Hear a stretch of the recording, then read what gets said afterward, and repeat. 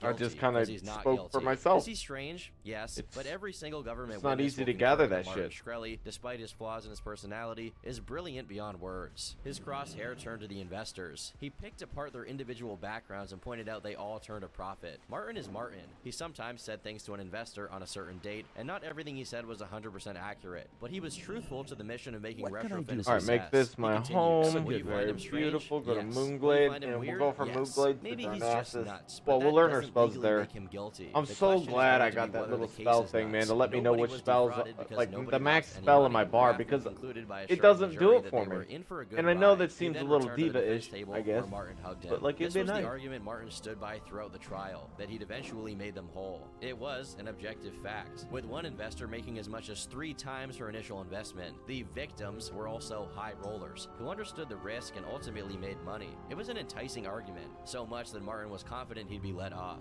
In a live stream from July 2nd, he said the following: "I met with my lawyers today, and they say I am innocent and will be proven innocent. The case See, is now I going can just very do well. this With and not both worry about prosecutors it, because pretty freaked I out. used to The have case to is go falling one by apart one and before their replace all eyes, of them. and they don't know how it's happening. Sad, but that wasn't the point. Oh, It was a toss an payoff for enemy into the investors, air, only preventing possible because of the all alleged action, but actions. making In the them eye of the invulnerable law, for up it to didn't 6 matter if he seconds. succeeded. On It's a August really 4th, short Martin cast. was found guilty on 2 counts of Affected by your securities fraud cyclone. and 1 count It's of like an Entangle conspiracy Roots and to commit Cyclone. securities Shit, fraud. dude, I got too many Yet, spells. He was surprisingly delighted with the outcome. That's because he'd been Here, let's acquitted do of this. the rest. This was a witch hunt of epic proportions, and maybe they found 1 or 2 broomsticks. Hurricanes but at the end upgraded, of the let's day, go. We've been acquitted of the most Ooh, important charges in yeah, this case. 1600 They'd acquitted him of damage. counts 5 and 7, which carried the Holy most prison shit. time. 2 of the jurors would later express regret for this. It was blamed 15? on the judge's wording. It's We way came to more. count It's 5. way more Our than first that. vote on this Than that account was though, 11 to 1 because to of convict, Ballpark but stuff. one juror was adamant that the way the Whoa. judge's instructions were written, there was no way to convict. We were all Sue tired that and him. allowed one of the jurors to bully us. They realized their Yes, mistake after Starfall Martin level fist pumped 2. the air. Upon arriving home, he immediately went back on stream and played yeah. snippets from Once Upon a Time in Shaolin. It was his victory lap, but the celebration was How much of an short-lived. upgrade for That's Wrath? because a month later, his inability to choose his words carefully would come back to haunt him. I gotta That buy September, reagents. Hillary Clinton announced a book tour for her memoir, What Happened. This led him to start joking about the politician on Facebook. He said that he intended to Okay, have well, her Revive cloned, doesn't a exist bit at that all, so it culminated goes in there. the following post. The Clinton Foundation is willing to kill to protect its secrets. So on Yeah, new HRC's mark. book tour, try to grab a hair from her. I must confirm Sweet. the sequences I have. We'll pay $5,000 per hair obtained from Hillary Clinton. Payment after the sequence And- matches. Good luck, patrollers. This bounty led him to be contacted by the Secret New Service. He gift. subsequently scrubbed the post and clarified it was satire, but nothing could save him. On September 13th, Martin's bond was revoked and he was taken into custody. The judge viewed it as solicitation to assault, which isn't protected under the First Amendment. He remained in jail until his sentencing. Things weren't about to get any better there either. To recover the $7 million in forfeitures, prosecutors filed a motion to seize several assets. That included the Enigma machine, his famed music collection, and $5 million in cash. This is because, as it turns out, Martin's net worth had seriously depleted. His brokerage account mostly contained shares of Callo Bios Pharmaceutical. When they filed for bankruptcy, he suffered a $40 million dip. The $5 million was all that remained. That February, the judge ruled he was actually responsible for $10 million in losses. He was then ordered to forfeit the aforementioned assets. While in prison, Shkreli wrote a letter to the judge. He expressed remorse and promised to change. It was wrong. I was a fool. I should have known better. Watching my trial was a very scary experience. For the first time in my life, I saw myself from other people's perspective and realized that most people don't share my perspective. It breaks my heart that good and honest people were dragged into this mess because of me. Who are we to be as a society to not forgive those who feel like they found?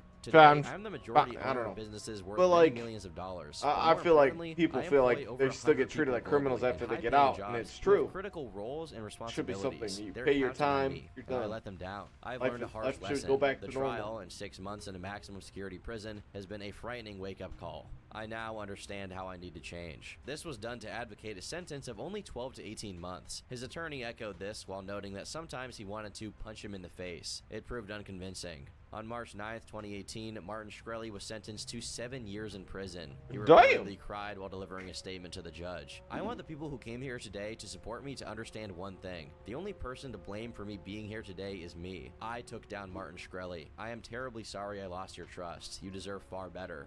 He was fined $75,000. And he wasn't talking about them, he's talking about himself. $88,000. He's like, he deserves far better for how he fucked up. Then the IRS said he owed more than Cyclone. $1.6 Okay, yeah, million sure, let's do in that. taxes. For the people who hated Oh, yeah, him, replace the that saga then. seemed to be nearing its end. They Moonfire. were sorely mistaken.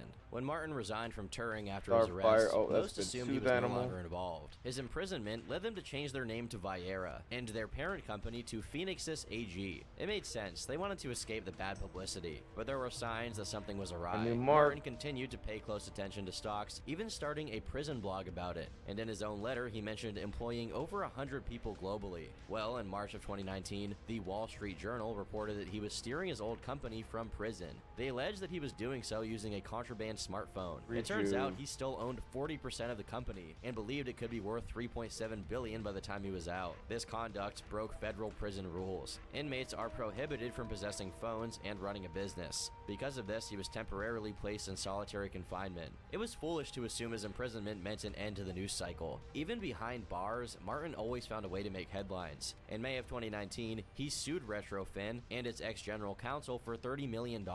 He claims they illegally ousted him from the company. The lawsuit was settled for an unknown amount. What is known is their agreement, which extinguished his right to future indemnification of the company. But as he found peace with his former company, things fell apart at Viera. In the initial report about his contraband phone, they noted a specific call he'd made. He fired CEO Kevin Milady before calming down and allowing him to stay on the board. It's unclear why, but it may have had something to do with Daraprim. You see, throughout all of this, its inflated price Damn, changed. 290. The company's revenue was largely reliant on You this, know what though? raking This in makes tens a of lot of millions. sense. This now I think about Light Bloom is a perfect like setup for when someone's going into a fight and they're pulling a lot of mobs because it ticks really at like the perfect time for when they're getting low. Like 3 seconds gives a nice burst. If you're good, if you could time it right, because like the one thing I notice that I struggle with as a healer is they're pulling, so I'll throw rejuvenation on them to get the tick going. Then I throw regrowth, and I have to throw regrowth because they're going to start taking a lot of damage, which peaks up their damage, and I get the tick on them.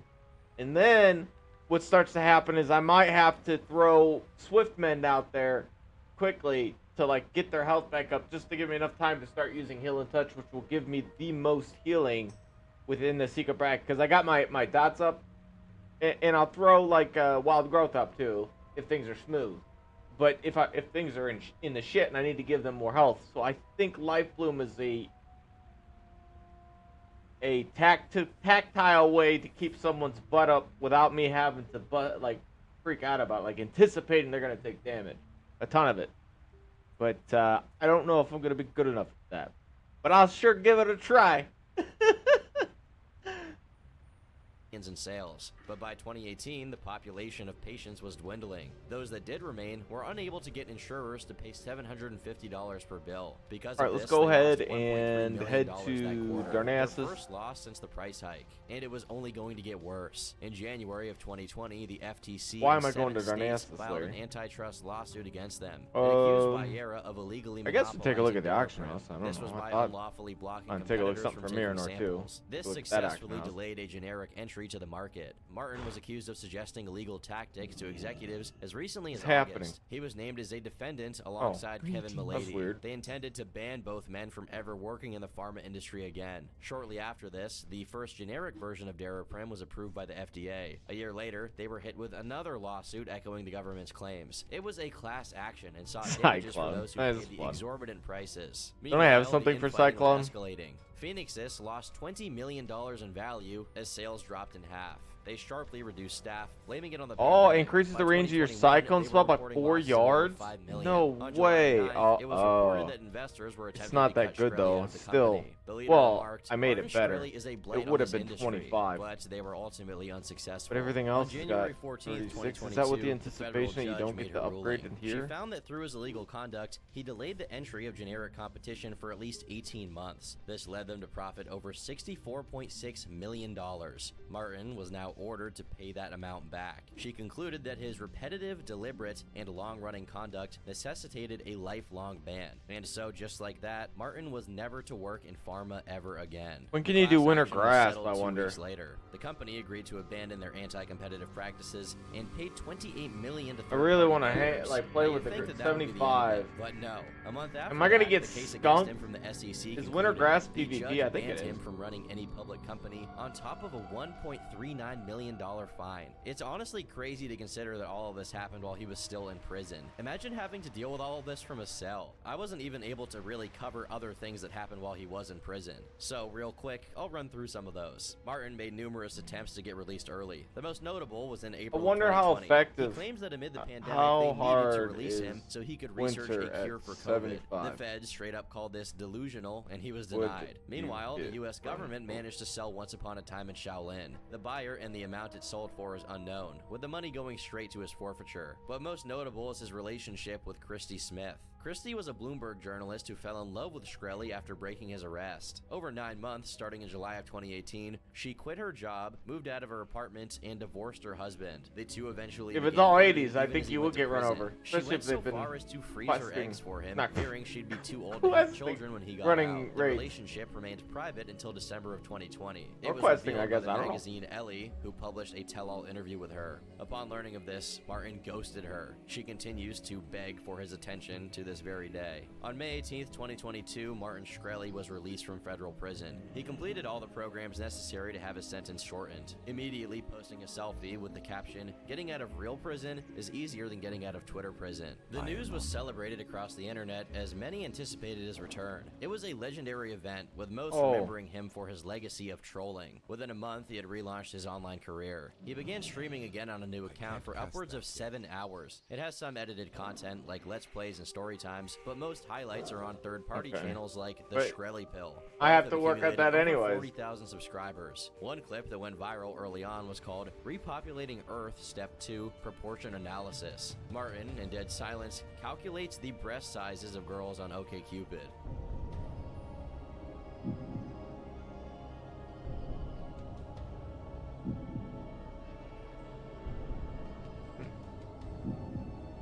But the most popular were those regarding the recent strings of busts in the crypto world. He made headlines for giving FTX's Sam Bankman-Fried and Luna's Do Kwon advice on surviving prison. It coincided with his own newfound interest in crypto. This culminated in a new venture using blockchain technology. It's called WotLK. It's a piece of software that lets anyone design a drug on their computer. WotLK sought to remove the traditional barriers in drug discovery software. This, he felt, could be involved in discovering the next breakthrough medicine. Immediately, it raised a few eyebrows. It seemed like he was trying to re-enter the pharma industry. Of course, the press release made sure to refute this. WotLK is a blockchain/Web3 My software weed didn't company sell? That's and not a surprising. pharmaceutical company. WotLK is not engaged in pharmaceutical research or drug development. But even more questionable was the platform's Honestly, I'm probably official gonna take token, these. Martin Shkreli Inu. By perhaps sheer name recognition, WotLK and MSI garnered support. The token rose rapidly and reached heights of over 198% its initial value. But it was also quite volatile. I got some. with nosedives of See, up to some of my cloth did 65%. sell. Yet I think somehow, what the happened was biggest is that risk somebody will completely priced me out blindside investors. enough.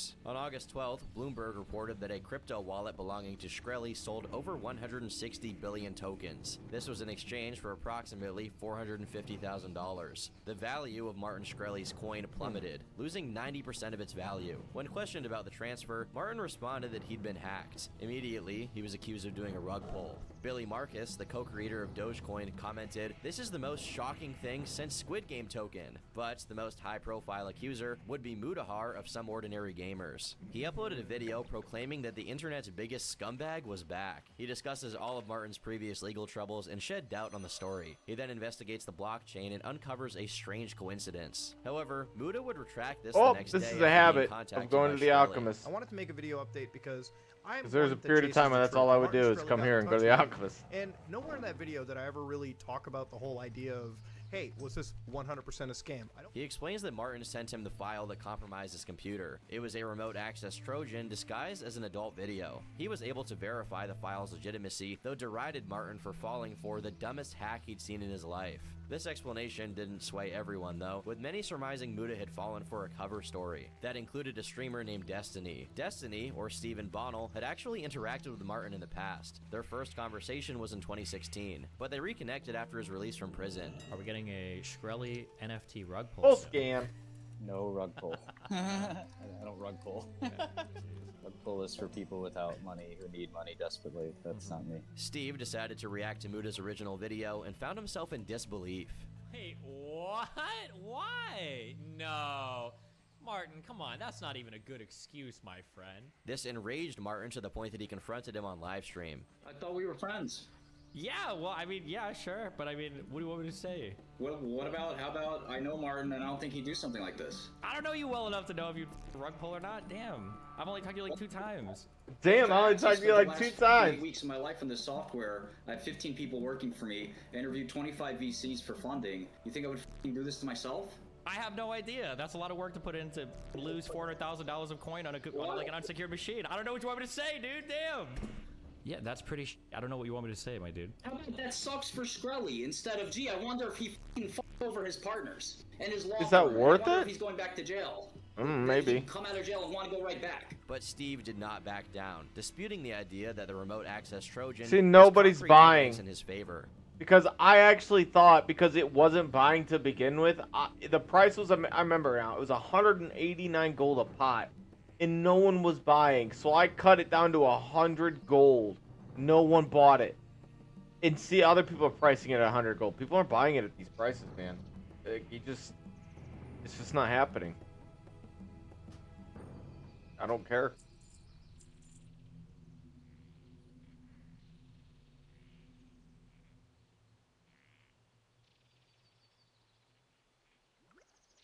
See, I did the same thing with this too, I think. Just don't want 'em.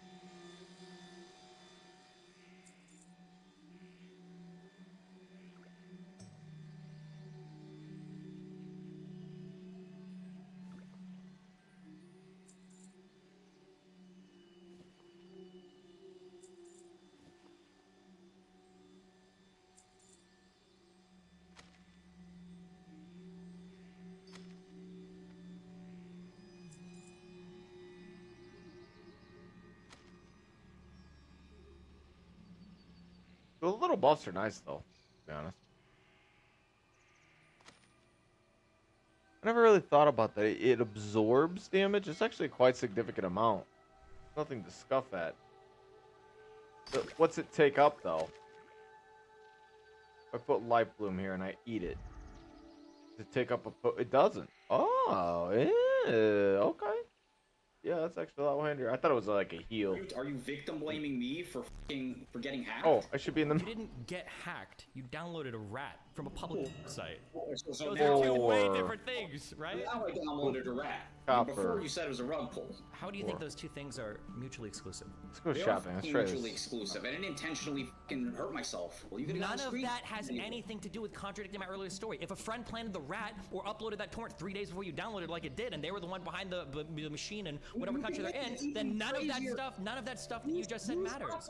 Who's Occam's fucking razor? Why- Like, do you really think why is it being that we this- contrive such a wild fucking crazy So, conspiracy? okay, in the face so of a copper potential bar is law going for enforcement 31 that wouldn't get silver. caught somehow? Yeah, it's not even Miranor, and I don't then know for 400K. Maybe you a would. copper bar, I and have then no idea, yeah, But if you wouldn't, then you release the information and you look good. That's it. you would have made more if you had made bars, but I don't know how many copper bars it takes to make one copper. I don't know how much ore it takes to make 1 bar. Also, just to be clear, there's a fuckload more copper available than there is ore. There's 3,300 cells of copper. Damn. You are unlikely to sell your copper. My gosh. I don't know, dude. You tell me. He then threatened to take legal action, inadvertently revealing he'd made similar threats against Mudahar. You get a couple extra clicks. That's not integrity, Steve. What integrity is you're willing to follow the fact pattern. You're willing to stand against the tide and say, gee, now I might spend some extra coin here if it's something nice, because I haven't, like, there's been nothing. Oh, okay, well, that don't mean nothing. Like, that's worse than I got. He took his shitty old video down. He said, sorry, Martin, you're right. You did get hacked. I looked into this. Wait, was this after you threatened to sue him? Yeah, and I'm threatening to sue you too, asshole. Well, then what the? Do you really think that shows somebody's on your side? You really think you got them to walk back their opinion in a healthy manner because you're running around threatening to sue everybody? The conflict wasn't resolved, with a bridge seemingly burned. Yeah, what a grudge, and remarks that he wished he could hack Destiny to prove a point. Why would he say something this stupid? Yeah, hacking Destiny would be fun if I wasn't on probation. I would definitely fucking do it. Yeah, what is wrong with that man? Why would he say something like that? Ultimately, he had bigger problems to worry about. The FTC began to suspect that drug-like was a violation of his lifetime ban from pharma. The order requires compliance reports and access to relevant records. They first requested these in October, only to be disregarded. He then disregarded a request for a sit-down interview. Because of What a chess piece, though, honestly. They asked the federal court to hold him in contempt. Martin Shkreli's failure to comply with the court's order demonstrates a clear. It'd be good if it was in spirit instead it was intelligence. If it was intelligence, it'd be a good chess piece. For me, at least. I would prefer intelligence. In response, he provided the materials in question, but he also defended himself, stating he acted promptly and in good faith. Martin explains Holy that he did shit. not have a lawyer and thus didn't know how to properly respond. Like, I lose a lot of spell power, but just like flat, just stats, just insane. To a recipe builder. DrugLake is a software tool much like a recipe I'm gonna builder do on it. a website Buy that that allows chest users piece. to enter and store their own recipes and calculate the nutritional value and per serving cost of the recipe, and cannot tell a Alright, for user 4,300 gold, this is damn, dude. or popularity of that recipe. Uh-oh, I didn't think about this, but the reason why this stuff is even here is because the 70 was a cap at Burning Crusade, right? So this would be a really good piece to have at 70. And so it probably took a lot to make it 72. I didn't think about that. Manufacture, commercialize, or market specific foods, recipes, or restaurants, and the Big- measured outcomes oh, are gosh. entirely driven by the user's data entry and preferences. Like Oh, I was such about to say, I was recipe like, there building seems to be applications, quite a gap. DrugLake offers no influence or preference And the on best stuff you outcomes can get is always like intel. by the user. As of writing, the I mean, case I has guess yet my to reach a conclusion. Yet, waist that didn't isn't dissuade bad, I him just from would launching a like new to have product. leather. On April 21st, Martin announced the world's first physician chatbot, Dr. Gupta, with the ability to answer a wide range of medical questions. lose He felt it would 20. one day become a replacement for all healthcare I lose a information. lot. It was built off ChatGPT and trained on data from the web and online medical journals. He concluded, WebMD is basically dead in the water. In response, Gizmodo raised ethical concerns. They pointed out chatbots can't Yeah, he be knows what he has. He has a dangerous in the prime, like, context of medical advice. piece. But Likewise, we'll do the crowd hosting intelligence a and chatbot spirit. with sensitive medical data was questionable. It remains to be seen if it'll pan out. I'm not paying In 100. December of I 2022, mean, it Martin is was ideal, finally though. ousted from Viera. They successfully booted the group of Watch me directors replace still it in, like, loyal to 2 him seconds. and promised to reverse course. Whatever. They noted the company only had Yeah, $23 sure. million in cash, down I from just, $50 the million leather the just previous is much of a quarter. The more plan is seller to for me liquidate the because remaining assets it and really return benefits when I get my ass shareholders. beat into the My guess wind. it'll go down No eventually. way, and he wants it for Prediction was on the 59 market. In May gold? of Yes. 2023, Viera filed for bankruptcy. They continued to face multiple lawsuits, including a demand for legal fees from Dwayne Morris. The law Oh my firm that God. defended But it's a Shkreli really in the nice piece, antitrust though. case. It was Viera's largest unsecured creditor with an asserted $2 million debt. It's almost poetic boots. to end this video with the collapse of the very company that made Martin famous in the first place. Today, he is free, continuing to post content to his YouTube channel. He appears intent on keeping up his online presence while also building Oh, the projects like Iceborne and Crypto Arctic. and drug-like in the background. There's no doubt Martin is a captivating figure. It's the reason why he even has a following today. His sense of humor and personality will go down in history. Is Martin honest? Is he a good person? Well, That's all you that's just on the watched an market. hour-long Oh, it's all video I can about his see, life. though. You tell me. Larry. I've been Turkey Tom. Thanks for watching, and until next time, leave me alone. That wasn't a bad video. That was pretty cool. Oh, yeah, sure. Let's do this. I actually saw this earlier and was kind of curious about it. A community on YouTube built on the consumption of obscene amounts of food for the entertainment of bewildered onlookers. This is Nicholas Perry. Oh, I don't want that. The Arctic boot. Not the Arctic boot. The Iceborne boot. Stamina and intelligence plus spell power. You're one to talk. Recon agents have acquired its current location and are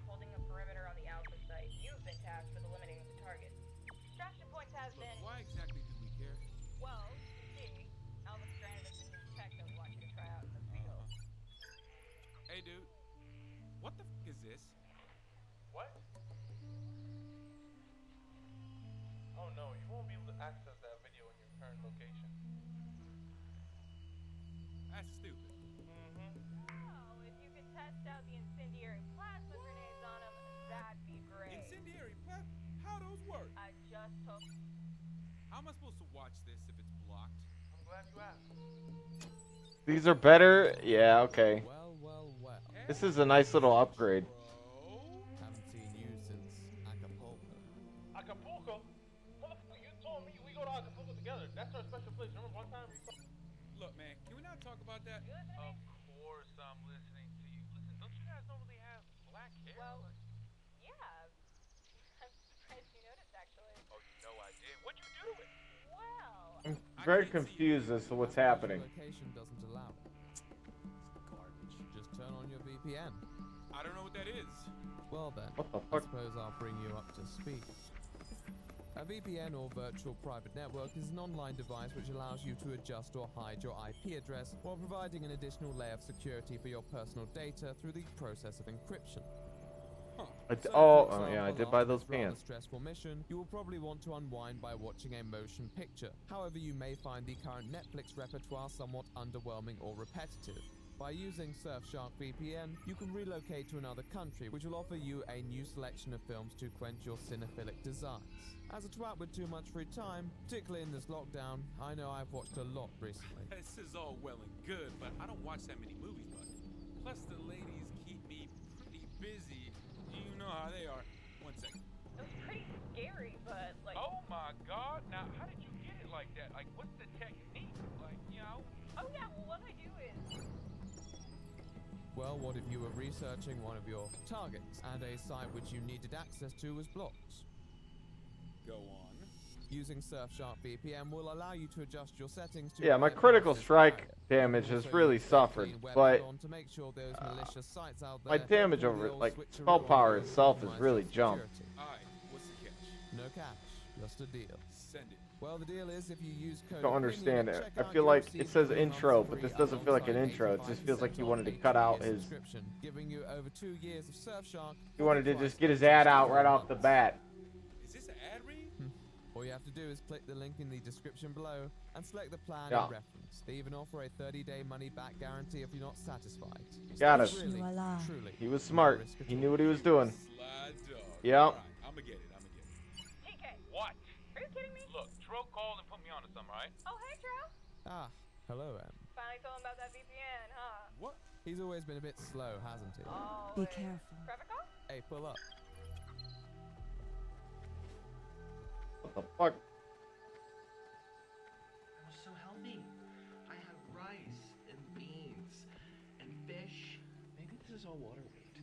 I'm holding on to water weight. I need to get this off my chest. I need to, from my heart. Oh my God, you can actually. I don't even know Oh, I don't interesting. know what I did to deserve this. I have no idea what I did wrong. I am not happy today. These two shoes.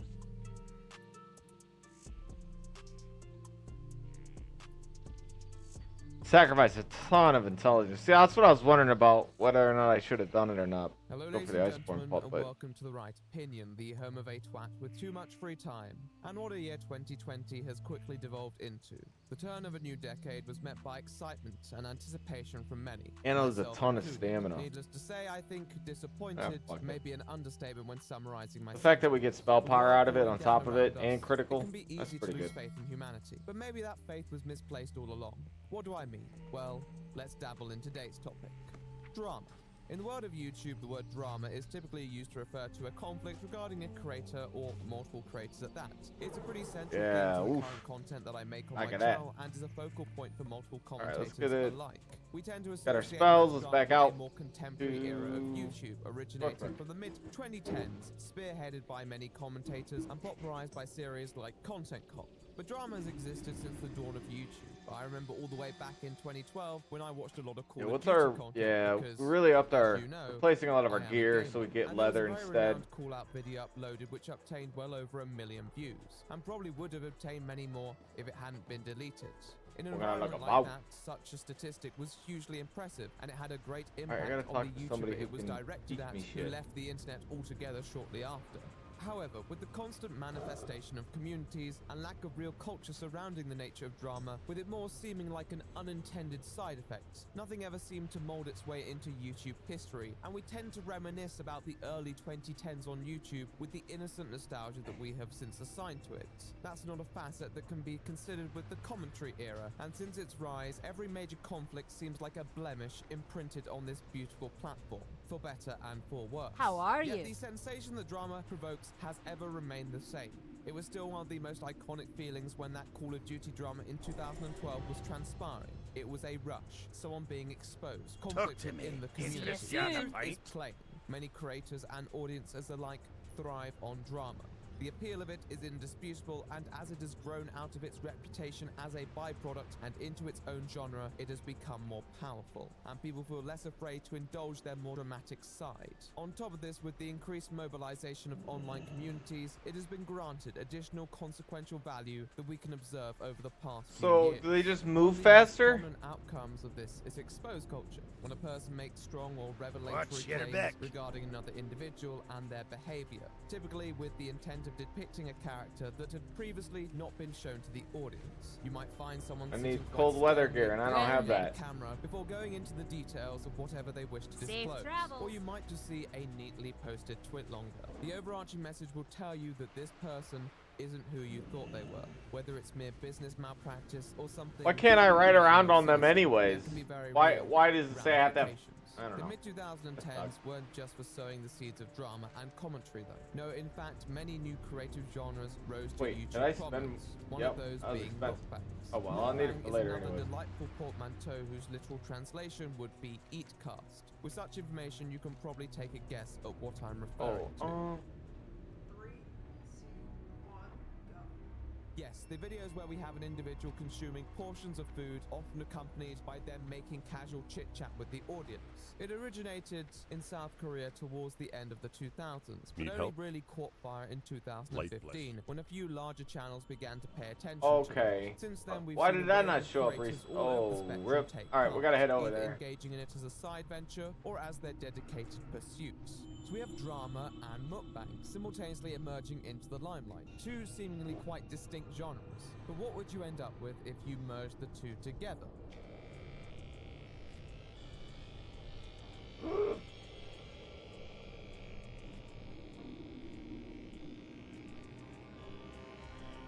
Ladies and gentlemen, I introduce you to Nikocado Avocado. On one hand, a fairly straightforward mukbang creator who just Oh, my makes a bad. good meal. I know I On bump the on my other mic a hand, lot. a seemingly Like a elaborate Grindr troll who account. jump at No, the I'm just kidding. opportunity to be taken seriously and Get use my the pen. power how he sees fit. I have my own empire now in the mukbang game. And you messed with the wrong person.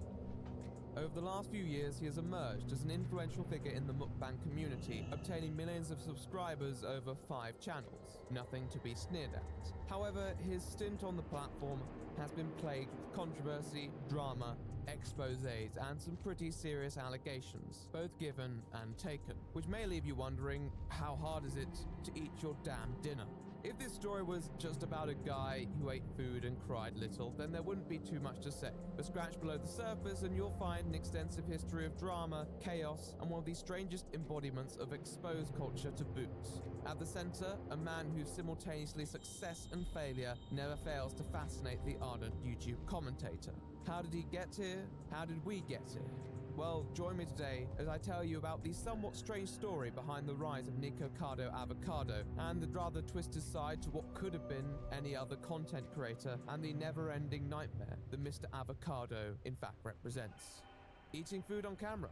How problematic can that be? Do you know what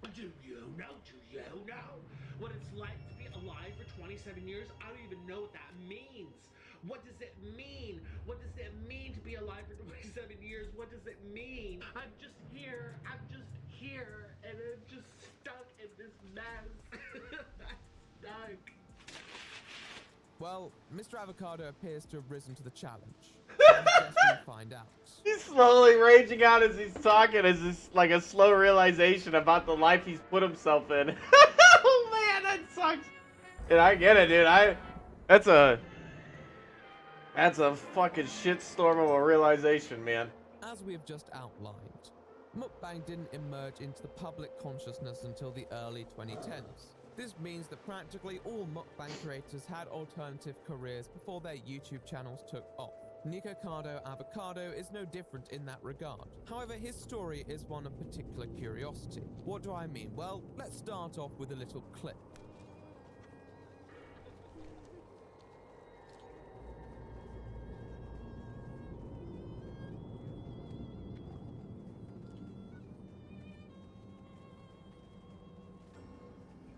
That is obviously a wedding.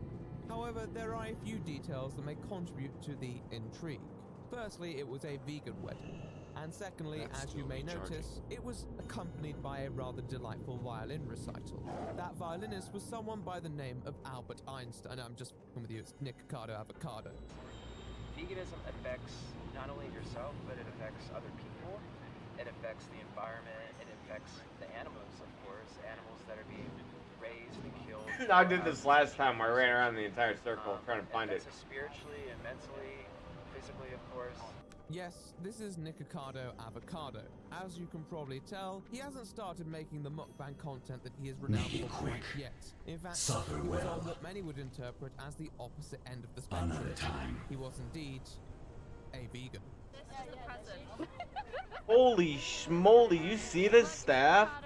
My word, that is a hot staff. So cliche, I can't even.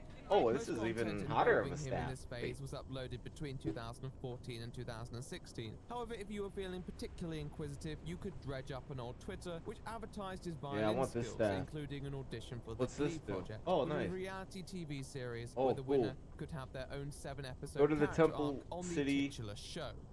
and Unfortunately find for the Nick, teleportation opportunity orphanage didn't come floating knocking this through time, the and his existence Tomorrow continued is to another rise day. accordingly. This is where we should introduce another creator. This gentleman goes by the name of Orlin. Orlin had a YouTube channel known as Orlin Home. On this channel, he would post a lot of vegan-related content. Most of it has been removed, but thanks to this one old screenshot and some old videos still up on his YouTube channel, you can see what the content, now belonging to one of Nick's alts, used to be. My name is Nicholas, and I'm hungry.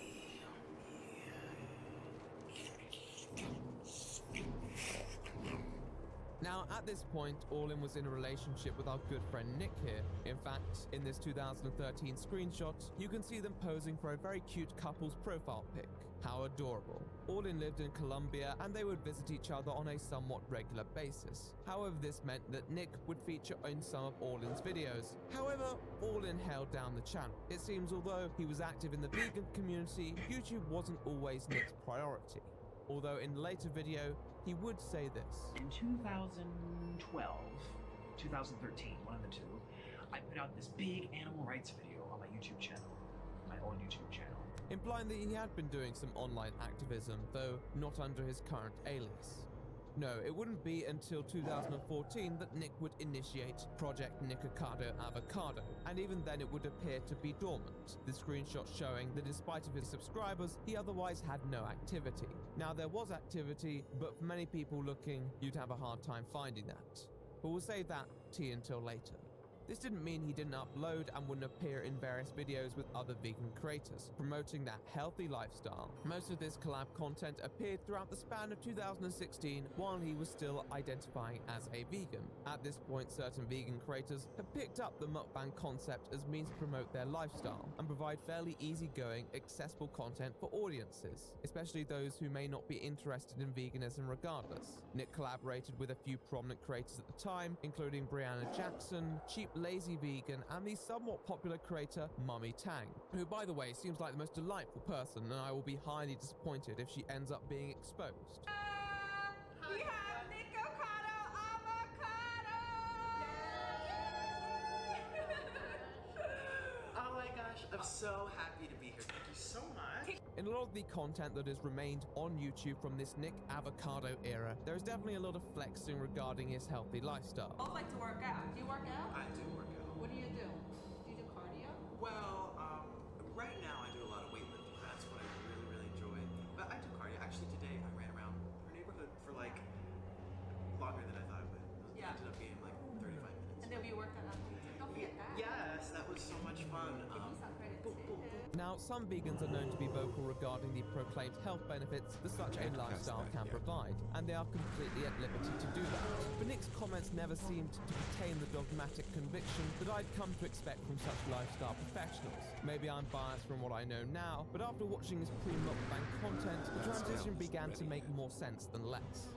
One video that did catch my interest was an upload where All In talks about Nick's first time. Now, if you were going by the title, you may assume something a bit more racy. However, it's actually the first time Nick tried an avocado, which given the channel branding is obviously a big deal. Nonetheless, elements of the rhetoric caught my attention. And Nicholas and I were very against eating fat back then because we were influenced by 80-10-10 and other raw vegan diets like 30 minutes a day diet or whatever. So we were trying to keep the fat to 95.5 basically because of, you know, the whole 30 minutes a day thing. It seems that over the years, although it may not have been documented too clearly, All In and Nick's attitude to diet has seemingly softened. And at this point, although they may have still identified as vegans, they would gradually take a more latitude within their lifestyle. This could also be seen in Nick's own content, although no longer on YouTube. I found some Facebook posts that do begin to show the transition is content made in 2016. He always seemed to trade in clickbait type content and indulge in a more mainstream approach towards presentation than his partner. However, nothing really caught my attention until around July of that year. Firstly, some routine mukbang content, but in the thumbnail, he would advertise how many calories are being consumed, at around 2,000 in that point. This calorie content would also increase in future uploads that month, and he'd go on to promote vegan food that in spite of their vegan nature was otherwise rather unhealthy. On top of this, there is another video uploaded a couple days later, which appears to be a pretty fiery response to another pair of creators within the vegan community. With this level of knowledge, we can tell that Nick's outspoken nature would lead to polarization, as displayed by many of his own comments around the time, and his mukbang style content showed the direction. It's annoying that it does that, like it'll just randomly turn off. Completely. Let's talk about that transformation.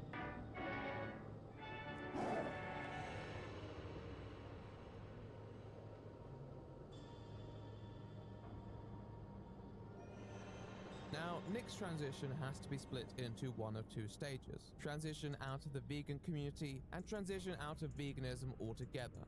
So I'll be splitting this into these two stages and the observations that can be made with them. I am not a vegan. I'm sure many people will be aware of that, but at the same time, I'm rather indifferent to the lifestyle. Oh, snap. Isn't something that they advertise on YouTube or in real life. However, vegans do receive it's getting real due to the self-superior attitude that a vocal few of them have. Now, I don't think this reputation is completely warranted because every belief system which has what they perceive as moral foundations is bound to have some evangelical individuals. It's not that dissimilar to a religion. However, this means a few things. First of all, that the YouTube vegan community is probably going to be a bit more dramatic than one might expect, because those most outspoken on their cause are often going to seek out vegans to maximize their influence. And when that happens, you're likely traitor! People who hate your position as much as you hate theirs, and from within, from people who think that your attitude is the wrong way to bring change to the world. Nick definitely seemed like the sort of person to be quite in his own community, and his posts seem to prove that. What Whether it's prick. rational or reasonable is another question which I wasn't really able to deduce from his titles or Facebook posts alone. So we'll save this point until later. However, one thing is certain. These sorts of dramas will lead to inevitable alienation from that community, and much less obligation to the values that drive such a clique. So with this personal experience, Nick decided to quit the vegan community, uploading a 35-minute video at the start of September announcing with his own justifications. I haven't made a video for about 1 week now, and I have my reasons for that.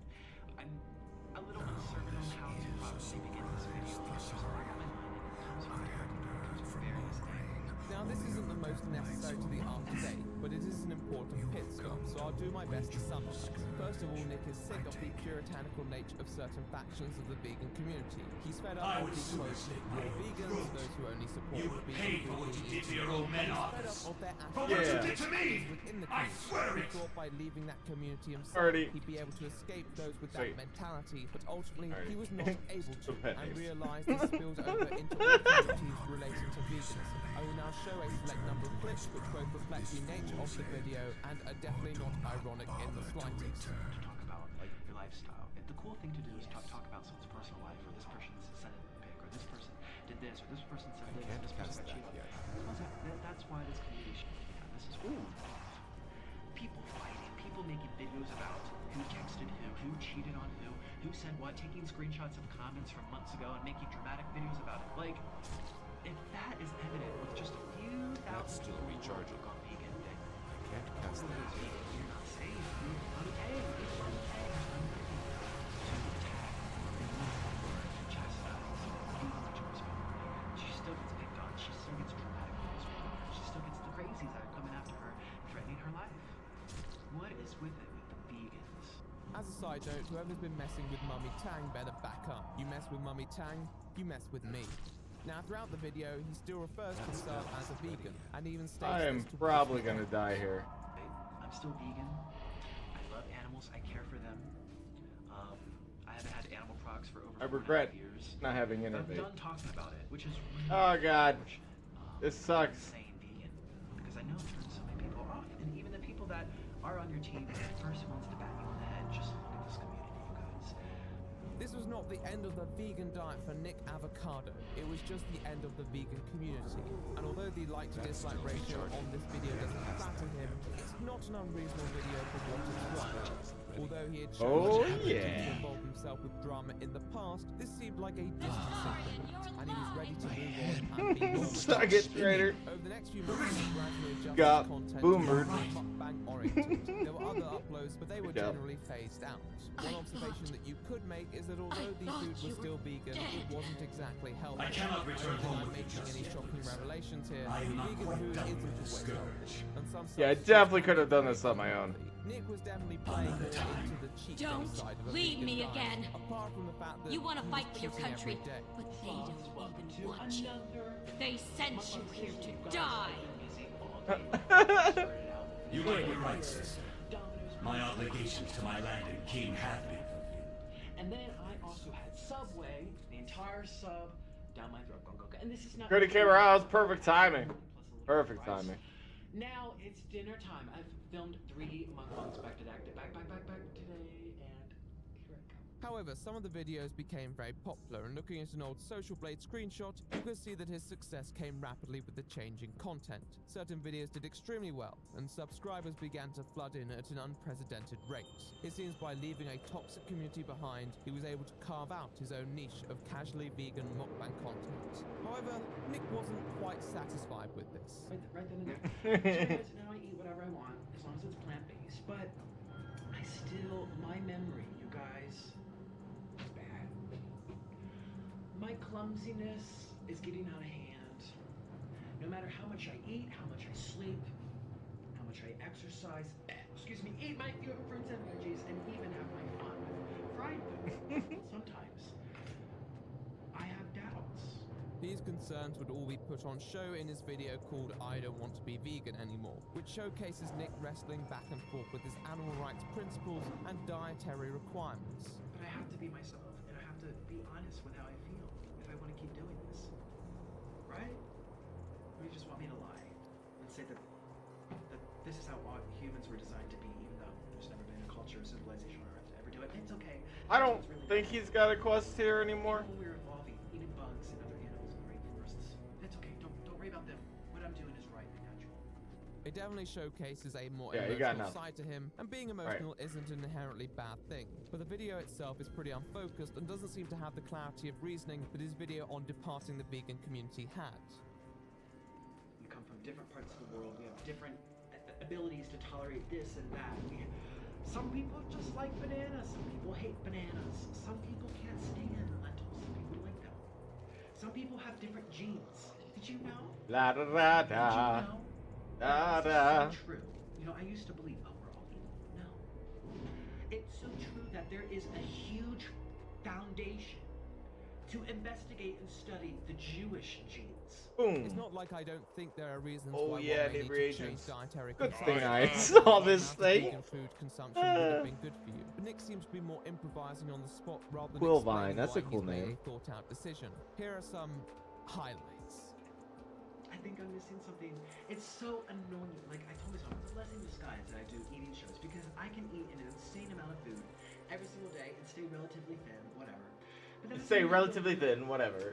And it's annoying so often. It is annoying to have to go, like, be obsessed. Be obsessed. Where am I gonna eat next? Where am I gonna eat? Is that vegan? Is that vegan too? Oh, now I have to vegan. Oh, it's annoying. If you're deficient in something, it doesn't matter how much you tell yourself, oh, I'm gonna do it for the animals. I'm gonna do it to save the environment, save the trees. The poor trees are being chopped down for cows right now. I need to just, you can't be deficient for that long, for the trees, for the cows. Does that make sense biologically? Do you guys know the richest? It was a video about the world's oldest people, okay? And it had like the world's oldest people. Not a single one of them were vegan, okay? And the oldest lived lady on Earth ate 3 eggs a day, and that was her secret to living long. Now, I'm not saying everyone should eat 3 eggs a day, but I am showing that we aren't all the same. You don't understand. The reason I changed the type of vegan diet I eat so much, year after year after year after year, is because eventually what I was doing didn't feel right, and I feel like I'm at the end. What is there left? Is it again when you can? Things every day? I don't have that kind of money, so What this? it's not an option. Oh yes, I'll take I'm that. not gonna do juice cleanses. I'm not gonna fast. I'm not gonna go back to raw food. I'm not gonna eat just potatoes. I'm not just gonna eat rice and sugar. Let us trade. If they don't make me feel good long term. Let's talk about this more. Hey, how you Alright, doing? so you can say what you want Be about good. his videos. They're a bit strange and hard to follow, and it's easy to look at his content and think that he may have his own reasons for wanting to leave vegan content behind. He's talking about the health of his diet, but ultimately there's nothing particularly healthy in what he was doing, and many of his viewers pointed this out at the time. Vegan substitutes don't place you above the health consequences when you're ingesting colossal volumes for YouTube content. However, although he may seem a tad ignorant, you wouldn't notice much provocation in his language. Sure, he may have some accountability issues, but it was possible to give his intent the benefit of the doubt. For the moment at least. That moment lasted shorter than one might expect, as less than 4 days later, he uploaded a video called Why Veganism is Wrong and Makes People Go Crazy. In the 50-minute video, he ups his arguments to 11, but something feels kinda off. To think that we live in a world where we're all gonna, where it's just pure and there's never consequences, or to be healthy, you don't have to contribute to something bad in order to get positive effects from it, doesn't make sense. I mean, it might be a stretch, correct me if I'm wrong, but I very well could be, but I'm thinking like, these are just little examples. I think of the Holocaust. The Holocaust was an awful, awful thing. People had to suffer. People were displaced around the world. People were angry. But what came of it? That's the problem. You gotta be careful what you talk about, cause like, why talk about it? Like, what the fuck's the point? Art, beautiful, beautiful music. Sometimes light comes out of darkness. A lot of the video I can is see how him he's speaking going very down a broadly about this interesting idea path. of veganism without any concise direction. A lot of the time I was unsure about the point he was trying to prove, even though he had some all caps bold title with a very clear point. The video itself didn't have that bite, no pun intended. Perfect. There are a lot of anecdotes and mostly about people who Nick knew. You don't think I've tried? You don't. Maybe you guys don't remember the interviews. I Skype called Dr. McDougal, Dr. Furman, talked to Michael Greger. I remember there was this one girl, very, very, very popular. She was like one of the most watched YouTube channels. Now, you don't know who I'm talking about. It's a mysterious person, but she was vegan. This was like 5-6 years ago. There was a huge train of people coming out. This only happened within a few months, and then they were just kind of like ignored, and hopefully what they were saying would disappear. But a lot of you guys that knew me back then are probably gonna know who I'm talking about. A huge train of people, group of people that all got blood works, and they had high triglycerides. Remember, I don't want to give, I don't want to make anyone uncomfortable, but I will say, without saying their names, there were their 3 brothers, and they're very popular, and they had all these fans, and they were really into building muscle and being athletes and this and that. I can think of another example. I was literally just out of the blue, like this is perfect timing. Just a week ago, maybe even less, like 5 days ago, I was on the phone with a friend, and she told me about this guy that was very like, rah, rah, rah, animal rights, animal rights, animal rights, and he participated in protests, and I think he did a few undercover, like, slaughterhouse helped produce those videos or spread the social media, something like that. And very, very enthusiastic about it. And he was vegan for 3 years, I think.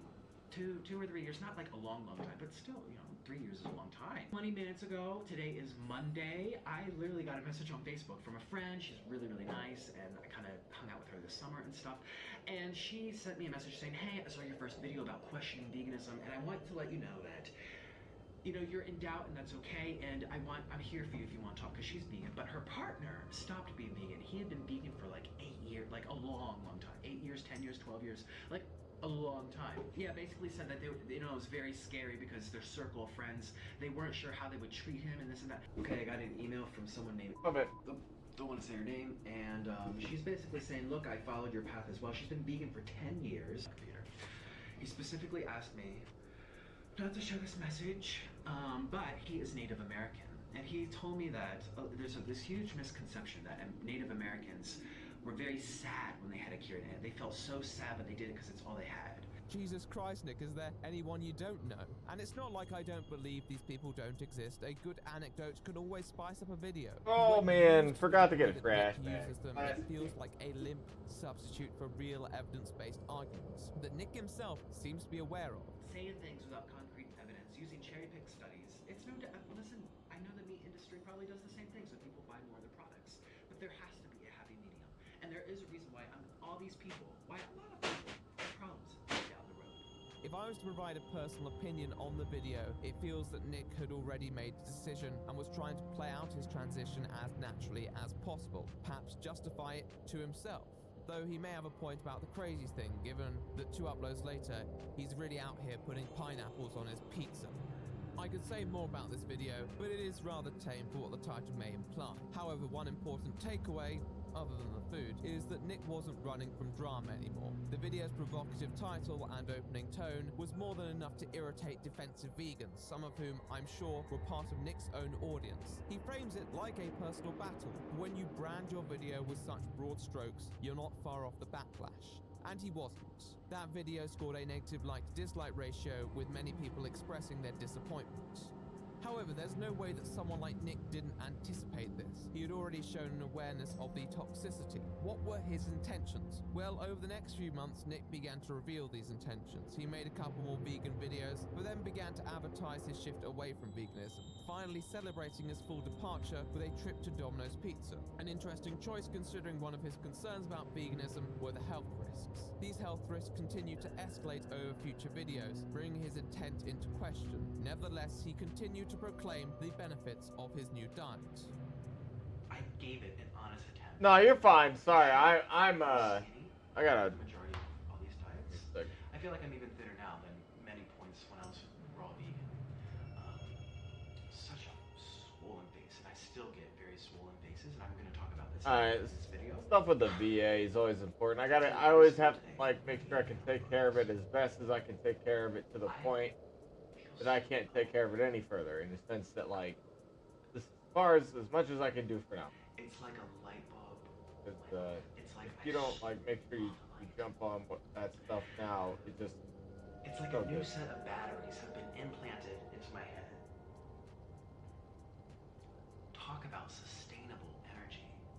And I'm not going to be the one to defend the vegan diet as the ideal lifestyle for everyone, but Nick's solution wasn't the reasonable answer. In his vegan questioning content, he spoke a lot of the time about bringing up diets and what human beings need to maintain a balanced intake. Okay, maybe 50 of you. There's 50. You got 50 people right now. You're watching this video, and you're in the same position as me. You've been vegan for many, many years, and you're starting to have some doubts. And maybe you're getting some blood work back. Your B12's low. Your iron's low. Your omegas are low. Your calcium is low. You're not getting vitamin K2. Where do you get vitamin K2? How do you absorb calcium? Yeah, thank you for saying that. I appreciate that. There's K2 and animal products, but what do you do? Yeah, now it's just there's all these different maintenance. Things. Where do you get them? Huh? However, in response to this, he merely introduces meat to his already excessive diet, indulging himself to outrageous proportions. 10,000 calorie challenges, so much fast food, I'm surprised he can't single-handedly support their value on the stock market. Because of this, people began picking up on his rather unhealthy consumption habits and raising their concerns that this was not conducive to the lifestyle that he had previously aspired for. However, in the true nature of the internet, some people went a tad too far and began diagnosing him with eating disorders. A lot of these people who were attacking Nick appeared to be those of the vegan lifestyle, and VA can be, yeah, it's a. I always say the program can be rough to deal with, but you know the people can be just as good or bad, and I always do my best to be as nice as I can with them. Though some of them are just pure dicks. just, but it's, you know what's crazy? It's not the women, it's the dudes, man. And it's the funny thing is it's not like, it's not the younger men, it's the older vet dudes too. They're on the call centers, and if you're like, I remember I was having a tough time, and I called like the suicide line, and it was an old vet from Nam, and he was talking to me about God and how he knew I was also a believer in God, and like I wasn't a pussy or anything, like I was just gonna tough through it. And I was like, what the fuck? I was just trying to talk to you, dude. Like I just you know, that's not the only time. Like I got a call center talking about switching my address with someone. I got an older dude. Always older guys, man. The older fellas are dicks. But like I get it. They've probably been doing that shit for a long time. They've heard it all the same people talking stuff and things like that. And you try to be nice. A year or two. Sending me messages on Facebook or even in emails. Okay, I gotta read. Nick. Prison Break. I heard that you have an eating disorder. And I just want to let you know I'm here for you if you need help with it or talking about it. Nick. Okay, and then I got release the mage. I heard that you're throwing up your food. You have bulimia. And that's still recharging. Why didn't you tell me? But there's also really good folks at the VA too. Really good folks. And I actually have one of the, like I deal with one of the good folks on a regular basis. So I'm very happy. Like I have nothing terrible to say overall. What server am I on, Pagel? I think that's what it's called. Oh, I guess we're fighting. So a lot of people coming at him was just perfect ammunition to fire back, which is what he did. Damn, that cast speed's insane. Ever since last January. I'm just gonna shotgun it, see what it's like. Give me a crit, baby. Boom. Boom. Oh my god. Oh my gosh. What that? I don't have a target. Oh yeah, there's the key, but I want to nuke this guy. All the vegans now are coming on saying, oh, you have bulimia, oh, you have purging. They never Come on, welcome to join. The vegan calories. Ooh, the damage. I'm on in a guild. Everyone's welcome to join the guild. Just don't say racy shit, obviously. Be cool. But for a person who had previously shied away from drama, he was suddenly, once again, rather outspoken. Now, there are many theories for why this may be, but for me, at this point, it seemed quite straightforward. He wanted to rebuke many naysayers who were saying he couldn't pull off this transition, while also strengthening Get him, boys! his most loyal subscribers. He had built up this brand as the former vegan who had made content on them in the past. He was aware of how volatile some of them can be, but rather than running away from them, he was running towards them, blowing off that drama, facing off their points about his new diet and the health considerations. You're on benediction? What does that mean? You're telling me the server you're on? Oh, I see. Oh, I thought you were asking to join, not to just know. My bad, dude. I misunderstood. Dude, my homies are just so at it. They're so gung-ho. I respect the grind. Oh, man. Yeah, I gotta free this prisoner, which I didn't realize. By the construction of his I need to... thumbnails and titles, although certain behavioral patterns may have an arc, his clickbait doesn't. With his content, he'll be sat down on the verge of tears in many screenshots, crying profusely, such as "I'm sorry, I was wrong." Looks very emotional, but the video itself is just him talking for 35 minutes in a rather calm tone. Oh my god! During my journey, not all of it, but many moments of it, I just treated my own race, my own species, like dirt, because of what they were eating. So I have a list here. Oh my god!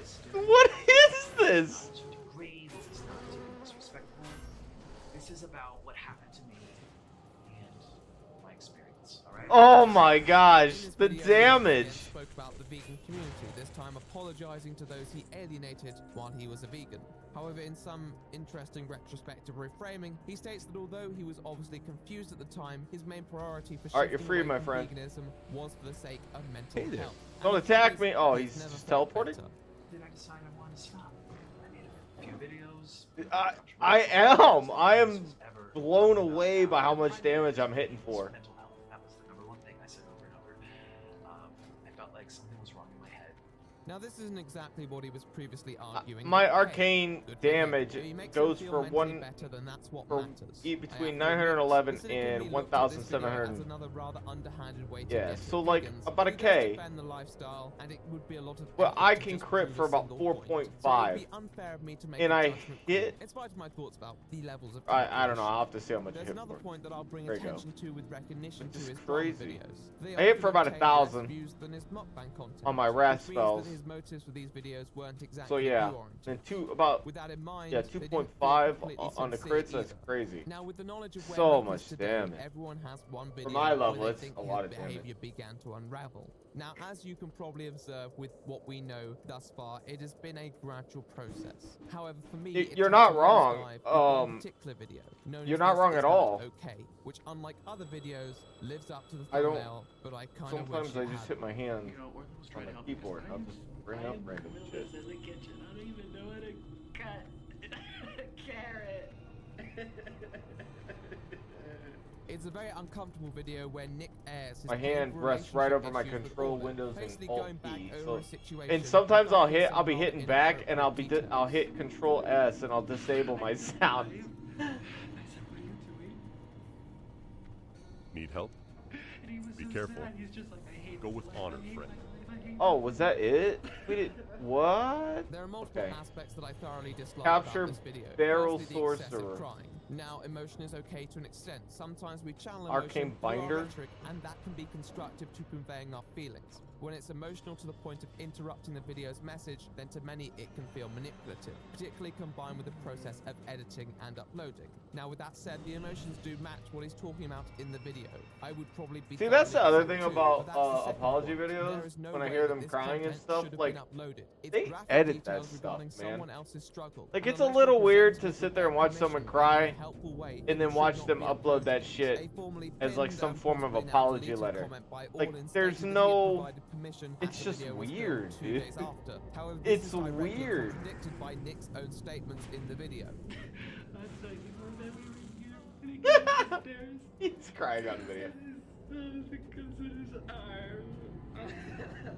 So something happened just right now. This brings into question the creation and intent Oh, of such did I an mess upload up and and the not nature realize of I was this supposed to relationship. get? On top of this, given Uah! the video's reactionary tone, Get over here, it gives me baby. an even stronger impression that it wasn't something that was created as a reflection a couple days after. And even if it was, it doesn't feel like it represented a truth, more a means of exploitation. However, this brings me to my greatest problem.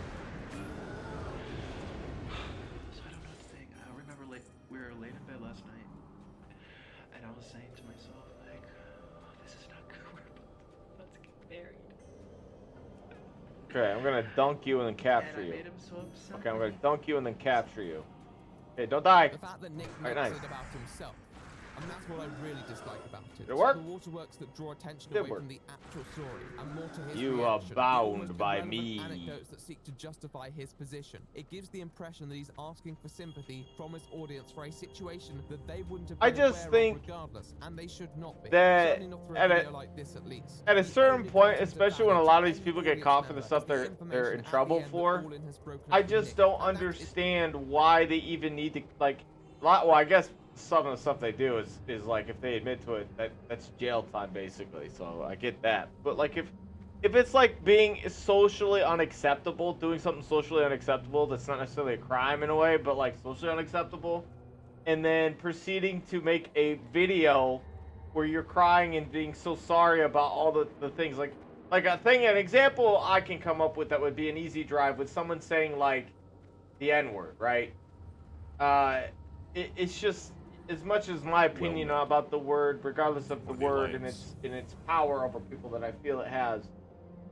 Go with honor, using friend. that word is not good. Like, just don't use the word, right? It causes too much drama. Too much drama to use the word. Don't even worry about it. Just paraphrase it as the N-word and that's it.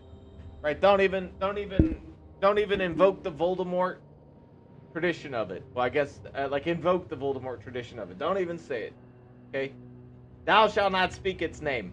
But people get in trouble for it, and then they come out with an apology video where they're showing out tears and stuff about how sorry they are about saying the word.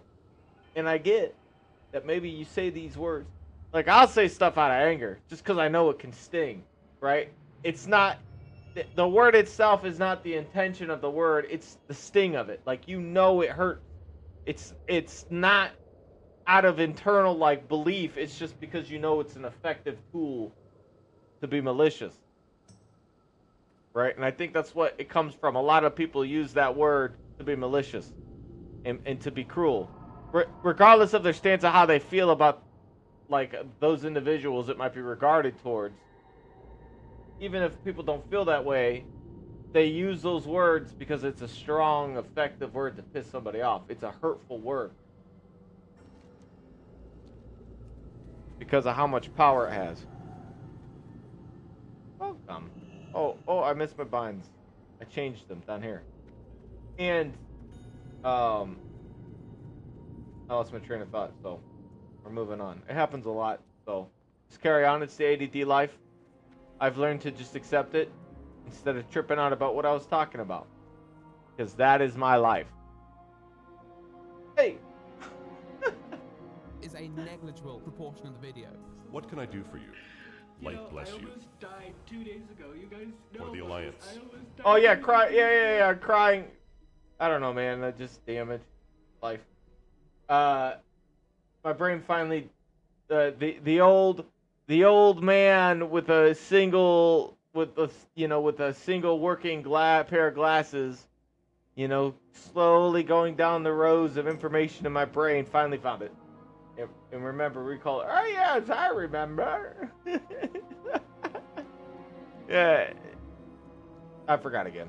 Oh yeah, crying on for apology letters or apologies, and I just don't think it like, I think a lot of those people know what they're doing is wrong, and then they get caught. Well, like, it's like some people say things out of anger, and I can forgive for anger, like using words of hate and stuff like that.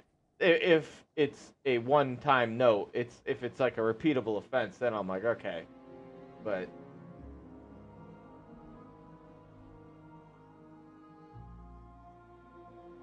You don't get why they get so, because it's their word, it's their thing, right?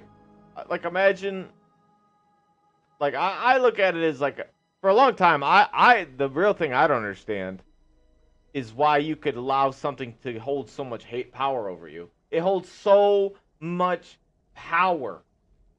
That word does. That part I don't understand. How could you let a word hold so much power over you? And it's just because, and I think at a certain point, my lack of understanding doesn't matter. It's important to them, and it's their word. Let them and they want to take something that in their history and their past has been used to degrade and humiliate them, and they have turned that into something that they use to communicate with each other in a fashion. It's so, and it's their thing.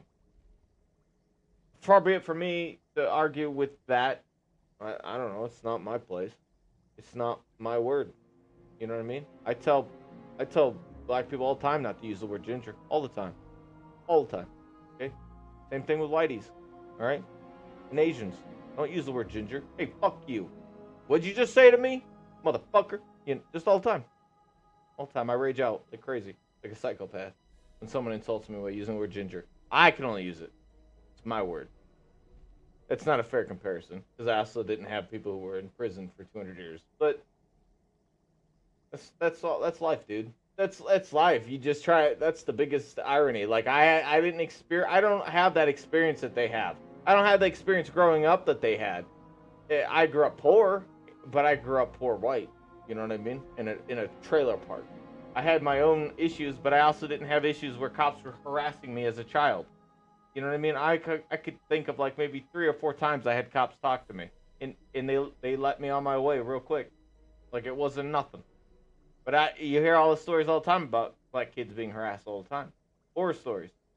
Maybe I just wasn't in the right neighborhood, in the right place. But then again, like I said, even though I was poor and white, and I'm not gonna say there's any kind of privilege to it or anything, but I also didn't grow up around like a well-diversified environment either. When I was a kid, it was a bunch of poor white kids. So I can't really surmise or understand why you would want to take that word. But I can also in some way understand why you would want a word that defines you in a unique characteristic. being a redhead, being a ginger I like it. I like being like I'm a ginger. It's my thing. You know, not my thing, but it's a thing that not many people have. I think it's like an exclusivity. You know, they don't like that word, for example, for them is their word. You know, you don't have a right to use the word. You use that word to fucking ruin us for all those years. Fuck you. It's our word now. We're gonna use it. So yeah, let them use it. It's not my time. I don't give a shit. It's a word. I really don't.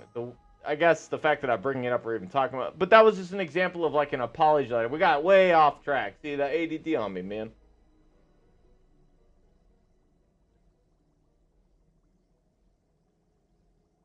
A club of sorts. Yeah, it's a club for them. You know, just as much as a club for us, we have clubs for everything. And that might be a fucked up way of I'm not trying to diminish the word or anything for them, but like I said, I just don't understand. I don't understand how you could allow a word to control so much of your life. But then again, you know, I think in a world where you are being defined by that, you kind of don't have a choice, do you? If you're constantly being defined by the fact that you're black, then you don't really have a choice but to be forced to be held together with the definition that would define you that you're black. And that word specifically is that. So adopting that because other people continue to force you to adopt that kind of stuff, just like, being gay and stuff. I think I don't understand why people are defining themselves as nothing but gay. Like, that's their whole life. That's their identity, gay or trans. But that's the problem, is because society has made it a problem, right? So it becomes all they are, because society has made that all they are. They don't care about whether or not they can play piano or their tastes in music or any of that shit. Nope, because society has made what a part of them an issue, a problem. So they have no choice but to be identified that, to like stand up to a stupidity, I feel, in society. You know what, it's a conserved hypocrisy is what I call it, because not conservatives, I call it conserved hypocrisy because it's like an upstanding notation that you act a certain way, but most of those people don't act that way. They just act that way in public.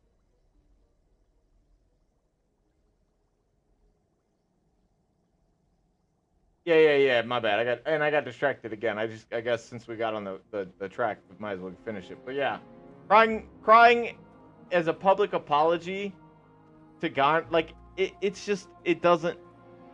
I think in today's world, that particular thing just doesn't flow anymore. It doesn't work. People can smell that bullshit a mile away. And apologies don't. I think apologies were more effective when you didn't see it every single day on YouTubers. Because, like, here's the thing. When you get apologies, people, if you fuck up, you're not going to win. There is no way you're going to control it effectively. It's going to be bad regardless. You might be able to quell it, and you could flame. I guess in a way I'm making a statement that's not necessarily true. You could lessen the damage. The damage will be the damage regardless. That part I'll say. What the hell is supposed to happen here? Prisoner interrogator? I'm supposed to go interrogate some dude. Okay. Get focused here. But, and I got lost track. Once I figured out what I was doing in the game, I lost track of whatever I was talking about. Fuck it, whatever. And I didn't want to go to the hospital because I didn't want to get Oh yeah, if you can mitigate the damage, that's true. But the problem with the mitigation of the damage and stuff like that is, like, if you try to mitigate it in a disingenuous way, most people will smell that a mile away. They'll smell that shit a mile away. And putting yourself in a position where you're making an apology video is terrible. Don't even do it. If you're going to make a video about something, right, the best thing you can do is just not even talk about it. Continue on with your day like you don't give a fuck. If someone accuses you of something, right, it will get like, if it's a big drama issue, and honestly this seems fucked up, but like, if you want something to just not be an issue, if you say something that a lot of people hate, you just don't give a fuck, and you continue going on your day. You don't push it. You don't try to justify it. You don't try to defend it. If you feel like people on your channel are causing it to be toxic, you just ban all the toxic people. And if you find like you have nobody left after you ban everybody, then I guess you fucked up. But At the end of the day, that probably won't happen. Be You're just careful. going to get people who are going to want to bait you into giving a reaction for more content, which is usually the situation. Go with honor, friend. I've found. But this guy right here, this is who you're listening to in the background. We'll get focused again. My bad. I didn't want to get that idea because it freaks me out. Now, some of the emotions do feel quite legitimate in the video, which may soften my opinion a little, but either way, it doesn't. Oh, see, it worked. I guess maybe my entire statement wasn't wrong. This guy is criticizing this man's video, and he's like, I watched his shit, and I was like, I don't know. Even I was starting to feel bad for him. Oh, maybe everything I just said isn't true. Maybe if it's a legit apology, I guess. I don't know. I really don't know, man. People are a random breed of just, you don't know.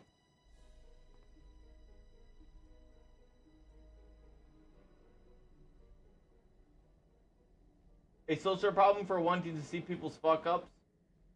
Yeah, I mean, crashing and burning is not something that's a social problem. That's something that happens in every society. People, I think that happens in a society where there's a pyramid. In this capitalistic world, there's a pyramid. Truly. And I know it seems like a pyramid scheme, but like, it is. And the more educated people become and the more open information becomes, aside from all of the people who say really insane stuff, just understand that even though we're hearing a lot of craziness, people are sifting through the absurdities and coming together as a whole in this new world and figuring it out and doing better. We're getting better. And the world as a whole is getting better, even if there's war in Russia and stuff. But I don't think it's a social thing in a current environment, which is changing. People don't like to see success. They don't like hearing wealthy celebrities talk about the struggles, like during COVID when they were making that we're all in this together and they're in their fucking mansions. Yeah. Congrats when I'm sitting in a fucking 172 square foot apartment and I'm stuck in here for months. Yeah, okay. But you know what I mean? I think that's what it more is. People like to see the other people's fuck ups because they like to see them fall. Because because it makes them feel better, because it's not like life's going good for everybody, you know. Bless you. They don't see. That's the other thing. Life is tough right now, and it could be better. Alliance. But life has never existed like life has existed now. There is no comparison, realistically. There's only a comparison of the only comparison is value. What, like, dollar values to what standard of living should be or what could be. Like, my parents lived where the dad only worked and the mom could stay at home, and they were having a nice house and everything. But, like, you know what I mean? They also didn't have air conditioning the way we have it now. They also didn't have cell phones and processes of being able to deliver packages to you within the next day, sometimes that very day itself. You know, just the comparisons aren't in full spectrum. Oh, that's the social problem, or at least that's your view. You think people do fucked up things for views? Yeah, I agree. I think that they don't understand the nuance of obtaining viewerships, or they don't understand the craftsmanship, and they start to do fucked up things thinking that's what it works, and it works, but it causes a lot of damage in the process. Here's the thing, it's like trends, man. People are starting to learn that they will be punished if they start following trends that fucking affect other people. So you know what they've started to do? They started to do trends that don't involve fucking with other people. They start doing trends that only fuck with people visually, where they're doing their little dances on escalators, making people walk and shit, you know, being very on the main character. But they don't fuck with other people anymore because they've learned licking produce will get you thrown in jail, especially when you upload it on TikTok. You're not getting away with that. You're going to jail. You know what I mean? Assaulting somebody on video and uploading that on TikTok, you're not getting away with that. You're going to jail. And so people have learned over the course of a year of a little bit that just doesn't work. So now they result to doing I wouldn't say fucked up stuff, but very I'm the main character dance routines and very cliche shit like that, like meme stuff. which I think is a weird thing about society. But I think a lot of times the reason why these people get famous or celebrities is it's because they're attractive. If that's fucking mean, that's not trying to be mean. It's not only are they attractive, but they're also doing some little cute dance or whatever, and it's glorifying the aspect. And it's not just the ladies, but I do notice that's kind of like the whim of it on TikTok when you're looking for like the kind of dance routines and stuff. And there is good content on there where they'll do like acapella styles with other TikTokers. That's always cool. I don't actually have TikTok. I just see that stuff on Reddit. I'm not a fan of it. I just know that's the trend these days is TikTok. Everyone here's the funny thing is you think you can get rich on TikTok, but you just get a following. This is the place to go for a following because TikTok pays you pennies.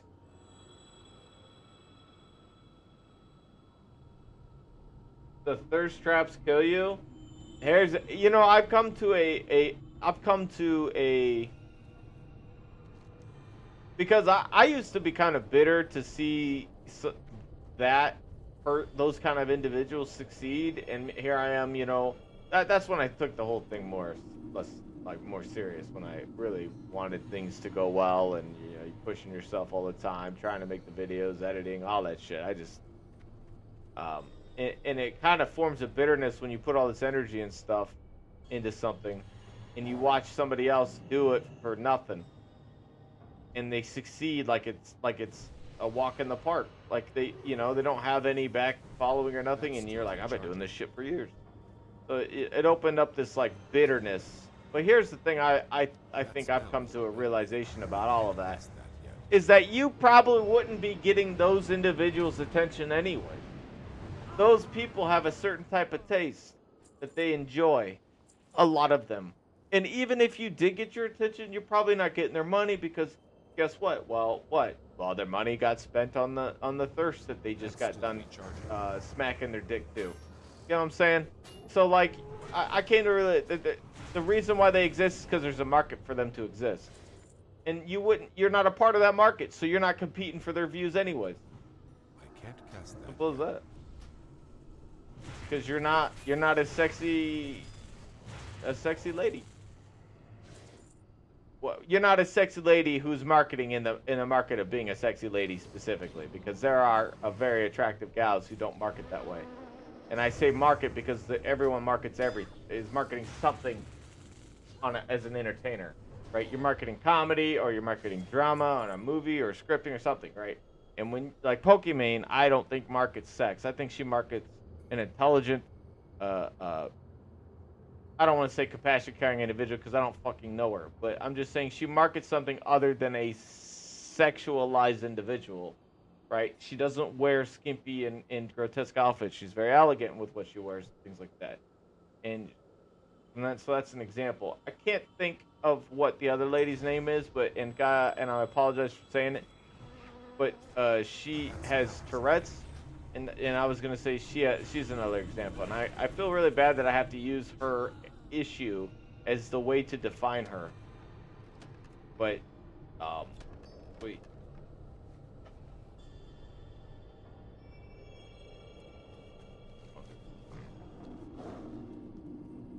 But yeah, I would also define her as a very elegant woman who doesn't use sex as like a way to gain viewers. She's just a legitimate person who talks and discusses and plays games and vibes.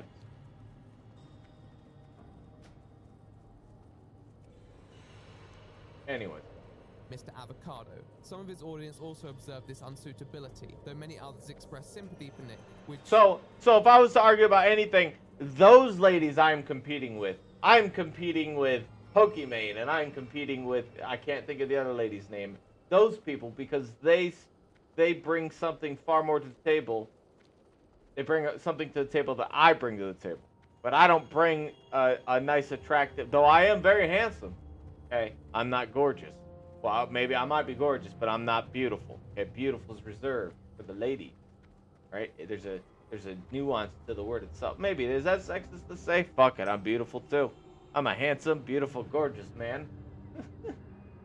I'll tell you what, growing up with a boomer family and then trying to switch over to a modern era is really tough on the brain. I am trying though. I'm not, I am trying. What can I do for you? Thank you, I appreciate it. Very sweet of you to say. Be I have careful. to let you on a Go little with honor, secret. friend. I agree with you. I had to I don't. My mic's over here, but the camera's right here. I agree with you.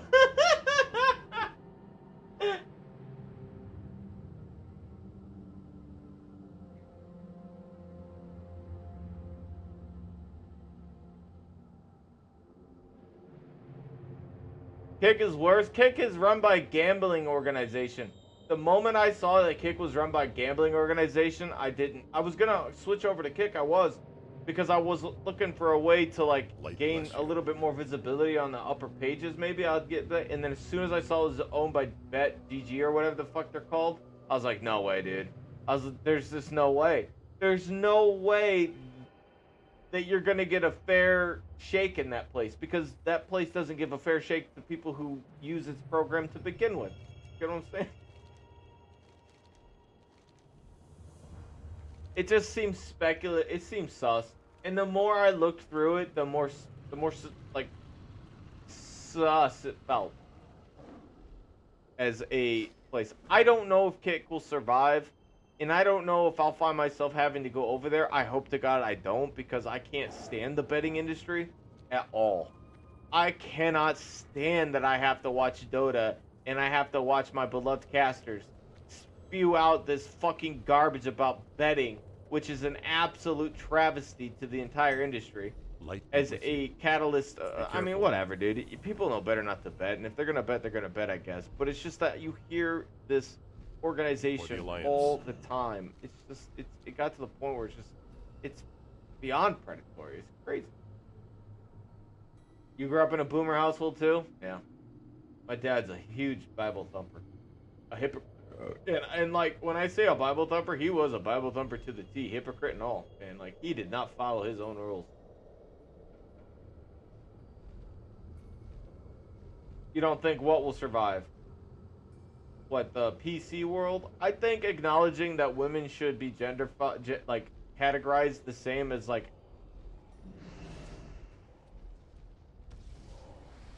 I think giving them the same respect as a male is important. I think that the woke culture, in a way, is important to help people understand they can't be fucking assholes. Because that's really what it was meant to do, was to prevent people from being dicks. Legitimately. That was the whole point of being the originalization of woke culture was to basically help. Oh, Kick, my bad, I got distracted. ADD stuff. My shit is fucked. Thanks, though. I haven't talked to anybody. I mean, I have people come in here and chat with me and stuff once in a while, but, they don't come around a lot. So it's just nice to hang out with you. And I think Marinor's chilling with us, too, but, he's playing WoW himself, so he ain't got time to chat. He's hanging out, but you know what I mean? So it's nice to have someone to talk to, so I appreciate it. I don't mean to get sidetracked. You don't think Kick will survive? I don't think Kick will survive either. But I mean, I've been wrong too. But what was the one for You know what, man? I honestly think if they had just done a better job with who was trying to take over, was it Microsoft? Did they make the other one? What did Microsoft one call it? I can't remember the other one. But I think if they had just changed it and not thrown stupid money at Ninja and stupid money at all these streamers to come over, I think if they had just offered a legitimate platform that could have allowed people, Mixer. I think Mixer fucked up by throwing a bunch of money on it early. They fucked up way too hard. They needed to give it time to kick on its own, to start up on its own. They needed to recommend the platform on through Xbox, right? They needed to make it so hey, Xbox Live works through Mixer, and make Mixer perfect through Xbox. So because you can stream Xbox through with Twitch too, but just make it more compatible. Yeah, it needed to grow organically. They needed to chip away at Twitch, because the problem is that Twitch is a megalith, is a massive megalith And you can't topple megaliths by just throwing a bunch of cannonballs at it. It's gonna, I don't know, my analogy just shot itself in the foot. You can't, it takes time. You gotta work at it. And the problem is they put all their energy right in the beginning, and the shareholders are like, whoa, what the, almost like they wanted it to fail, so they intentionally fucked it up. I just feel like, I just feel like Ninja needed to be held to his contract a little bit longer. He got away scot-free, a little too free. And that poor man just turned into an unthankful little guy. Ugh, sad to see. Dude, that's the interesting thing. Yeah, it was growing artificially. Like, yeah, sure, you're gonna pull some people over with providing money with Ninja. I wonder if that was what it was. Ninja said he wasn't gonna move unless you paid him XYZ. And if that was the case, that's fine. Yeah, then we don't want you. Travels. We'll see you later. We'll figure it out. We'll make a deal with I don't know who, Google. Yeah, make a deal with Google and YouTube to kind of work things. I guess they're in their own competed market, but as I hear, YouTube's streaming isn't doing very hot itself. They could have come together and figured it out. They could have crushed Twitch in some fashion. And honestly, ever since Twitch got adapted by Amazon, it's been a little disappointing. It's because they're not very. They all did it the wrong way. They chipped at the beast the wrong way. And don't get me wrong, man. I am very familiar with Twitch. If anything, maybe I don't know if that would have even been possible, but I guarantee you, I'll tell you what, man. Here's the move that Facebook should have done. Facebook should have just gobbled up Twitch if Facebook really wanted to compete. Same thing with I guess Amazon is the one that knew what they had. They knew what Twitch was before anybody else, because I guess they didn't start making it until it was too late. But that's how you do it. If you just get Twitch, I guess considering how much Twitch makes Amazon, they'll probably never let it go. But that's Amazon's routine, man. They are the epitome of greedy dwarves, dude. They will suck dry every industry business they can get their hands on, and then let it out, let it go, give up. That's what they're doing with this. That's what they do with everything. Oh, someone got to 80. Nice.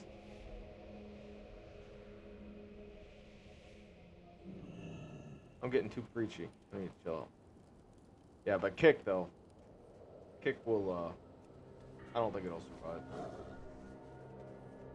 Because I think Bet did the same thing. Some streamers did move over, but I wonder if it was more organic or not. I wonder if they decided to just get moved over because the betting company paid them to do so, or they just were like, well, Kick's a new industry. I want to see if I can make it work here. And some of them have. I mean, people do get their views on there, for sure.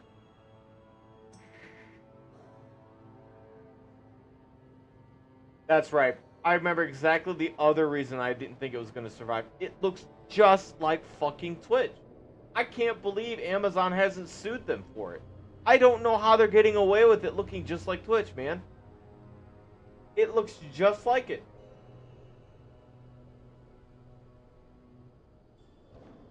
Light bless you. Go with honor, friend. Be careful.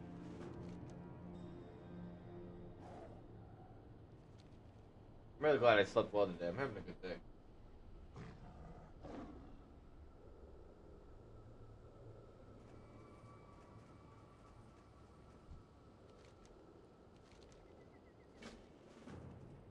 Hey there. See you around. Safe travels. Have a good one. See you later.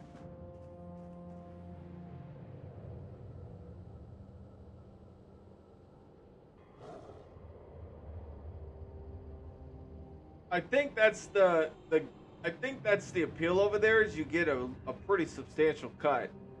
But who knows? But how long is that gonna last? See, here's the thing.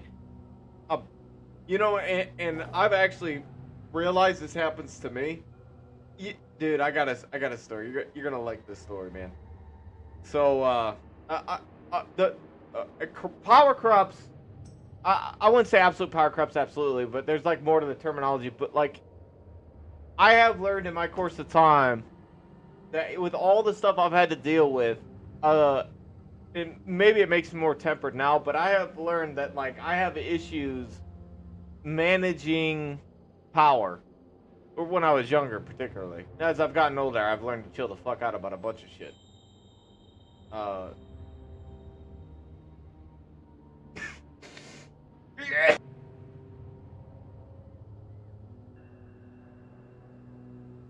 Lurk away. Hopefully, I'll still tell the story. But anyways, I was in this huge kick playing New World. I was obsessed. I got in during the beginning too, so I entered into a server. Started up getting a. How did I get over? I'm here. Oh, do I have dungeons now? You got me in your ear. Oh, nice.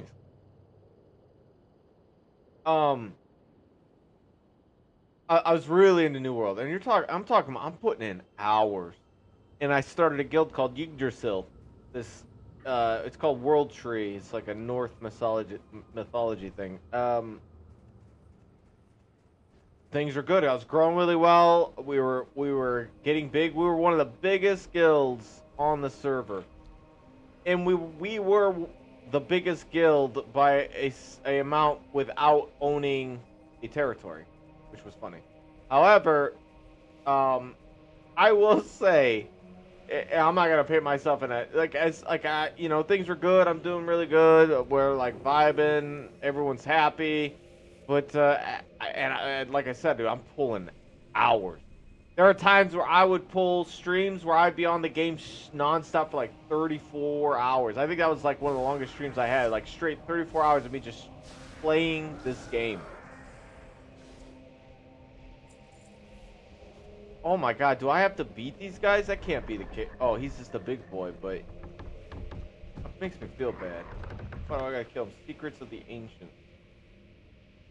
And as we grew bigger and as we started doing raids and missions, I actually even had a right-hand man who was really good at the job, and he was even willing to be the right-hand man, and he did a lot of stuff for me.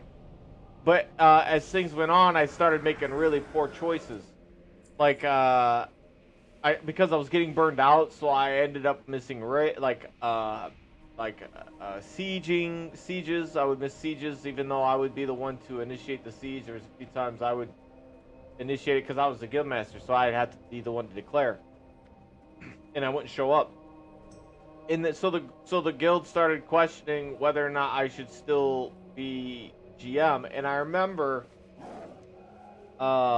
someone asking me in a hypothetical if I was willing to give up ownership of the guild and still be a part of the guild, but be part. But you know what that term. And it was kind of like a downhill. I was just like, no. I was like, why would I do that? Why the fuck would I give this up? I made this. I was like, if people don't want to be a part of this, like they could just leave. And I still remember we were having a meeting about things, and I was like, someone's like, hey, just so you know, someone left the guild, but they still want to be in here. And I was just like, I immediately stopped. I was like, then if they left the guild, then why the hell would they want to be in here? They could just leave. And then the guy was like, well, I just wanted to see if we could change things around. And I was like, but your statement just made that clear. And I was like, whatever. And at the time, you don't think you're in the wrong or anything, and I'm paraphrasing a ton of it, and I may be making myself sound like a horrible person. I wasn't mean. I wasn't like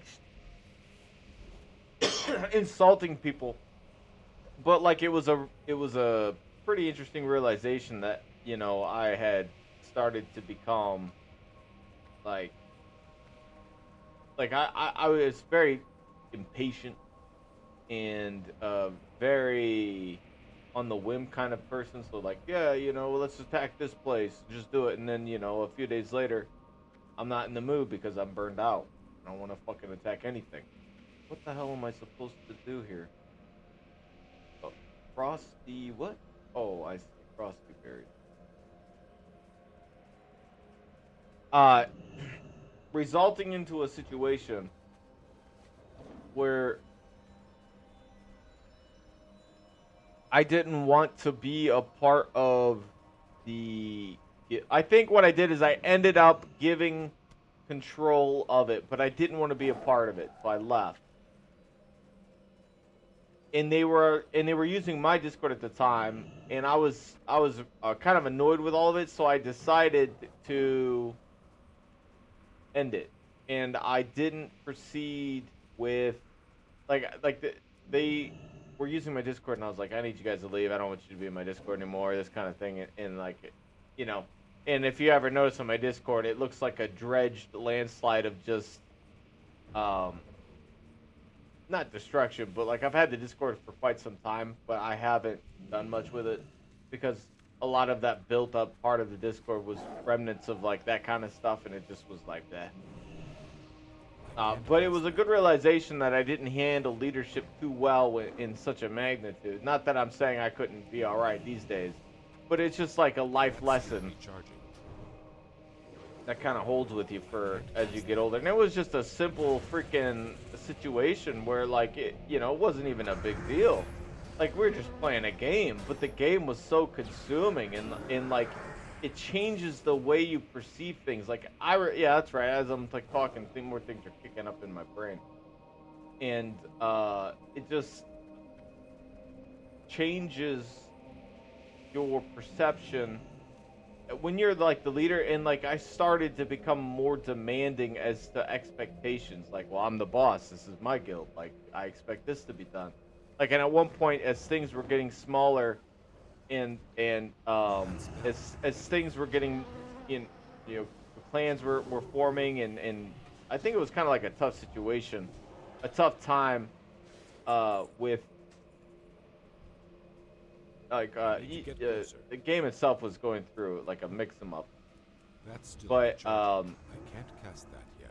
like I was doing poor. Like I remember one time like they were sharing information about the guild's like circumstances and everything with another guild that we were working together with, but I didn't like the fact that we were sharing information, and I got upset and thought, I was like, why the fuck are you sharing information? Which offended my teammates or the guildmates, because I stopped kind of treating them as like equals in a way. I expect them to listen to what I did. Like I wanted them to do what I wanted them to do and like handle it in a certain way, and that's just poor leadership. That's just like a stupid fucking way to handle anything. But it was just an interesting interaction. I slowly held that banner, the more likely, the more I turned into a tyrant. It was interesting.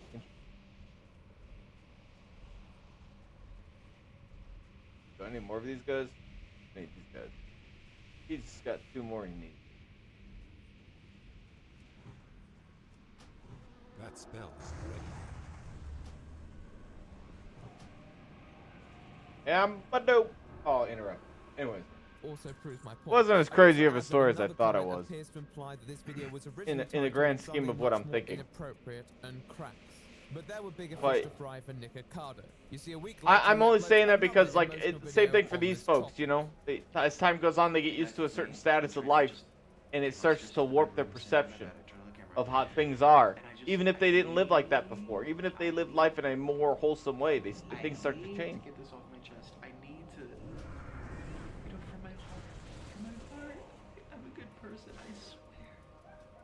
In this video, he once again becomes extremely upset, this time over the fact that some people were accusing Nick and Orlin of faking this situation for views. Now, this video is important for 2 primary reasons. Nick exhibits a clear tendency to focus on these negative outliers. In spite of some understandably frustrated viewers, many people had responded sympathetically to his previous video. Yet Nick magnifies this negative response, frames them with serious allegations, and gets another 11 minutes of emotional content out of it. The damage. So mean. Every little thing I do, everything. People were trying to bring me down. People were trying to tear me down. People were back around. And I can't take it. But what I do know is that what happened was not made up. It was not fake. It was not a show. It's not all these things that people are saying. That's still the charge. So real. It's so that I see the scars. Second, this more emotional content appeared to be a new precedent for how Nick wanted to treat Alright, hell yeah. drama. And with this video, a significant share of his Oh, audience okay, took nice. issue with this, stating that can't he should carry probably any more avoid of those. projecting all these personal issues onto the internet. This wasn't just one or two trolls, this was a decent number of his own audience saying that he needed to reevaluate his approach to YouTube. All the warning signs were there for the route that he was heading down. However, what was most important was the creation of this new persona, the new emotional, irrational, dramatic persona, and one which could pretty much take on any narrative at any point. It was a chameleon. This was a turning point for me. Whether the videos were sincere or not, they demonstrated an unhealthy obsession with the worst of YouTube culture, and his previous arguments about improving... Boom! Oh my gosh, 4,700 damage. Call me Oprah. I'm freaking in the mood. That was crazy damage. In fact, it was quite the contrary.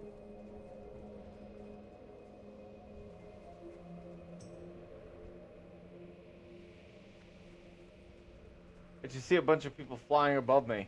It's creepy.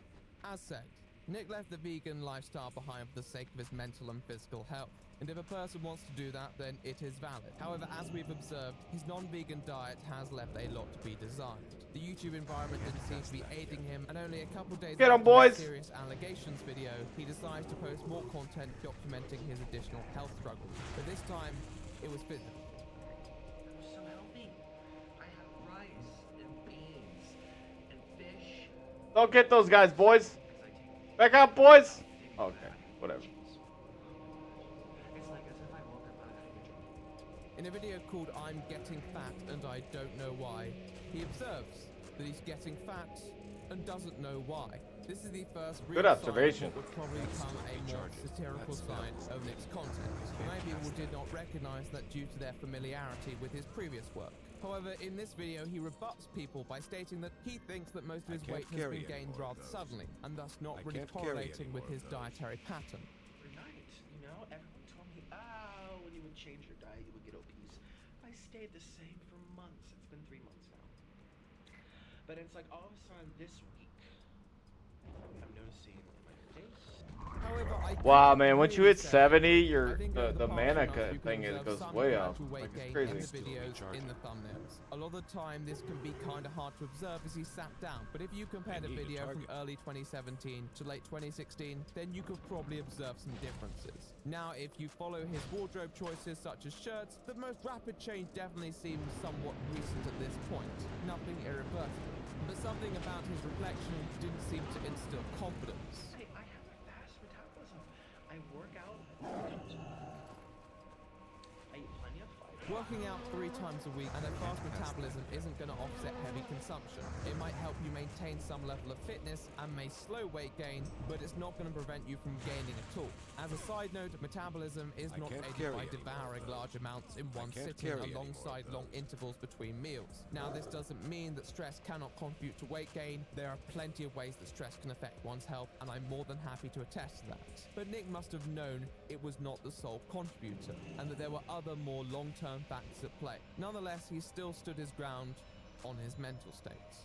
I feel a lot better mentally. Honey frostberries, yeah. Honestly, this eating more food groups has really helped my mental health. It has helped everything. But then now, this comes out of nowhere. That's all he gives me? In the video, What is he this? begs people to tell him what he should do before answering his own question. No, not doing that. So what's a healthy diet? Which way? I'm out of range. That spell isn't ready yet. Next day, he posts another video, this time 20 minutes long, with the same sort of message. He's been gaining weight and he doesn't know what to do. Next to some other pretty deranged quotes in this video, he does utter a few rather iconic lines. That's not the case because literally I've been eating that stuff for like 3 months straight, and I've looked and weighed the same. It's just this week. I don't know if it's stress levels because of anything stress. Maybe it's just all water. Maybe this is all water weight. I'm holding on to water weight because of my stress. You know, going to get married and going back home. Water weight. which would inevitably become one of his Yep, I mean, signature water weight memes, can affect basically you, but this it's not comic in the amount that scapegoat these for his weight people gain, talk about. and merch you can buy. So as noted in this series of videos, he observed he needed to make a change. What was his next move? Well, to make a bacon, chips, and cheesy pasta mukbang. But his next video has him going vegan. Hi, little sloths. Good evening. I'm coming to you from my house. You guys. So I decided I'm gonna go vegan for today. Today has been, I have been very strict with my diet lately, and I decided to I do a lot of fun mukbangs, junk food mukbangs, fried food mukbangs, Cheetos, and everything. Holy shit, he's a big boy. But off camera is this. This is what I eat all the time. You guys see me on Snapchat. Get outta here. See all the fruit and all the vegetables. And I decided to share it with you. Talk about a bait and switch. This was then followed by a 10,000 calorie challenge, more and more mukbangs. Oh, and a video called Why We Broke Up, recalling the bon vivant time where Nick slept with 12 people and gave all in an STD. So we took a break from each other, and I stayed here in Colombia. And Nick went on a trip. Nick went to the U.S. first, and then to London, and then to Asia. Well, the first thing that he did in Florida was he actually cheated on me with someone in Florida a day or two after you arrived to Florida. Right? Oh, my heart. You double dipped and you got a There was like 4 or 5 in DC. 4 or 5, yeah. Oh my god, dude, and he's just laughing at it like it's no big deal. You try to get That smells anyhow.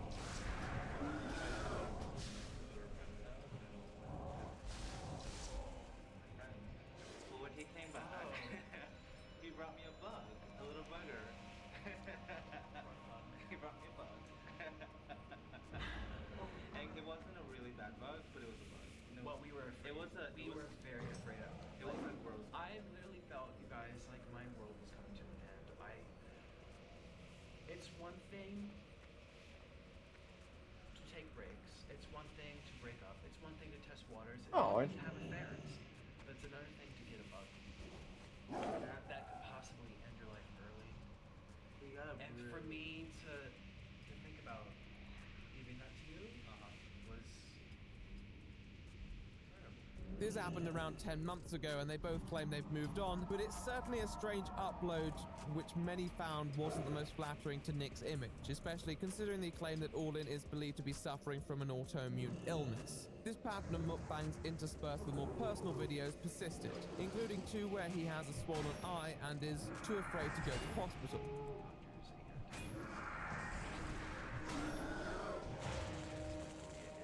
just eating my blood pressure taken. I always go unconscious. I pass out, and it almost looks like a seizure. I start shaking, and it's a phobia. I was diagnosed when I was a child, and it's not just blood pressure. It's like when I get my hair cut, anything with knives or sharp things. That's one reason that I shouldn't. Where is he? Kitchen stuff, but especially like shots, IVs. Oh my gosh! I remember one time I had to get an IV no blood drawn, and I passed. Where the out heck twice. is he? Twice before they could even do it, and I broke the lady's chair at the clinic in Washington, D.C. Spoiler alert, he ends up going to the hospital. And also went to the hospital a couple months later after his pet sloth bit his finger.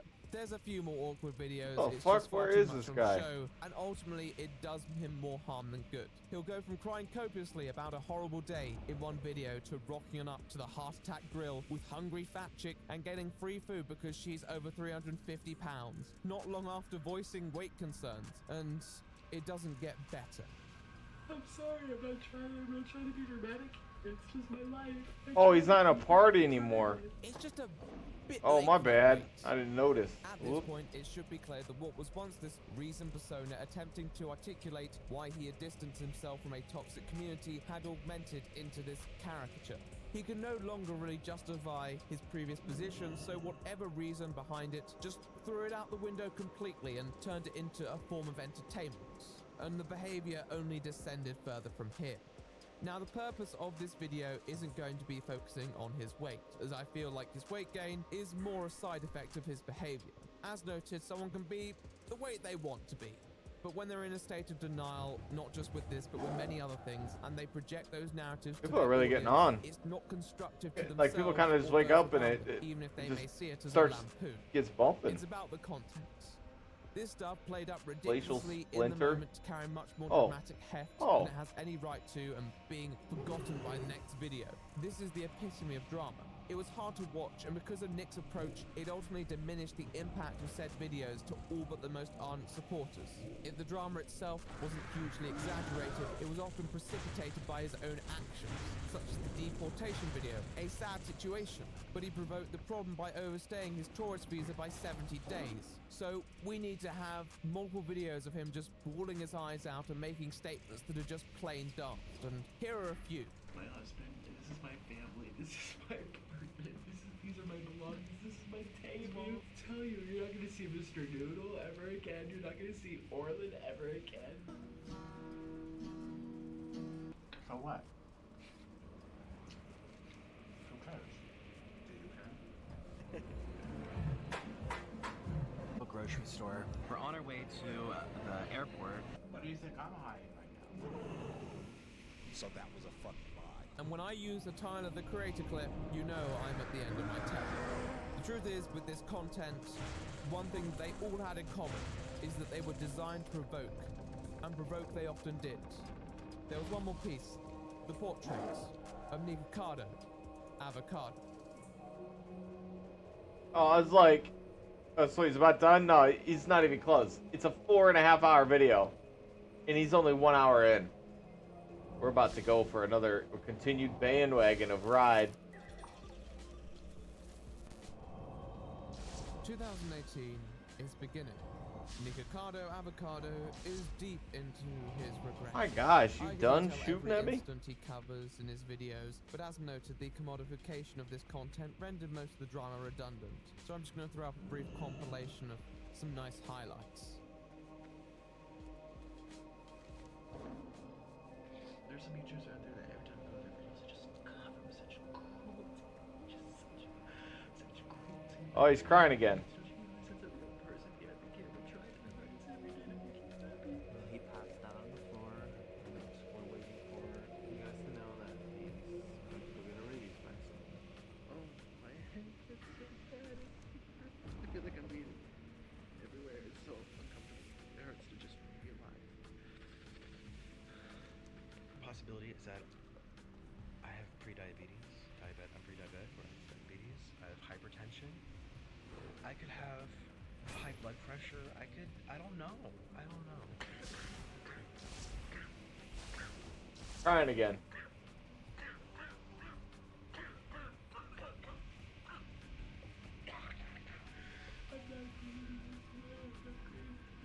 Oh, crying again. Essentially, I am. He's got a trend going. To leave. The 25th is when my visa expires. Snippery snake. I want to apologize for offending anybody when I made the statement, I hate the third world. I need someone to talk to. Remember back in, what was it, March? The police framed me, they put Here we go. bullets in my suitcase, I was bribed by the government. I almost got stabbed in Las Vegas. Out of hate, I got on my video with Orlin. The Nexus. Volcano fire noodles is just unacceptable. It's just one thing after another. I'm leaving to get deported. We're having Domino's pizza. So kind. I miss him so much. I really miss him. And now I'm married to that. Oh, okay, it's not this. This content was embarrassing to watch, and probably even more uncomfortable if you had the displeasure of being associated with it. It ultimately culminates in a series of videos where Orlin allegedly breaks up with Nick over Instagram. This causes Nick to upload multiple emotional Instagram posts and go full Joker mode on his channel. Can I just say, I am not Whoa. having it today. I am not having it today, Miss Two Shoes. You people on my Instagram, first of all, it is a privilege. P-R-I-V-E-L-E-G. Privilege. But he spelled it out. Bye-bye. Bye-bye. Bye-bye. This persisted over the following year with many new developments, including breakups, new dates, Nick dragging Orlin's reputation and then trying to rescue it himself. Now, as bizarre as this turn of events is, it's completely in line with the behavior observed, so I don't really have too much to add here.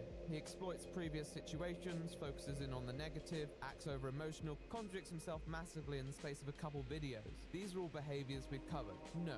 In this part, we're going to analyze a new facet that surfaced later on, but to do that, I need to set the scene. It's 2018, mukbang content is in full swing. Nick had been experiencing constant growth. However, it's likely that with the degree of drama he immersed himself in, he had considerable audience turnover. By 2019, that was going to change. What do I mean? Nick has been a drama for the majority of his YouTube career, but when Nick created drama within his own personal life, it only typically had negative implications for himself, and perhaps Orlin. He may have gained a bit of attention here and there, but many viewers objected to this content. In fact, even when the drama was about other people, there was very little to gain because there was no solid community to rally behind the creator. Nick hadn't been involved in any serious creative You need something? squabbles, but See he you definitely around. exhibited the Safe potential to be. travels. The first prerequisite for such an instigatory Have a good one. personality is the ability to be dramatic. Now we all know that Nick has that in spades. The second prerequisite is the ability to call out people who often you may have a pre-existing relationship with. For this, I want to briefly take you back to 2017, Light bless you for the where Alliance. Nick made a video called "I'm Fed Up Exposing Fake Meme YouTubers." Light bless you for the Alliance. She knows who exactly Be who she careful. is. And the other one, I'm not even going to talk about this fact.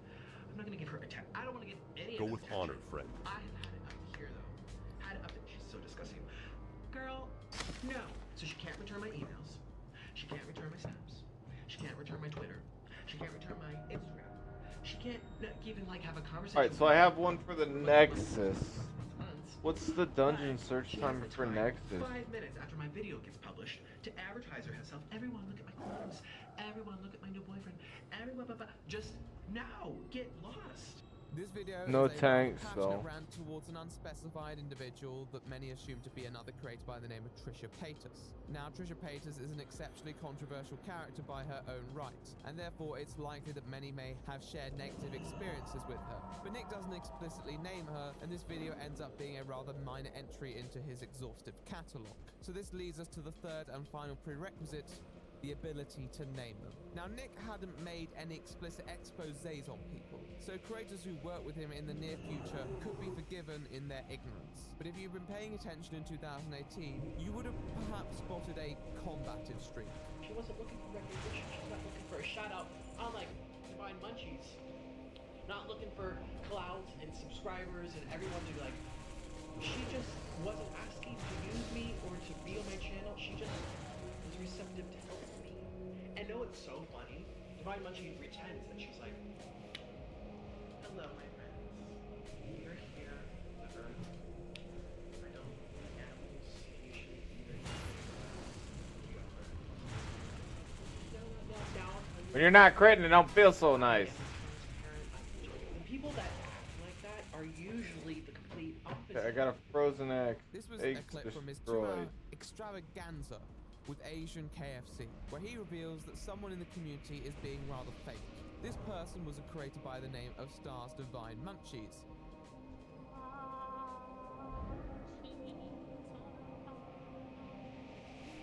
Oh yeah, that's some damage. Stars Divine Munchies Oh yeah, that's some damage. Oh yeah. She became one of the first recipients of Nick's new taste for drama. Clearly tired by all the conflict in his personal life, he decided to drum up some new complaints about this individual. Now, Stars Divine Munchies was not a completely unproblematic creator by mukbang standards. However, in a now deleted response video only documented by a few other creators, she seemed quite concise in how she felt about Nick. We will now observe parts of this video through the perspective of the legendary creator How To Cameron.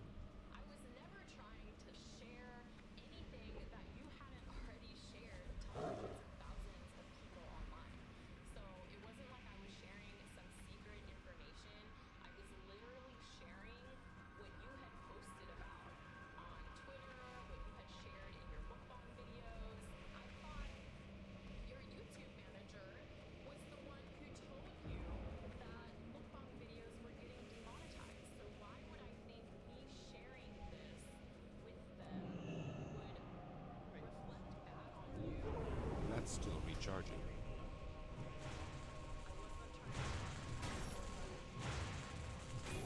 This situation was provoked because Nick had tweeted concerns about mukbang content being demonetized, and Divine Munchies had disparaged this claim after consulting another YouTube representative. This had then led to a rather confusing situation where Divine Munchies alleges that Nick proposed a collab, but she had to decline last minute because she was ill, which is what led Nick to making a video alleging that she was the person who proposed the collab, and talking various amounts of smack as well, including the rather strong claim that Divine Munchies was attempting to break have this Nick's egg. channel removed. Yeah, come back here, baby. Yeah. Munchies, that's her character, which I've been trying to point out for a long time based on her trying to take my channel down. And all the other shit, like, these are their characters. He's eating food while being dramatic. Response to clear up Nick's alleged disinformation and, as observed, to present her version of events. Nick didn't take this well and decided to make some additional, rather angry Instagram posts about her. Now, if you go to her video, I have this thing. Oh, I need these ladies too. These are the tags that she used.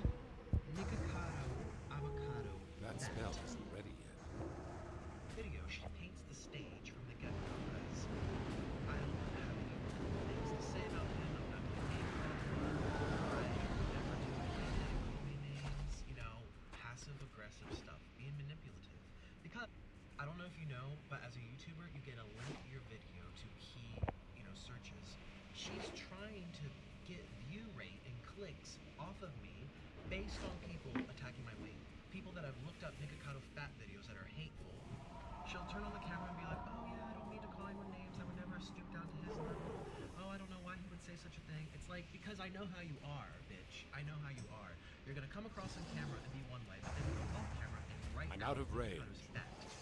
Now, I'd say this would be a valid counterpoint if she'd actually typed out the tags herself, but in the Instagram post you can see the fat tag is amongst many other related tags that don't entirely connect with the video, and although perhaps moderately distasteful, it probably means she just has added a load of tags, perhaps using a similar program to the one that you're showing tags on, because many of them have that feature. However, as we'll find out, Nick is quite interested in video tags.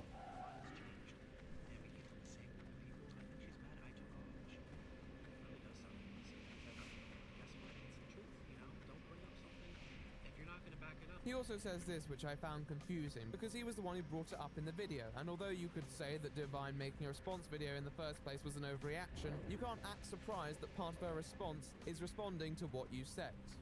Now, these are only fragments of the drama. There was other content too, which is I don't need these untraceable, anymore. so it's hard to take too many character inferences. What it does Ooh, tell thread us the is needle. that Nick was gradually immersing himself in more Ooh, drama and hello. call-out culture as he became Oh, more okay. involved in the community, and he certainly wasn't afraid to throw some shade. But throwing shade was one thing, and he was ready to step it up a whole new level.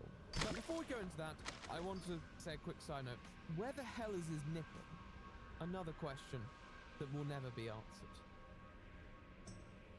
Aw, none of the good stuff. I'll take the stamina, I guess. The drama only really exists on a continual basis in communities where such a culture is supported. Mukbang is one of those cultures.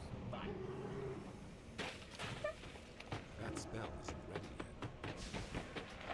That's still recharging. Why is that? Well, firstly because it goes on a more intimate personal basis rather than core creativity. This doesn't mean that mukbangs can't be creative, many of them are, but mukbang content will always include the subject of the video interacting with the audience on a personal basis, talking about their week. And if their week involves some other person being a twat, they may well wish to tell you about that person, especially if it means spicy tea.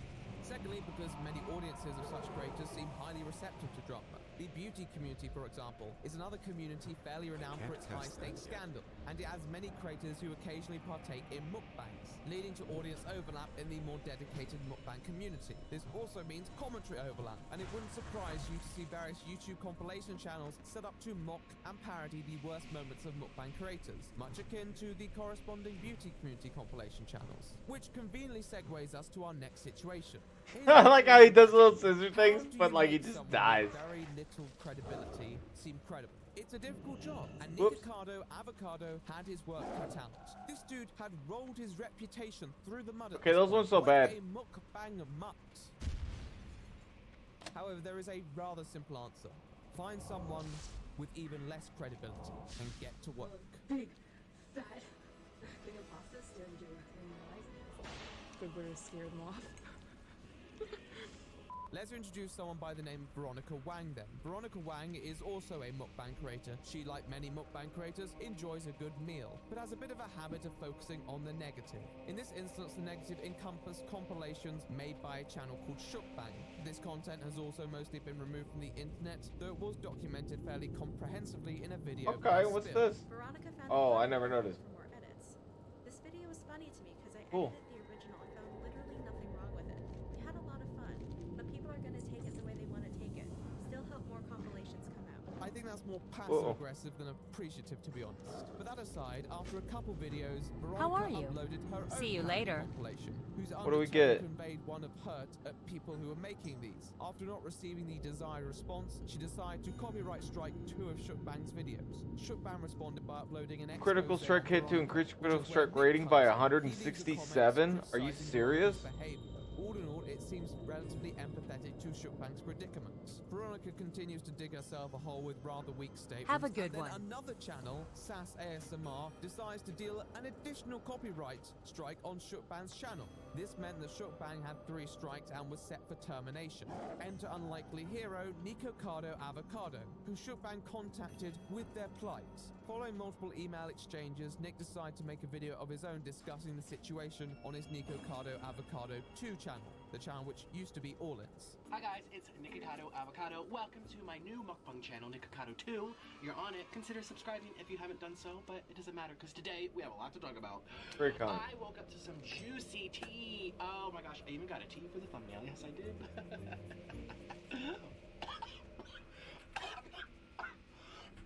Nick, edit that out. No one wants to see that. This is a 40-minute video. Once again, it's not entirely unreasonable. He stands up for Shukbang and discusses fair use, though he does assert the somewhat inaccurate narrative that Veronica's copyright claims were, quote, basically illegal. So this is the issue.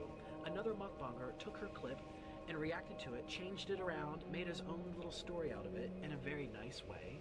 She flagged it as copyright, which was a lie, which is illegal, basically. It's basically illegal. I mean, let's just be real here. And you can't say that it infringes your rights, when in actuality, it falls under the fair use law.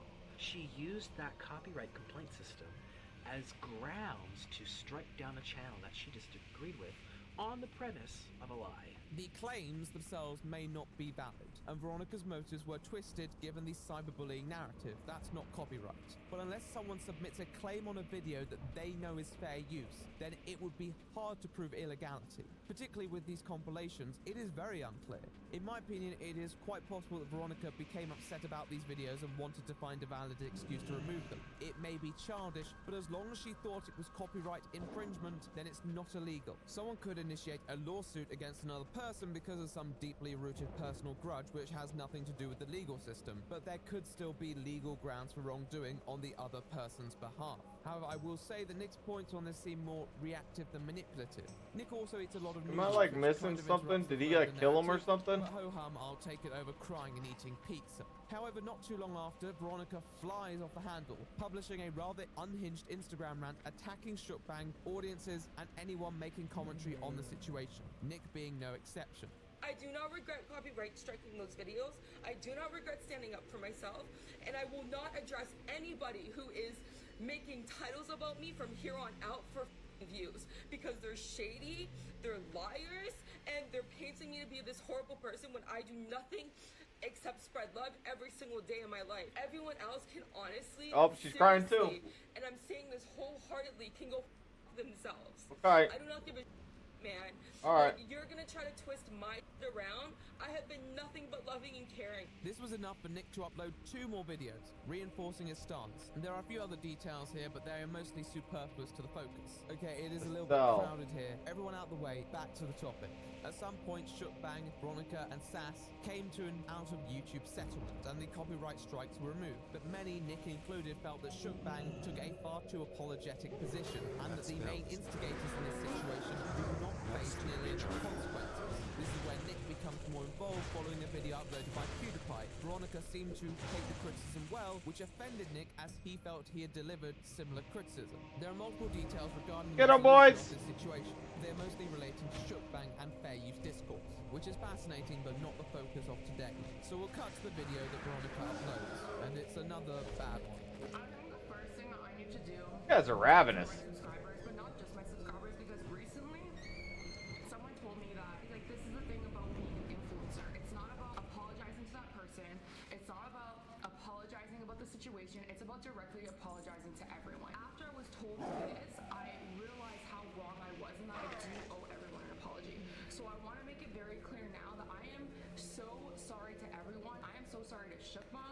they got their channel taken Thus, down. okay, I'm see, that's what I thought, so I gotta find one. But I haven't seen any of them. I am so sorry. I made a huge mistake. I made Oh. Great.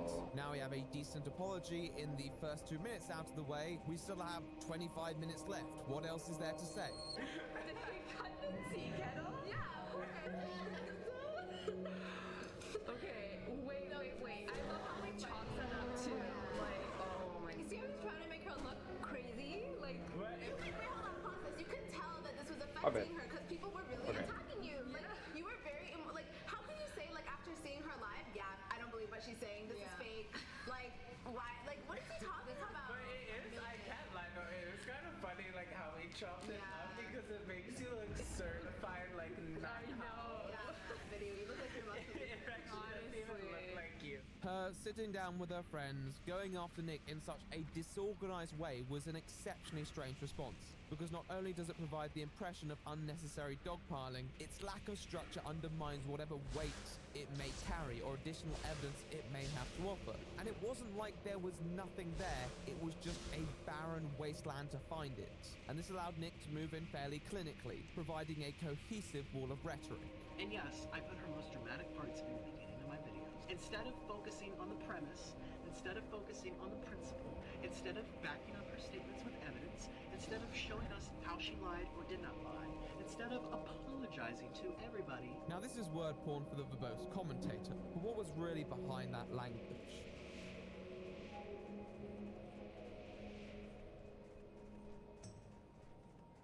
The drama of the internet.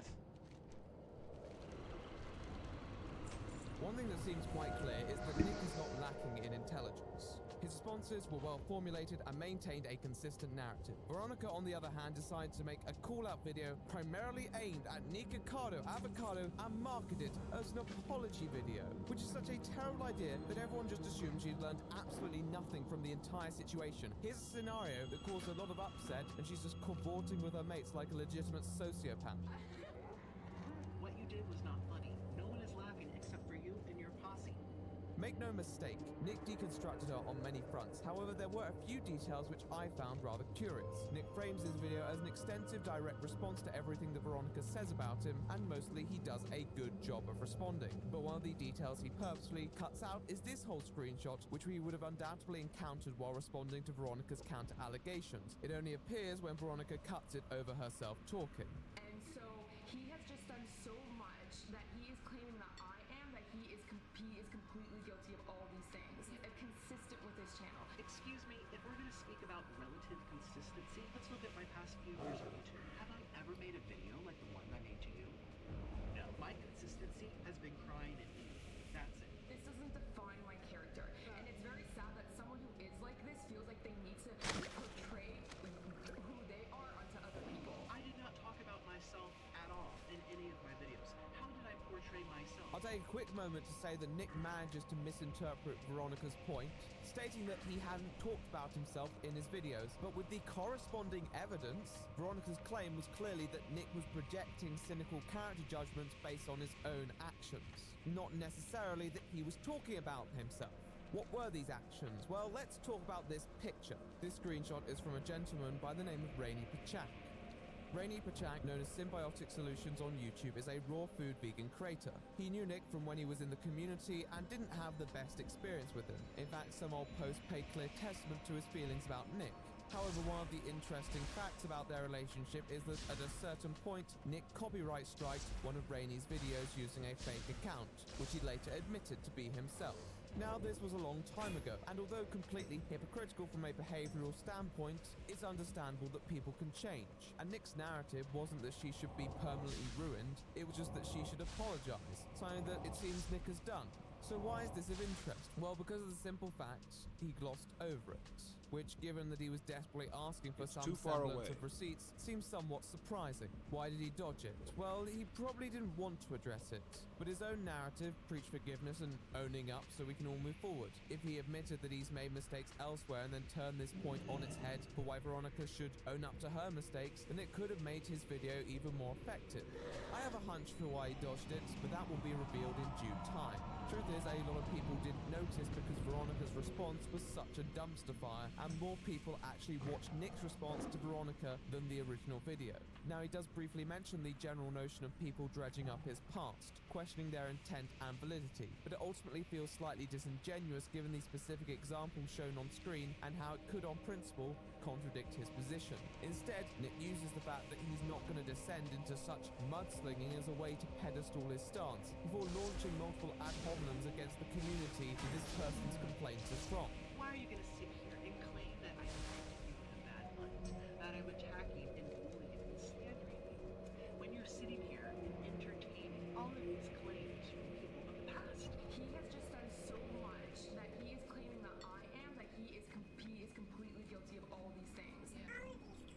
People are crawling up from the floorboards and saying, oh, Nikocado did this to me in the past. Nikocado did this in the past. And you're going to say, oh, well, it must be true. Let me just stick it into my video. My apologies. Why has it got to do that? About you. I have had people reach out to me who have personally been affected and traumatized by what you've done to them. Should I let the world know what you've done in your past? Should I sit here and entertain all of these accusations from 5 years ago, 10 years ago? I didn't do that. You want to sit here and say that I bullied and slandered you? My videos were talking about the present. I backed up my statements with evidence. You making a video apologizing by bringing up all of these old conflicts which Supposed to be a quest over here, but I don't see it. Oh, it's above me and I can't get up there. because you can't verify if they're true. Excuse me. I'm not going to go into all of my past problems, just Wait, like I didn't go into all your wait, past what? problems. But I will just say for the record, some of these people reach out to you literally half a decade ago. 2013, 2014, 14, 15, 16, 17, 18, 19, literally over half Good a day decade to you. ago, when I was a raw food vegan. See you around. And all of these raw food Hello. groups, I mean, you clearly don't watch me. I have so many story times about how Orlin and I met in a cult. Okay? Cooking food denatures the food. Cooking food is poison. Dietary leukogenesis. A group of people who thought if you cook your food, you are setting bad examples to society. These people have had it up to get me ever since I stopped being vegan. Since I eat dead animals now, I am seen as I am seen as having no compassion. I am seen as unethical because I eat chicken. Some of these people are taking it to the extreme because I cooked my food. Not only Holy moly. can you not verify if the Safe truth is travels. accurate, not only can you not verify if these people are just holding grudges against me, but you're entertaining something you know nothing about. You have no idea who you're speaking to.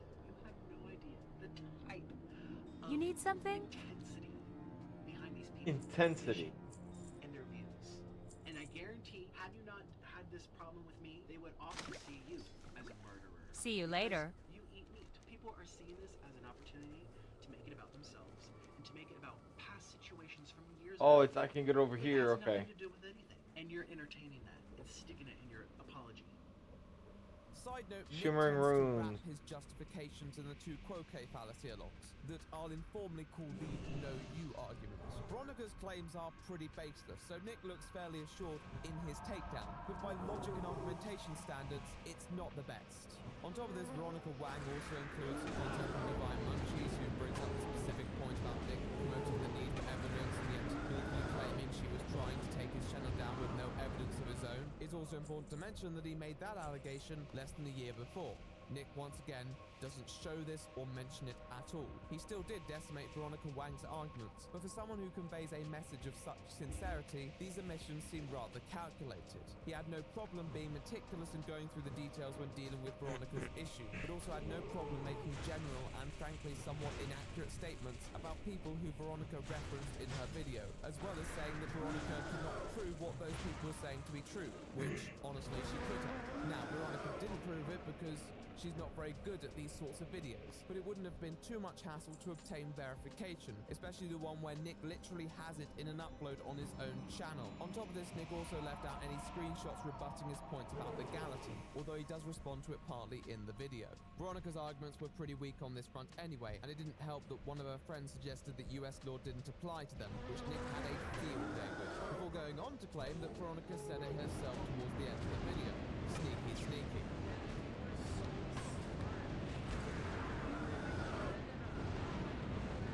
Doesn't apply to us and it's different, and that's not excusing Veronica just because she's Canadian or whatever, because I know like Nico Kai, you gonna try and clock me for that, but at the same, like, it's just that like you're talking out of your ass You were so smart too. Or took the time to Google rather than sitting here and enabling your friend. How? You would also know that when you work for a company overseas, you adhere to the laws of the countries of origin. I mean, I've traveled internationally. I've been in Rome, practiced in Rome. It's not, I'm not claiming to be a lawyer. Can't cast that.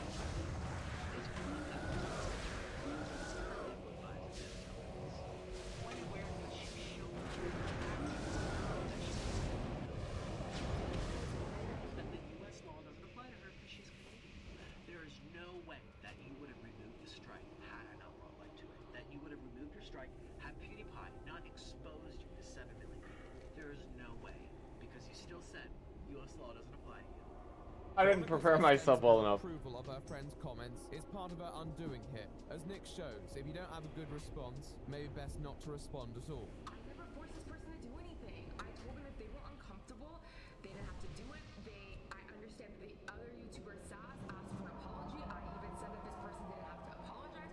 All I wanted was the facts written out, and that's it for us to move on. There were a few times where Nick seems to avoid responses and corrections, such as Veronica's fully evidenced responses to the claim that she forced Shookban to apologize, something that Nick doesn't address despite it being part of those receipts he begged for. One consistent narrative that Nick Connor always had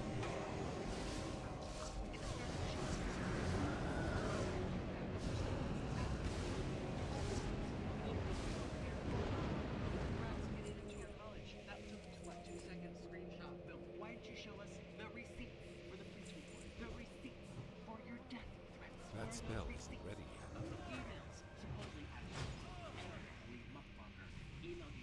Tell you what, that AoE is really crazy far.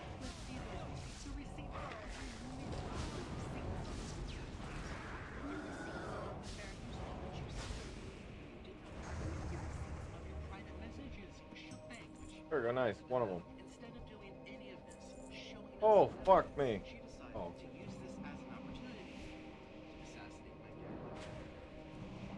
And yet, because Nick's so confident, it easily offsets any counterpoints that can be brought against him. It also conveys the message that you don't necessarily need get skunked. if you have the power of conviction. A lesson that would turn out to be rather prophetic in more than one way. This is Okay, give me good luck here. What happened here, but it does tell us the story. Yeah, I know, dude. I dunked him. Well, Veronica uploaded a video on the 4th of February. Inquisitor Carlera. Again, though honestly, Oh, it seems like she's Valera, ranting yeah. off the top of her head. Oh, man. I need one more. Oh, I got the code, though. That's good. I needed that, too. Oh, and another person competing. I need to get closer. However, she made the fatal error of putting Nick's name in the tags. The fatal error. A response video from Nick a month later, destroying her with facts and logic. With facts and logic. Is a passive-aggressive attack on me. You want to know why? You have to look at I'm out of range. Who does she want this video to reach? The audience of Nikocado Avocado, because she tagged Nikocado and Veronica, as well as Nikocado exclusively. There are the tags. Here's the receipts. So these are trying to make. You know what? I'm gonna go Hail Mary. I'm gonna go crazy. Get over here.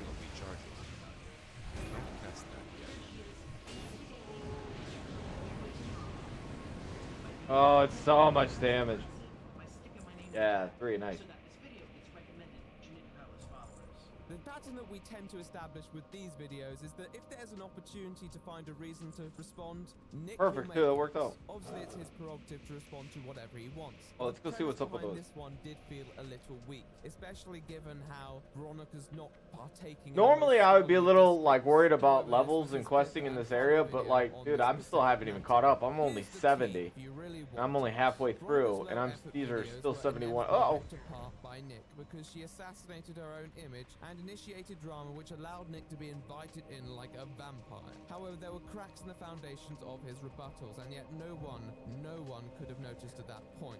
Veronica's video with her friends is probably one of the most Come on, Chuck. insufferable We shared smut tea fests, and together. I have a grudging Easy. admiration that she still has it public on her channel. With Veronica appropriately bodied, Nick managed to obtain some status within the community, and a fair few subscribers and new supporters. These drama videos had obtained consistent views and allowed him to be taken seriously. These new audiences weren't too familiar with his past antics and became acquainted with a different Nikocado Avocado, although he did say this. Girlie, I do agree with you. Yeah, I don't think I really want to spend my time making videos about Veronica Wang. I have better things to do with my life, like eat and cry. However, you fail to recognize that those videos... Ooh, my goodness, did they follow So he me? clearly wants to retain his current brand, if that's Ooh. what crying can be classified as. Uh-oh, The that's vampires unfortunate. don't tend to only have one victim, and as the tea was spilled on more people, he had his first boss battle in sight. You all supercharged, my dude? What is it? Melee attacks do additional damage?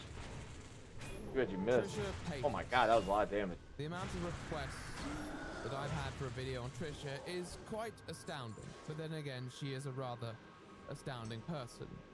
And maybe, just maybe, that time will come. But for now, she's a necessary side character in this belated tale. Trisha was one of the first popular Western creators involved in I guess promoting I gotta fly and up or has sustained something? an interest in the genre since her first upload.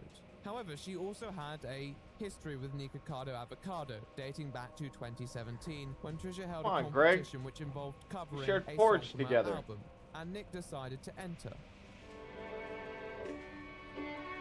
Oh my gosh, he is relentless. He's the best guy too.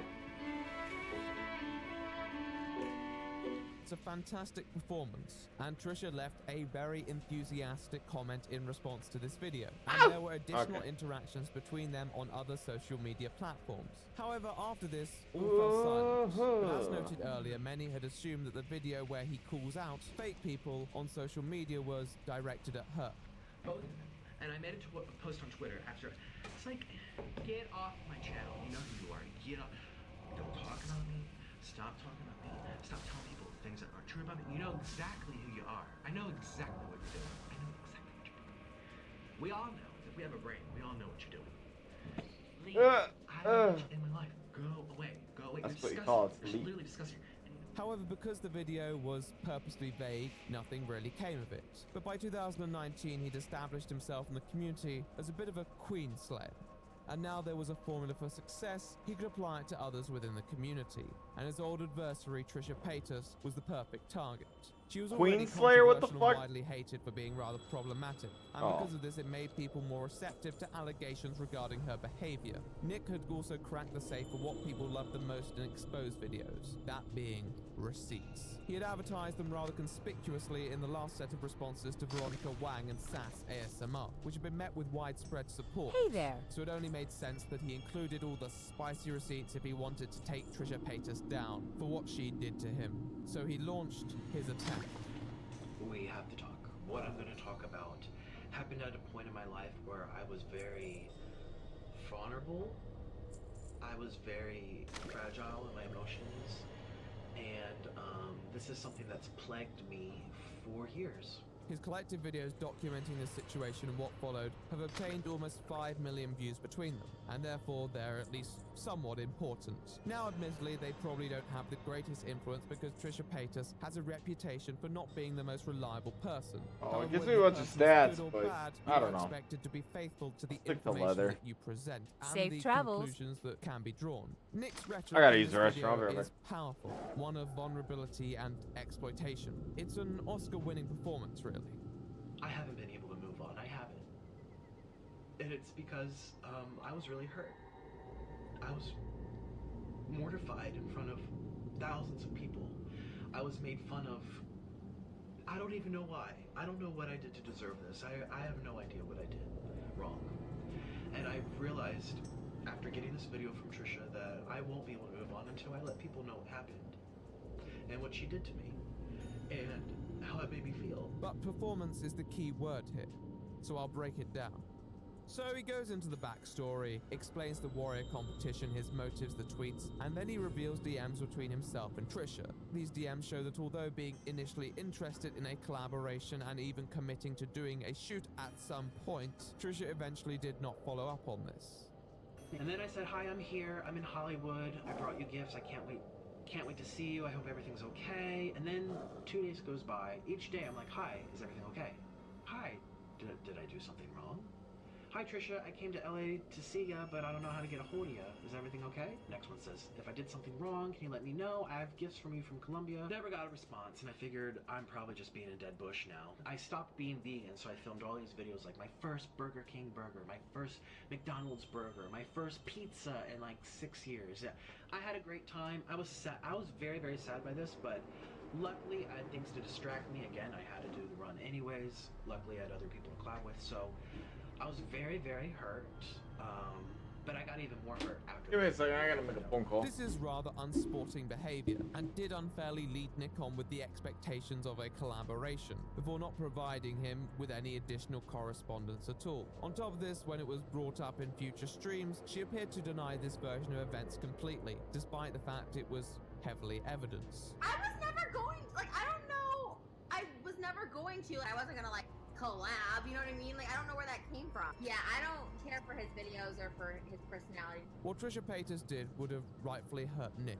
If I was in his shoes, I would have been a tad upset too. But honestly, this alone would have not been grounds for an exposed video, in my opinion. She responded to a few messages regarding a meeting and then went dark. And once again, not to defend her, but if I was in Nick's shoes with a relatively famous creator who I literally just started talking to, and who Nick literally acknowledges is incredibly busy and was in a tight spot, I would have definitely waited for further confirmation. Given that Trisha's own DMs clearly show she was uncertain of the plans. Trisha Paytas is flaky, unreliable, and erratic. That's not news.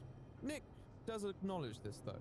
But in your video, you talked about getting closure and being upfront and being professional, and I really appreciate if you give me a little closure too. Obviously, I don't know you, and you don't know me, so obviously this is on a much lesser scale, which I understand. Then I was completely ignored.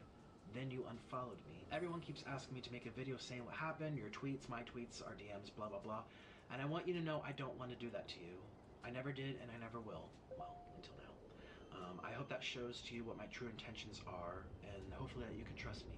But privately, can you just explain to me what I did wrong? Why you still haven't said anything to this day? I'm just so confused. I was so excited that you asked to collab. I kept saying to myself, what did I do wrong? Maybe I jumped the gun without getting extra confirmation. I'm sorry. You said you were free in the schedule, and then even you said we should film Tuesday. I bought the tickets right away. Maybe you changed your mind, or maybe someone told you something about me. I don't know. Look, I'm not saying that I regret growing there. I actually met another YouTuber. I made lots of videos. I'm not complaining. I'm not going to make exposing videos. I just want to know. I would really appreciate it if you told me privately what happened on your end. Thank you, and I wish you a speedy recovery. Nick had a bad experience, it's a shame. But in a rather long message attempting to confront Trisha, he outwardly states that he doesn't intend to make an exposed video. So what has changed since then? She saw this message. Instead of just telling me straight up, she took our DMs, edited out her messages to me, cropped them out, deleted them, put my messages together, and then sent them all over the internet. This is quite the allegation. What evidence is there to support it? Well, not much, to be honest. The DMs were released, this was true. But as Nick recognized in this message, there were people asking after the situation. One of these individuals was Martin Lewis. Now, his upload is quite harsh on Nick's perspective due to some personal history in the vegan community. However, the DMs he shows are in full chronological order with no editing. The only content that was not passed on were the first interactions between them and the final lengthy message, which, judging by the unread receipt shown in this video, was not sent at the time she passed on these screenshots. In fact, if you had a keen eye, you would have noticed that in his DM, he mentions a situation transpiring with a gentleman named Sean, Trisha's ex-boyfriend, where Trisha talks about closure in a video, this video being her response to Sean, released on the 27th of February. Sean made a video saying what went down with me, where he gave the internet closure, but still has yet to give me any closure, a real-life human being, in which he spent the past year of his life day in, day out with. It's also important to note that a video uploaded by a creator by the name of Vegan Cheetah, who now goes by Charles Marlowe, appears to include receipts as well. Now, I am not in possession of the video, and it does not appear to be archived. I don't know all the exact details, but we can calculate it was released around mid-February, around a month after Nick was meant to be meeting Trisha. I know this because an old Reddit post which advertised this video is still up, dated on the 20th of February, a week before Trisha's video response, which Nick references in his own message to her. I did find a clip from the video in another upload which explains how this was brought up in his circle. Now, I couldn't find a whole lot under that video that Trisha Paytas had uploaded, but this comment that was left on my video actually started a small thread. Taylor said, yeah, something weird happened between them. She probably set them up like she does to other YouTubers, but they're both whack jobs, to be honest, so who gives a And then Nikki responded to Samantha by saying, I may be wrong, but did she not end up in the hospital around that time, though? Now, it's possible that Martin Lewis's video was released after Nick's DM,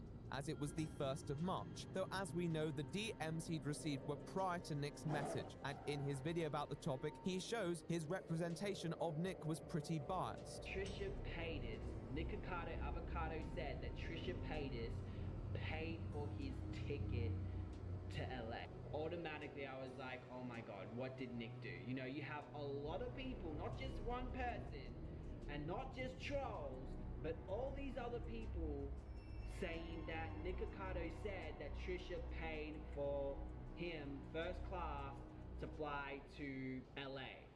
And at that time I'm like, well, who's lying? Is it these people? Is it Nick Ocado's fans? Or is it Nick Ocado? I messaged Trisha, I said to her, Nick and I used to be best friends till I disconnected from him due to his lies and opportunist mentality. Anyways, I'm doing a video on the situation between you and him. Word on YouTube says you wanted to collaborate a mukbang with him. He came to LA for you and you stood him up. Well, anyways, let me know what happened. I have your back in this. But if you did something wrong, own up to it. As you know what can happen with the drama these days. Because of course, I assumed the worst because of my past with Nick Avocado, and it's not just one incident, it's just multiple things, and things that even continue on to this day. Like, he's lost a lot of friends, and there's a reason why. With this in mind, we can portray the reality and look into how it was twisted.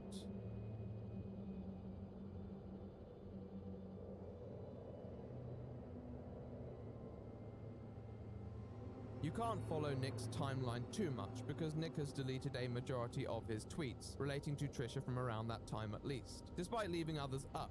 Not sure why he did that. However, his framing that there were loads of people calling him a social climber on Twitter seems pretty unlikely, and once again, I could find little evidence, given that his criticism came from such a small niche on YouTube. In fact, if you look at Trisha's and Nick Ocado's joint mentions around that time, you'll see more negative comments towards Trisha from Nick's fans, mostly in reference to the 2017 video he put out, which many quickly assumed to be about Trisha. Now, I mentioned this video earlier, which is allegedly in response to a supposedly deleted homophobic comment left by Trisha on one of Nick's videos. Some of Nick's viewers claimed they had seen it and captured it might take a little longer themselves, than but there is no clear record nor mention of it in Nick's all-spilling expose, which makes the more conspiratorial side of me wonder if Nick was really back at it again with his fake accounts, as he had previously used one to copyright claim our friend Rainey. On top of this, Nick fails to mention the YouNow streams or his deleted tweets about Trisha Paytas, these ones being captured by an ardent supporter of his. I don't know the exact reason he didn't mention these in his videos, but I assume it was to avoid the perception that he had instigated the conflict in any way, and that he had remained silent. This is something that's plagued me for years. What I'm going to talk about, and if you have no idea what's happened, you randomly found this video, or you know of me but don't really watch me. I mean, I don't talk about this. I never have.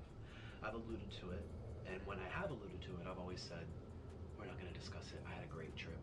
I will add that all recorded drama appeared to initiate in September after Trisha's YouNow streams. But with all the deleted content, I can't comment on what happened for certain. Now, looking at the receipts we can squander together, the precipitation of the situation may be slightly different to what Mr. Avocado presents. In his video, he states that he's been struggling with escaping the vegan community. Around this time, I had stopped being vegan. I had just made the announcement that I didn't want to be vegan anymore. And For anyone who has been vegan and they stopped as well, you know it's one of the hardest things to grapple. I mean, not like, oh, I did it for a week or I did it for a month. I mean, I did it for 5 years. My heart and soul into it. I was one of those people that stood out with the signs, meat is murder, outside of McDonald's. That's how much it was my viewpoint. At every possible aspect, it was my life. And when I decided to stop, I thought my world was crashing down. The majority of my audience at the time was vegan. I had like 50,000 subscribers, all vegan. And it's clear that some in the vegan community still harbored a level of resentment towards him.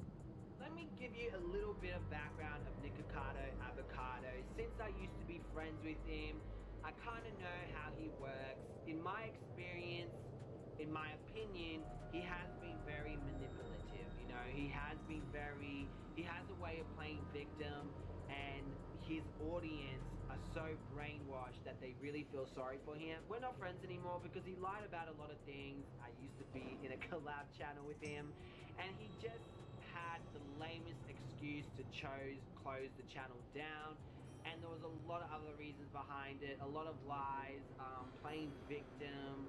He was doing sneaky shit to make people assume something else in the comment section. These aren't random drama channels who Trisha was DMing unprovoked, however. These were people with already existent drama with Nikocado Avocado, probably looking for other ways to tarnish his reputation. Vegan Cheetah had already uploaded multiple videos on Nikocado Avocado. Martin Lewis was more drama-oriented in general, but still states he had previous baggage with the dude. But these videos weren't overwhelmingly popular, and Trisha's DMs didn't really reveal a narrative without the vegan creators providing their insight. Should Trisha have responded to Nick instead of the drama channels? For sure. But this wasn't malice prepense, it was completely in line with Trisha's behavior. It's very possible that she was influenced by a lot of narratives perpetuated by certain individuals who had legitimate business towards Nick. Just because she's a large YouTuber doesn't mean she's the one influencing all these other creators with her opinions. And this is what leads me to my next point, the YouNow streams. I was never going, like, I don't know. I was never going to, and I wasn't gonna, like, collab, you know what I mean? Like, I don't know where that came from. I do hang out with lots of YouTubers when they do come, and if I am feeling good and well, and I just get pissed when people are like, she flaked on me, she blew me off. If you look, I never even opened his messages, and I had, like, literally, like, 50 DMs from him that I never saw. I mean, I don't talk shit on YouTubers, but that, like, was so...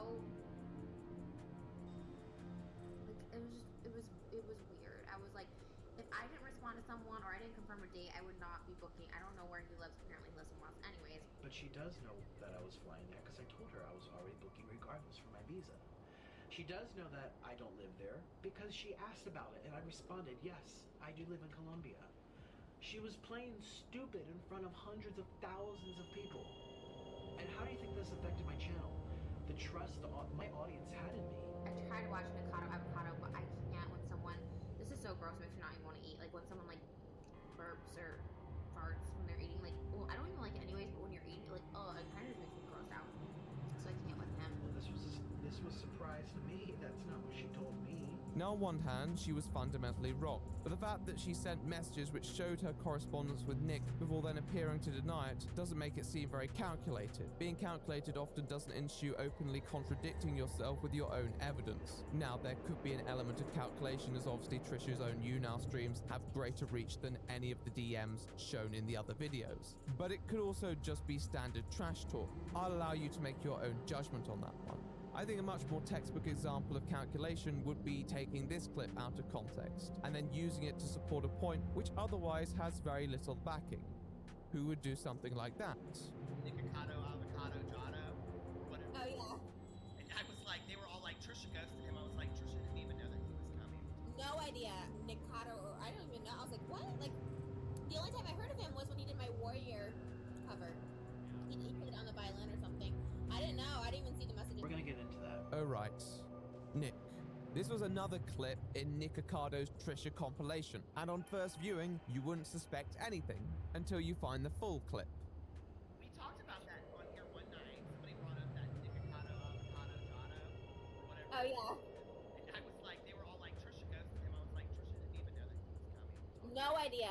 Until Martin Lewis DM'd me and is like, I'm doing a story about you and Nikocado, or I don't even know. I was like, what? Like, the only time I heard of him was when he did my Warrior cover. He put it on the violin or something.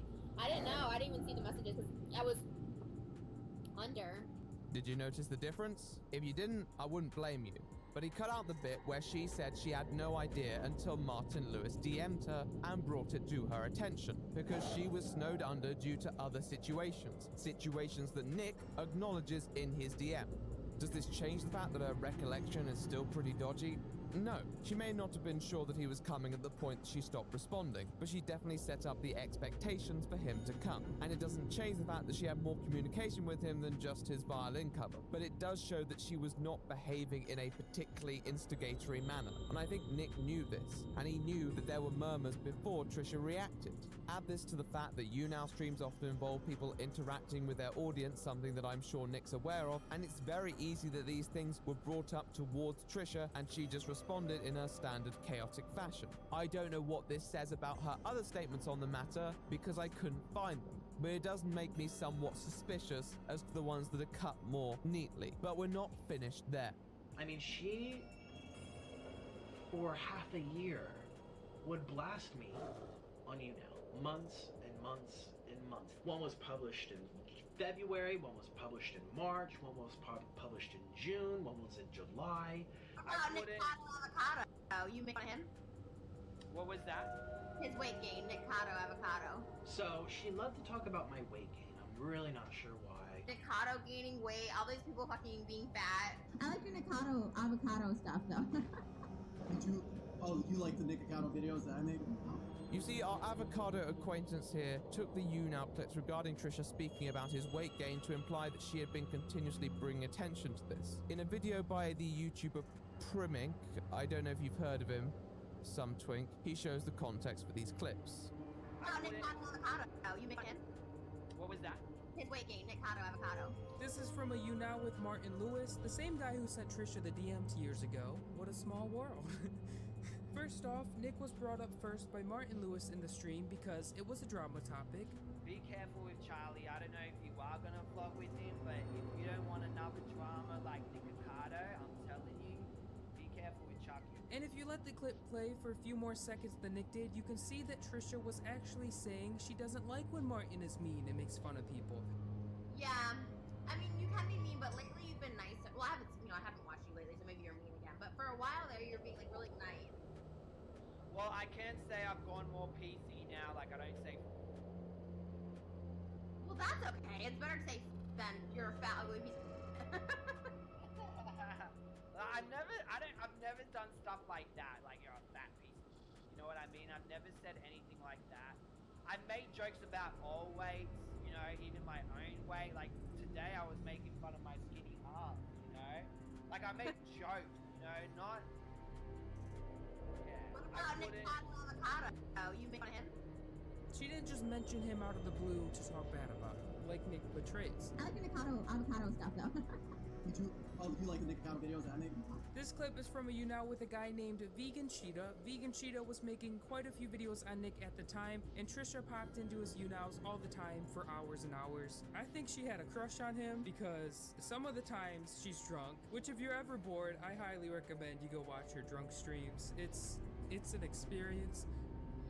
Okay, we are absolutely good. Like this is why I like to handle this stuff now, because it eats at my brain, and I don't like that. I don't like doing stuff that when I need to take care of certain things. Throughout this whole So, like, especially when it comes with the VA in particular is like a big deal for me. Like I just, and there was a thing that I got yesterday, or at least I don't know when I got it, but I noticed it was there yesterday. It was a Sunday, but they don't do mail, so it had to have been just chilling there for a day, because it was tucked in the corner and I didn't see it, but I don't know. So it told me I had like an appointment to go somewhere 2 hours away. It wanted it like, and it's not uncommon for the VA to send you places that are longer away for specialty things. But it was 2 hours, and it wasn't required for me to be physically there. It's just a conversation I'm supposed to have with somebody. And so I called them up and asked them if I was talking to them, telling them like, hey, it's a 2 hour trip. it's gonna be a difficult time for me to get there. Is there a way to reschedule something? She's like, oh, do you want to just do like a video chat? And I was like, I can do a video chat. And she's like, yeah, sure, let me go see. And she went to go talk. And she comes back. She's like, yeah, everything's good. You can do a video chat. Bueno. And I was like, yes, because then it also saves my social worker having to do stuff. And that's right, I got a social worker because I'm too fucked up. But I make it sound like I'm a detriment to society or something, but that's not the case. It's just, you know, without getting into severe details, someone needs to be there to help me deal with things on a regular basis because it could be very difficult. Not all the time because I am an adult and I know how to handle myself. It's just there are times where things become too much. And it's just more like she's my social worker from. I make it sound like it's a mental thing, but it's not. She's there to help me to keep from being homeless. So that's all. She's a very sweet person, very kind-hearted. She got promoted recently, which was unfortunate for me. I even told her, I was like, that's bad for me. Good for you, though. I did. I would send letters and stuff all the time talking about how good she was. It was a well-deserved promotion for her. Okay, so what direction do you think I should go in? Just But with that said and done, we are good to go. All things are good. make more videos. The world is Are you for that? equal again. That obviously gets confused for sure, but just be drama. That's what people like you for. You're trying to be like something that you're like not, you know? He asked how to improve his topics, what videos does Trisha like, all this stuff, and finally she told him that she likes his Nick videos because he made a lot of Nick videos at the time. I like your channel because like at least you like upload consistently and talk about drama only. But once you start talking about like your girl, I'm like nobody care. You know, not even just her, but just other people that are irrelevant. I'm like, oh my god, stop talking. Oh, I gotta fly over here. Avocado stuff though. You like the Nick Cotto videos that I make? He kept asking Trisha what she liked, and she told him what she liked. Hello. Once again, it wasn't out of the blue. She wasn't bullying him. It was a pretty normal conversation. When See you're you a huge around. YouTuber who's pretty problematic, people are gonna talk about you. It comes with the territory. Nick took these super short, out of context clips and put them to a narrative that made Trisha look. Yeah. You can make anyone look And then bad. like If now you that only it's show 10 seconds of them, like I have something on my schedule, but the schedule is taken care of, and the means to achieve that thing is taken care of. So what I have to worry about now is taken care of. So it's vibe mode again. Well, I do think Nick Cotto is gaining weight for views, like I've said But that. why does it matter? the funny thing is about Nick is that he's a troll, much like Trisha. He makes videos to make people mad or get a reaction out of them because reactions equals views and views equals money. Both Trisha and Nick know this very well. They're both masters at it, which is also why this video is kind of weird to me because a lot of the things Nick calls Trisha out for, he also does on his channel. She is pretending to be going through some kind of psychotic breakdown. Check on my email for a second. Oh yeah, how much is the bill this month? Woof. She does this Right. to distract. She does this to deflect and hope that you just put your hands up and say, I give up. This girl's mental. This girl's crazy.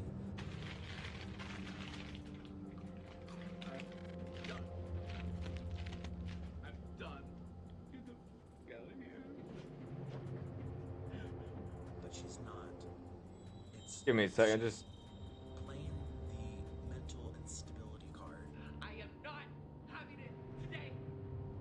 I am not having it today. He's not having it today. Unless Nick had picked it from a compilation video, of which I could not find any, there's no way that he would have missed the context for those clips, which also means that he intentionally cut them in a way to support his point. It seems that with context, Nick Ocado showed no actual clips about Trisha Paytas talking about him without provocation, and on top of that, Trisha appears to defend him. He also frames these streams as partaking over the span of months on a continuous basis, like Trisha was just trying to drum up this continuous wave of harassment against him. A majority, if not all of the clips where she mentions Nick's weight gain are in YouNow streams with people who have pre-existing drama with Nick Ocado, and Nick wasn't the core topic of those streams regardless. You can't expect your name to never be mentioned by someone when you yourself have mentioned Trisha in passing as well. I mean, she, for half a year, He made this 3 years ago. I just realized this man made this video. months and months and months. Now, I don't find evidence to support this either. Most of the clips had Nick being brought up in passing. Her streams with Vegan Cheetah definitely appear to be made around that time that they collaborated together, and I think the motive may have been a little more based on the principle of attraction. Just a hunch. So this went on for months and months and months, and what's done from it was comments and comments and comments. Okay, my pen. Yeah, I don't care for his videos or for his personality, but, you know, whatever, it doesn't matter. People assuming the worst about me because she gave them that platform to do so. You know, she kind of entertained the rumors. She spread the rumors herself deliberately. And then she entertained the ones that came out of it and laughed about it in my face. It's not hard to research his Twitter mentions from around this time, and there are really no mentions of this. Now, that's not to say they never existed, accounts are deleted, comments are also deleted sometimes, but none of the comments are present on a disproportionate basis to other drama he was engaged in at the time. If anything, it seems the people who did jump on the drama had serious baggage with Nick and would continue to torment over other drama that Nick provoked in the coming months, including some very controversial content. Was Trisha's behavior unprofessional and unfair? Definitely. And I'll probably have to look down that rabbit hole eventually. But Nick's video felt like he had chosen a perspective based on a murky recollection of events and then sought to find the evidence. We're vibing and trying to smoke, but I just want to point out something about like these mukbang streamers. A mukbang, if you don't know what that is like they literally sit there in front of the camera and they just eat. That's all they do. And they may talk to you about something or whatever, but that's the main gig. You just watch them eat food. Like, obscene amounts of proportional amounts of food for one people. And I just want to say that these people who do this naturally gain weight. And they end up becoming quite heavy as individuals. Like, he was a very thin individual, but as time goes on, man, you just start to pack on weight because of it. I don't get it. I'm not gonna insult people who are into it, but like I don't get the appeal of watching people stuff their face. I don't get it. I don't get a lot of this stuff. I don't get it. After he had chosen his position, which led to a bending of the truth, as the situation wasn't quite as he recalled. He's more than happy to show some receipts, but a lot of the remaining evidence is either impossible to verify or doctored by Nick himself.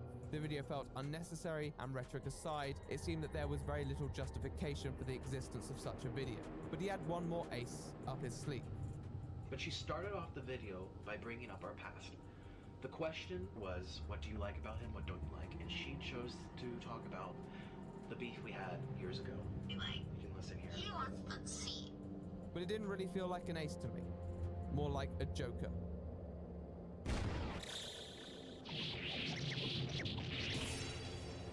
How dare you call me?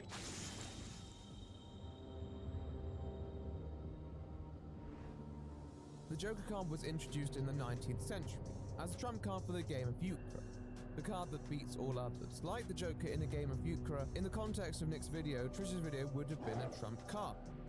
And I'm listening to this, I'm like, she loves us together. How am I supposed to know that?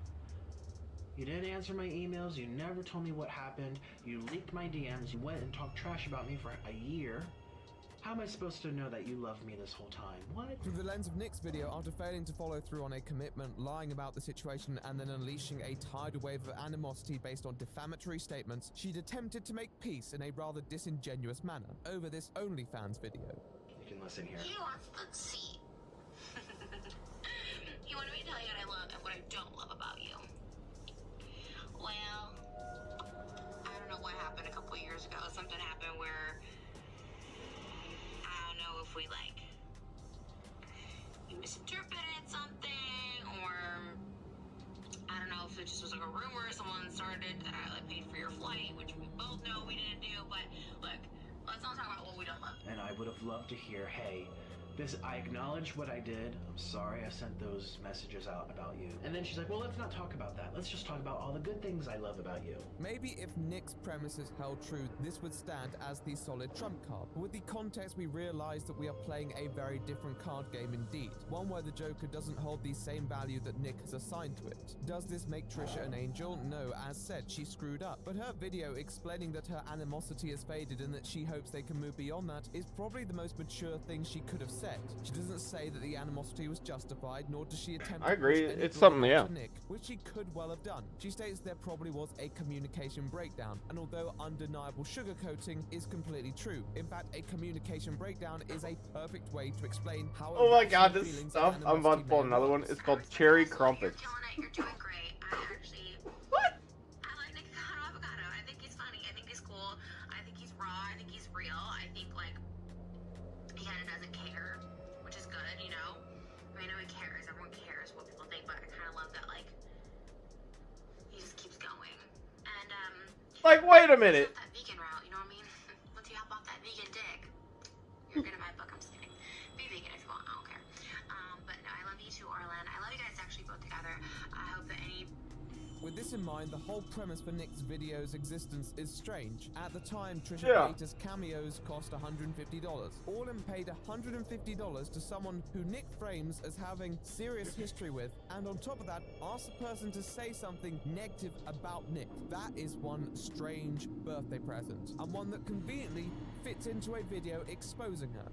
In all honesty, I think Nick and Orlan knew what they were doing when they requested this cameo, and was probably disappointed that Trisha didn't give him anything outwardly unreasonable to work with, because as said, Trisha will have her time, and this does not excuse her other actions, but given what we know and how certain clips are actually in context, it doesn't hold the same power. It just seems strange.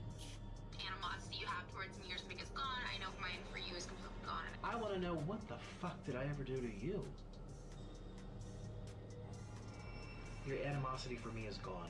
Why did you even have animosity about me to begin with? Animosity you have towards me or something is gone. I know mine for you is completely gone, and I wish you nothing but love and success. And you've already have that, so I hope you just keep growing and building. And, you know, from one mukbanger to another, we gotta stick out for each other, because a lot of people think what we do ain't shit, but they ain't shit. Because we get to eat and get paid, so, We're vibing. you know, I don't understand how you're sticking out for me. I've never felt that way, ever. For years. I mean, you don't even follow me on your Instagram. You don't follow me on Twitter. And again, you don't have to follow me. I'm not saying this is what upsets me. I'm saying I don't see any evidence to support that you stick up for me and that you care about me. Like, what? And if this is real, if she is being truthful, that she loves me and sticks up for me and she thinks I'm awesome and everything, why have I never heard from her to rectify that huge shitstorm that she pretty much caused me and my family and all of my viewers for years? When this all went down years ago, I never shared my truth. I never said the truth.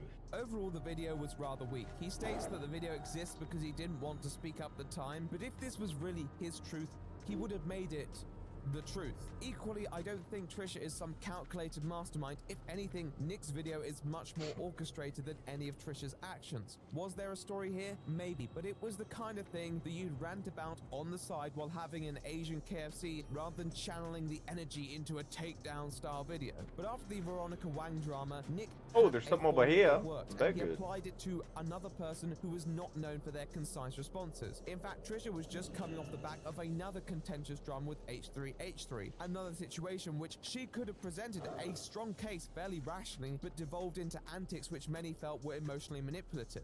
Like, she goes from model to WWE wrestler. Like, it's just. And they already have such a complex. It's such a complex. It was another easy target for Nick, and he composed the video using the scraps that he obtained very well. For Trisha, it was a hard situation to overturn. Grilling She on my had teeth, let that him means I down, brush and 'em. ultimately, even if a portion of Nick's allegations were built on exaggerated rhetoric and edited content, her failure to resolve it and instead resorting to going off streams of people who Nick clearly had negative experiences with was highly unprofessional. Sure, the video said things about Nick, but it also said things about Trisha, and at the time, people cared more about one person than the other. So no matter what Trisha said, she was going to be fighting a losing battle. Nick knew this, so he just jumped on whatever she said for a response video. Some of this stuff seems related to what he's been saying, such as those tweets on the day of the video. Other stuff, not as much. But one thing we have to remember is that the internet is not real life. People that you interact with on the internet can be lovely and wonderful, but they can also be really hateful and negative and evil. I did not tell people to unfollow her. I didn't tell people to dislike her. I didn't tell people to unsubscribe. I didn't tell people to leave hateful comments.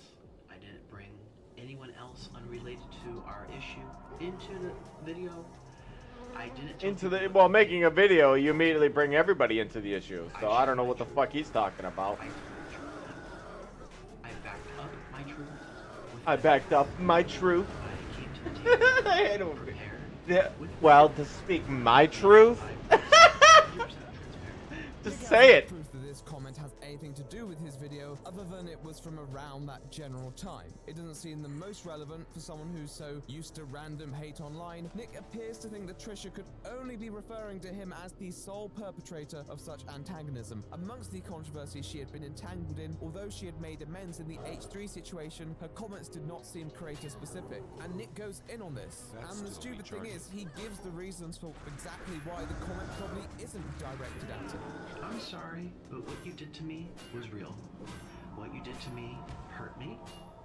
What you did to me was Get 'em, boys. so calculating that I can't even describe in any more words than I've already put out. Some of his responses are valid. Once again, Trisha made the mistake and he's sure to hammer that in. But some of his other statements are either disingenuous, unproven, or so unbelievably ironic that it's borderline satire. Good job, boys. What I don't understand, if she wants to imply that I'm not being truthful. These guys are disgusting. They're beasts. It's one of these things where some people believe if they say it over and over and over enough, that it becomes true. If you hear it enough times, that's fact. But it's not. And I told everyone what happened. I showed them the DMs. I showed the video clips of her acting like she didn't know who I was, making faces when my weight came into discussion, egging people on to continue the gossip.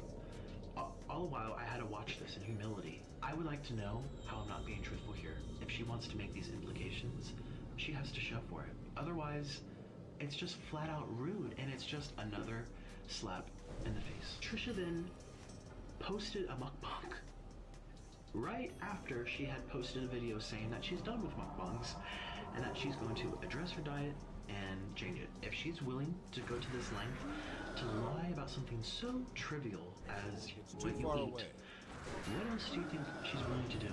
Actually, someone replied to me and said, it's obviously pre-recorded, you're starting to look desperate. And I said, no. First of all, Trisha has been doing this to me for 2 years. 2 years, I had to read these comments, feel Be this free, pain, my buddy. keep it to myself. Troubles you. Over 2 years, 2.5 years. This is my moment. And the fact that it is pre-recorded, and she chose to put a mukbang right after announcing she was done with them, it shows that she knows how to play her cards. She knows that it will get a reaction, it will make people upset, it will create more. Okay, so those dogs drop the core malices I need to set them free. And then these grenades I need to use to destroy these, I think. With you. And how smart of Trisha to use a card like this. I need to because get let's closer. face it, in society, if you question the validity of what she says, you're seen as an awful person. And this is a very Is it this then? card. But one thing we have to remember is that the internet is not real life. So if the internet's not real, what's going on? Smoke and mirrors. Sure. Yeah. This is a way to cop out and to cover up because it's that touchy of a subject. Ah yes, Trisha, the mastermind. Thank you, Nick, for illuminating that very manipulative tweet. Trisha is very smart indeed, a true galaxy brain of our generation. But for me, with my game, his Joker card was useless and only served to highlight the absurdity of some of his statements. Remember, you guys, I came back literally with a luggage full of coffee, full of sombreros, full of keychains, and little presents for Trisha, and sat down and said, what the fuck did I do wrong? And then to turn on the computer and to see Trisha talking about my weight regardless was so manipulative and just another part of the mind control, another part of the look who has the power. That's the game she was playing. Mind control. This is the man that many believe. But how long would that belief last for?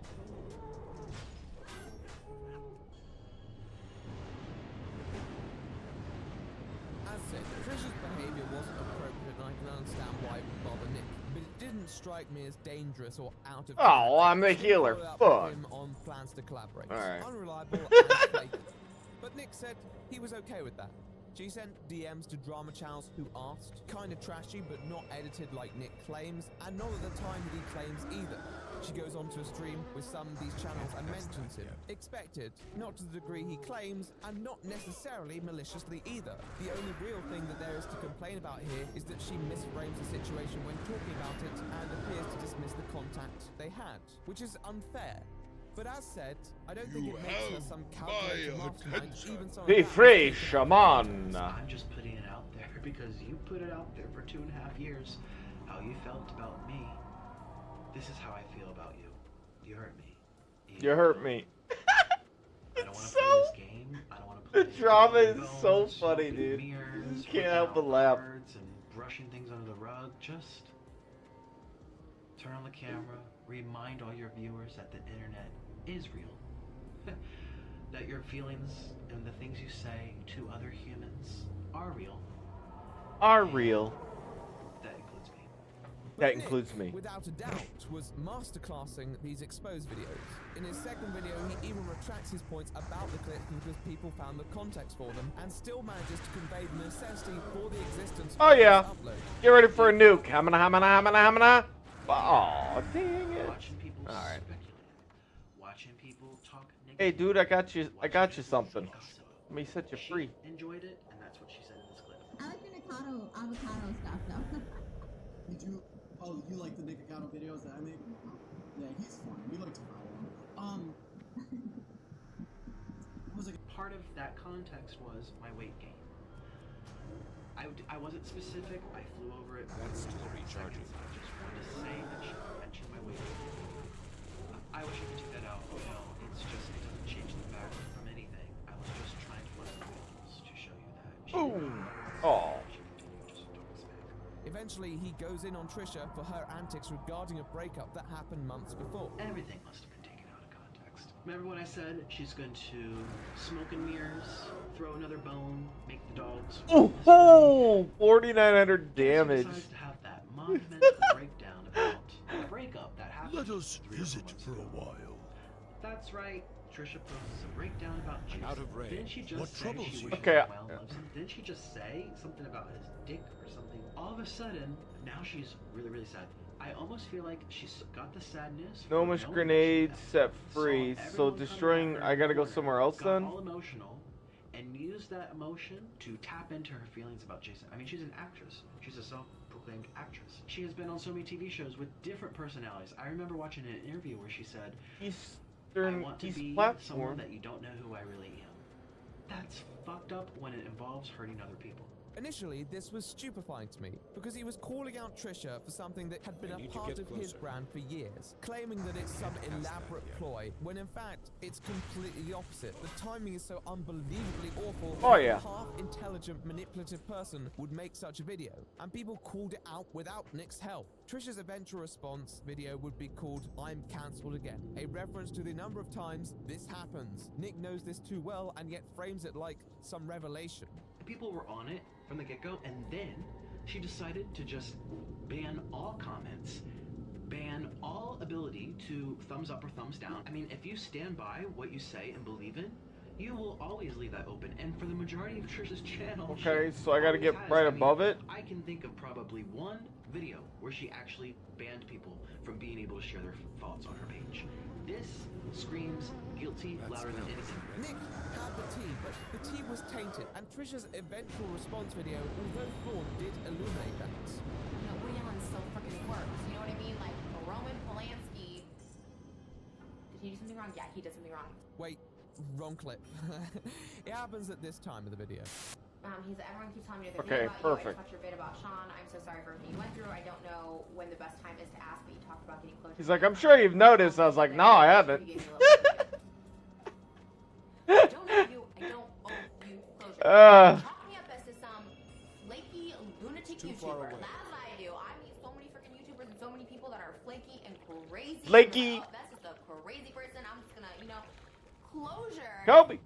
Is something when a friend dumps you after. Yes. Closure is something after someone's cheated on you and trying to find out why. And you're like, that's when someone owes you something because you put in so so much time. It may have been common courtesy to tell someone about their position, but Trisha didn't want to, and is okay with being judged on that basis. I don't think her response is the strongest because I think you need to accept some fault. She acted incredibly enthusiastically towards his works and then just stopped responding. It probably did confuse him and lead him on. And she did trash talk a bit in future streams. But over the space of 2 rather erratic videos, she provides an explanation for a majority of her actions. The other reason why I'm just like so scared to even say I'm always down, but like I said, when things change, they change, and like yeah, at the time I would go on you now and talk about it because at the time he did say I could for a second, I can't say that, but he said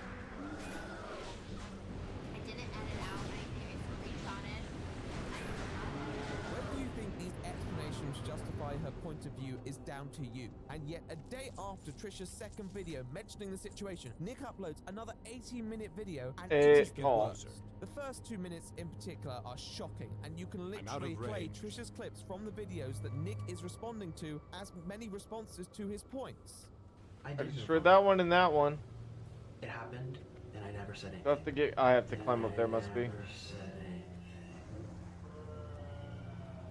Why didn't she move on when she talked about me over and over and over and over? I don't know what else to say. I'm down. That's the other reason why I'm just like so scared to even say I'm always down. But like I said, when things change, they change. And like, yeah, at the time I would go on you now and talk about it because at the time he did say Yeah, take that. I can't say that, but he did. What an arm on that boomer, the boomer arm. Ah! My husband's cameo and lied to our faces. Because I was like, okay, I'm just gonna like let bygones be bygones, water under the bridge. Like I'm gonna be like, good luck, good job. When I'm done, I need to free some more spirits. Yeah, I'll free you, shaman. Yo. Purposefully tried to ruin my reputation when I was very small. Why did she not move on where she felt the need to entertain rumors about me? Some of the things that she's saying about me that my viewers might be believing. Small world. Again, this is not for her. Just made it very clear she has no care in the world for me. So on the you now, I say, I was talking to, what was that guy? There's some drama channel, I forget his name. Oh, I forget his name. You have my attention. Shaman. And that's fine, I will live with that. He also showed video where you kept talking about his weight. I didn't. More than once. I saw the video. Do you regret that? But he edited. So on the you now, I say, I was talking to, what was that guy? There's some drama channel, I forget his name. Oh, I forget his name. And I literally say, he gained weight. And you're like, okay, so he got fat. So what? And he added out the part where I'm like, so what? I went on Social Blade because I'm a curious George.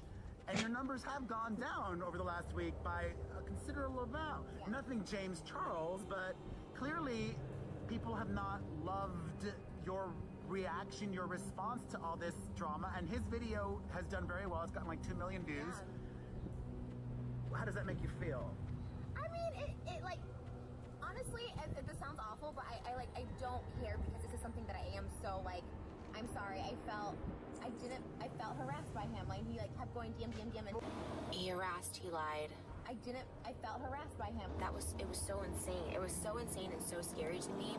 And if you're scared and if you're like a little like, I'm being targeted by a weird she's being targeted by a weird It's like reverse psychology. She's saying that this is who I am, and by reacting, I'm therefore proving her point. I've never been manipulated like this in my whole life. And that's why this video is hard for me to make. Nick frames it like he's the victim Yes, of some master Shalashka. puppeteering. May from your Trisha Paytas, nets which is giving always her be far full. too much credit. I could go on. For the record, in Stay that clip, warm. Trish is actually reading out someone else's comment, but I think Nick knows that. I don't think Nick harassed her or anything, and I don't think it's fair of Trisha to claim that. But Nick talking with the hushed tones and sincere confusion and hurt is by no means any less disingenuous than Trisha. Trisha's responses are not very good. You could take them apart quite easily. Nick does this with some of the responses, such as Trisha's rather dark tweets, but mostly fails with others because it doesn't fit into his narrative. For example, and tried to ruin my reputation on purpose, and then twist it so that if I react, I'm crazy. She says he's a little off and gestures to imply he's unhinged, and it is insensitive. And suddenly, it's actually this gaslighting tactic to make him doubt his intentions in making another 18-minute video. But I don't buy it. Gaslighting is built on intent, as we'll soon find out. And I don't believe that Trisha had that intent. I think she saw a person who messaged her a lot, paid $150 for a cameo to use in a video against her before posting another over her failures, and she probably thought he was a bit unstable. Does that mean it's the right thing to say? No, but Nick's narrative that she's some master manipulator is Dude, that's 90% of my damage. What the heck? And is now trying to silence him. A narrative that Moonfarmer 75%. I crit for 300. I know that that's not a lot in a world where someone's running around with 6.4k. But like that's 75% of my damage reduced, and I still hit that hard. That was. I feel like that's a pretty decent damage. I think he was capitalizing on a personal problem that he previously held against a controversial creator, acquiring some reputation points, and grabbing Trisha's attention in that moment too. And to be fair, it worked. Despite Trisha being a master manipulator and Nick being this crazed stalker, Trisha apologized at the start of August and they hashed it out in another mukbang, so maybe they do deserve each other. Look, like, the internet is so huge. You have such a big following. Like, you just go to you. Like, you're doing so good. Like, I know it's fun. Like, you're getting the views and stuff, like, by going back and forth with me. But, like, honestly, like, when I'm... And there's some people I will never acknowledge again this person being one of them after today. Come on, staff. Oh, Orgas Thorns works too.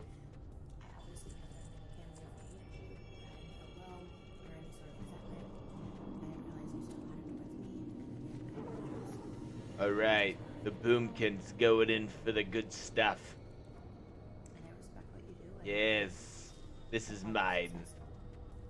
I might just do a star spiel. Oh, come near me as I thunderdome it.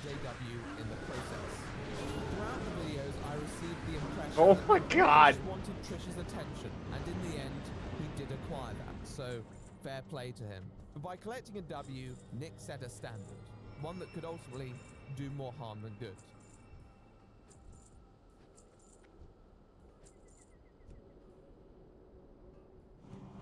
I thought he was done. Nope.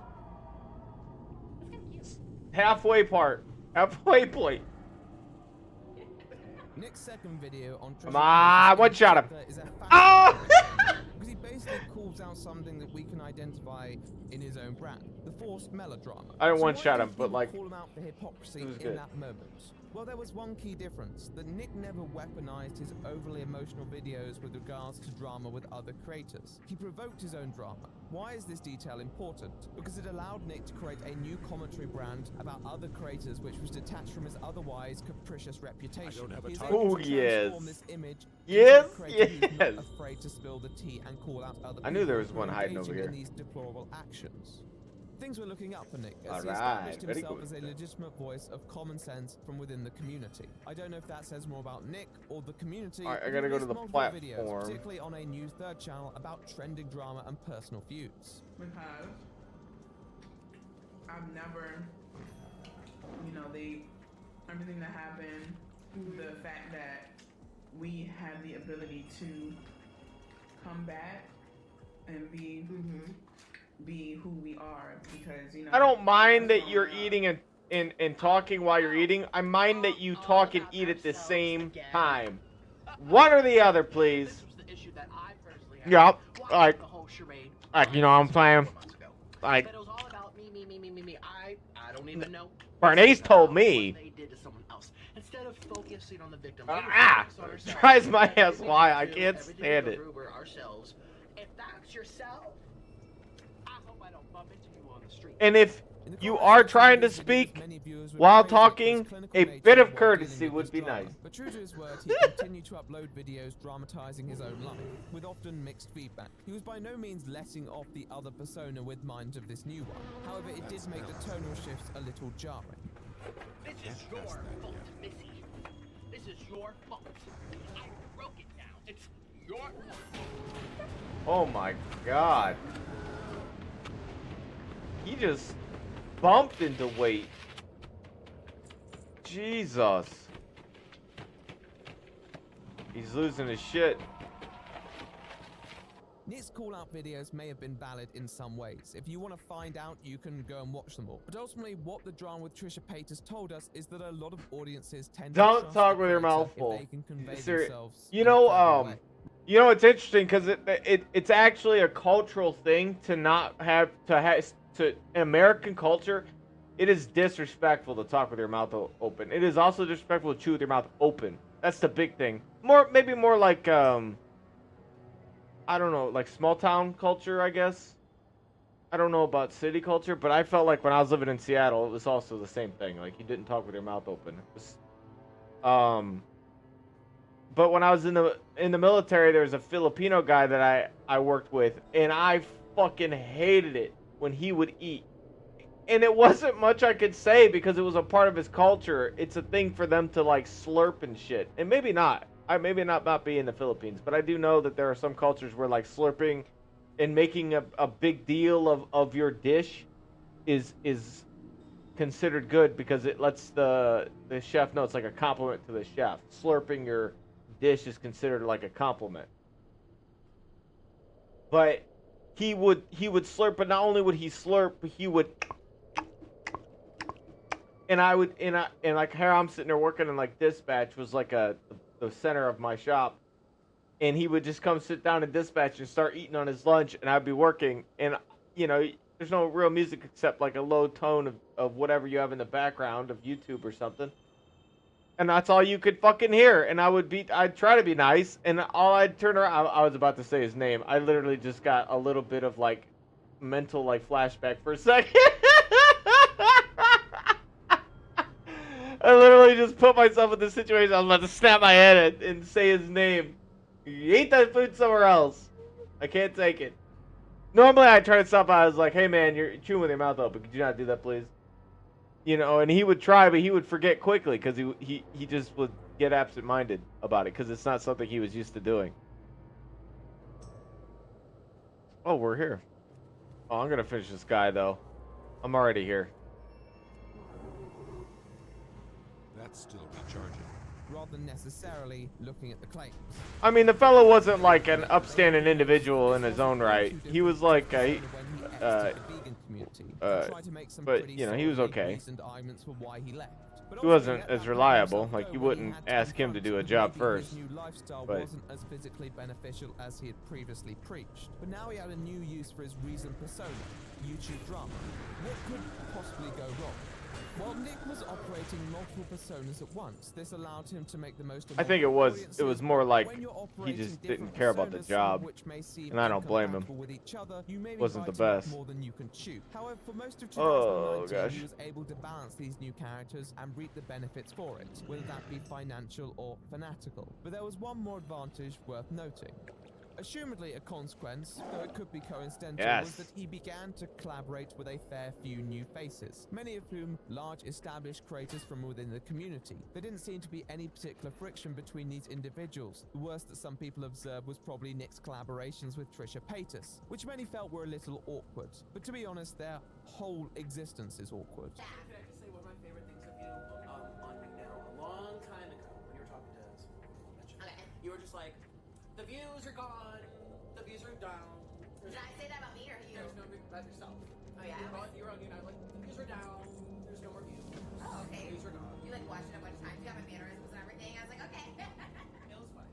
Nick appeared. Yeah, I never get sad by it, but like I guess you could argue that I'm not a fan of conflict. It's just there are certain things that I like to say I pick your battles in a way. So like a lot of things I just don't say anything about, even if they're like things I don't care for. I just won't say anything because it's whatever. Especially if the circumstance isn't a long entitled circumstance, I won't say nothing. But there are certain things, even if it's a small short time frame, that I'm going to be around somebody or around a circumstance, and it's food chewing. I cannot handle it. And like I will mention it even in periods of times when like I just which was inspired by Shookbank's edited footage of Rebecca's collaboration with our friend Stephanie here.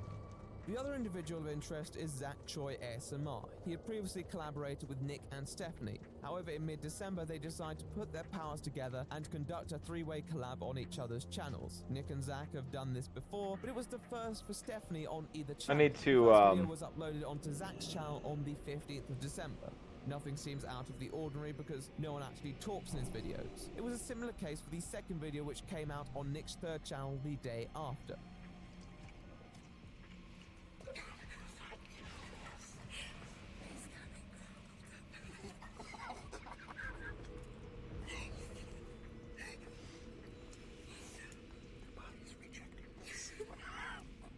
The day after that, there the it video is. went Oh, up on I Nick's see. main It just channel, doesn't where have he it. enjoyed Okay, 10 locked. packs of spicy Okay. ramen noodles and Have actually that. had the opportunity to talk. Shit. Nothing seems particularly out of the ordinary, but for a brief spell towards the end, the previous drama is brought up. What did you want to share? Or do you change your mind now? There's my horse. You said you wanted to talk to your viewers with me here, that because you never talk to any of your viewers, and they kind of. Okay. There's a few things I haven't changed because I'm balanced. Clear up is that a lot of people think that I didn't like you after those videos.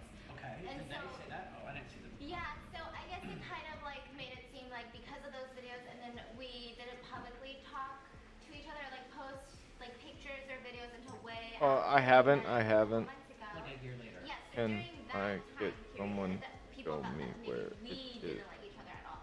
Okay. Because of those videos. So Okay. I mean I didn't feel that way though. I didn't even feel tears. She's like, oh god. Now keep in mind that I still hadn't watched Stephanie Sue's video at this point, but with the experience that I had with Nick's content, I noticed that this part in particular was more heavily edited than other parts of the video, and seems to end rather awkwardly. It made me rather suspicious that there were some interactions missing here. One more point I would like to add is that on the 16th it of at the December, top? the day after the second video was posted, Nick made some tweets alluding to spilling tea on Yeah, another I- creator, it's alongside some up Instagram comments, and on down? the 20th of December, he made a video on All In's channel stating that he planned to expose another creator. So with one video uploaded on Zach Choi's channel and two on Nick Akado's channels, there was a You got more away from conflict. Yeah, I've just been less picky about what I have to say because honestly, like, if you don't make a here's what I've also learned: if you're not a fussy person about a lot of stuff, when you do get fussy, people take it legitimate. They'll take it far more serious because you're not very fussy about shit. A lot has happened and it's been really stressful. The past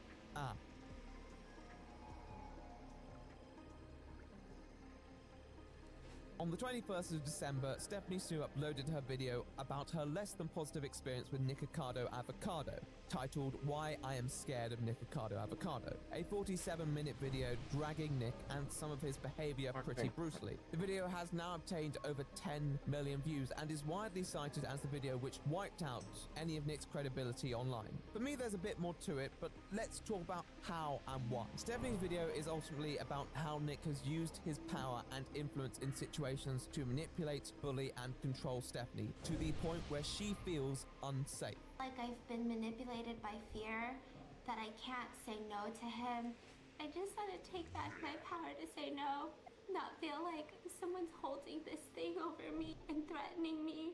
It's a very unforgiving perspective of Nick Accardo and his behavior. What does this behavior entail? Well, as noted, Stephanie was vaguely involved in the Veronica Wang Definitely drama. Stephanie stood it. claims that she had spoken to Nick then for a brief period, and that Nick wanted her to make a video on the topic, but she declined. Stephanie didn't want anything to do with the drama. He wanted me to make a video on my side of the story. I had told him that I wasn't involved. I don't think I need to make a video. It was just back and forth of that. There have been various additional attempts to collaborate, but He's the guy talks about how he only smokes cigars, like some type of like he may only smoke cigars, but there is nothing enjoyable about cigars. There isn't, and I used to like them, but as I gotten older, I've started to hate them more and more. I don't get it.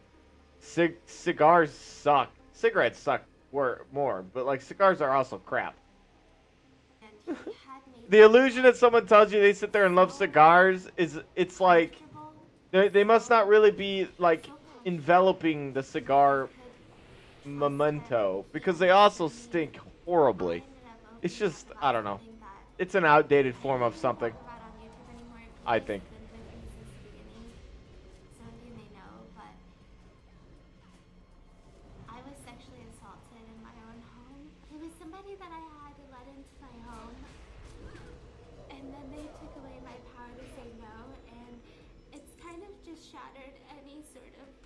I think I'm gonna do this way. I think A4. I can still. I need to sit up though. Posture's kind of shit. Nick seemed very warm and sympathetic. Over the next few months, their rapport built, with her being open and talking about her home security and some anxieties that surrounded it. In December, they agreed to collaborate on each other's channels with Zach over the space of the weekend, and although the first day of recording went off without a hitch, it went rapidly downhill on the second. Firstly, the topic of Veronica was brought up. Nick asserted that Stephanie committed to talking about it the day before, despite Stephanie having no recollection of this. Before we filmed Nick's video, his first video, the talking mukbang, we were supposed to go to H Mart and then go back Oh, pancakes. Thanks. You didn't have to do that. That's so nice of you, though. It sounds like you're going to be around here a lot more often. Welcome. What do you get for being a subscriber to my channel? Nothing. I don't think you get anything. Maybe you get some cool emotes of me back in the day. But thank you for the support. It's very appreciated. It basically just means you love me, which I appreciate. Thank you. Yeah, I'll take that. I'll take that any day. Sweet, be sweet on me. Watch this proc. Boom. He had mentioned, you know, I think that we need to talk about Shukbang because you know everyone's going to be talking about it in the comments. And I don't know why I believed it. I said, oh yeah, I mean, I guess it's weirder if we just act like it never happened. And so I felt like I was comfortable mentioning Shukbang, addressing it to the capacity of me and Nick. Yes, this is how we met, through a Shukbang video. But we have no ill will towards each other. It's all over. We're friends now, you know. I felt like I would never tell him that I wanted to talk about Veronica and specifically spill the tea. It had always been about... My word. She cleared this up and thought it was dealt with. However, around half an hour into their second collaboration video, Nick brings up the topic of Shukbang and Veronica and allegedly begins twisting Stephanie's words very viciously. And I just remember feeling just shocked because the way he went about it was just so... almost like an interrogation, but I was like, you know what? It's fine. Dude, you can't push me like this. I'm gonna, you know, joke it off. I'm gonna say my piece. I said, you know, You're gonna start dying if they're not careful. feelings because you made those videos, and I get why you made those videos. I had these baby wipes in front of me, and I kept wiping him every time he got too serious to just kind of play it off like, let me wipe him up. And every single time I tried to do that, increasingly, it seemed like he got more offended. He would look at me with such a shocked face. Like, I can't believe, but you said you wanted to talk about it and now you don't? Almost like, how dare you? You said you wanted to talk about it, and I just remember I kept trying to put it off. I kept trying to show him I'm uncomfortable. I kept trying to lighten the mood with jokes and give all of us an out of this conversation without ending it awkwardly, but it was just rapid fire, and it increasingly went from Shukbang, maybe the first 2 sentences, into Veronica. And then, instead of asking me any more questions, he started twisting my words. And he started saying things like, if only you guys knew what she told me. I would never tell you guys what happened because she shared it with me in private. She trusts me with these things. But if you only knew. When I heard, when you sat down with me. And I remember this one part where I freaked out because he said, she is such a strong woman to me. As if I had endured something so horrendous by Veronica. And I almost was like, shoot, do I say like, oh, whoa, it's not that serious. Like, all I did was go pick up hair dye with her, you know? All I did was go pick up hair dye. Like, I don't want to disclose all of this. I'm not comfortable with sharing this. This has Wait, why can't I cast this on me? And I remember picking up a baby wipe and being like, I know, like, my life is Oh, there it so goes. hard being a mukbanger. And, like, really trying to show him that, hey, I'm trying to get out of this conversation. Hey, I'm trying to get out of this conversation. And I did this pretty much almost every 2 sentences he gave, and increasingly he looked at me with more and more shock on his face, as if he was shocked and angry at the fact that I refused to talk about what I told him in private.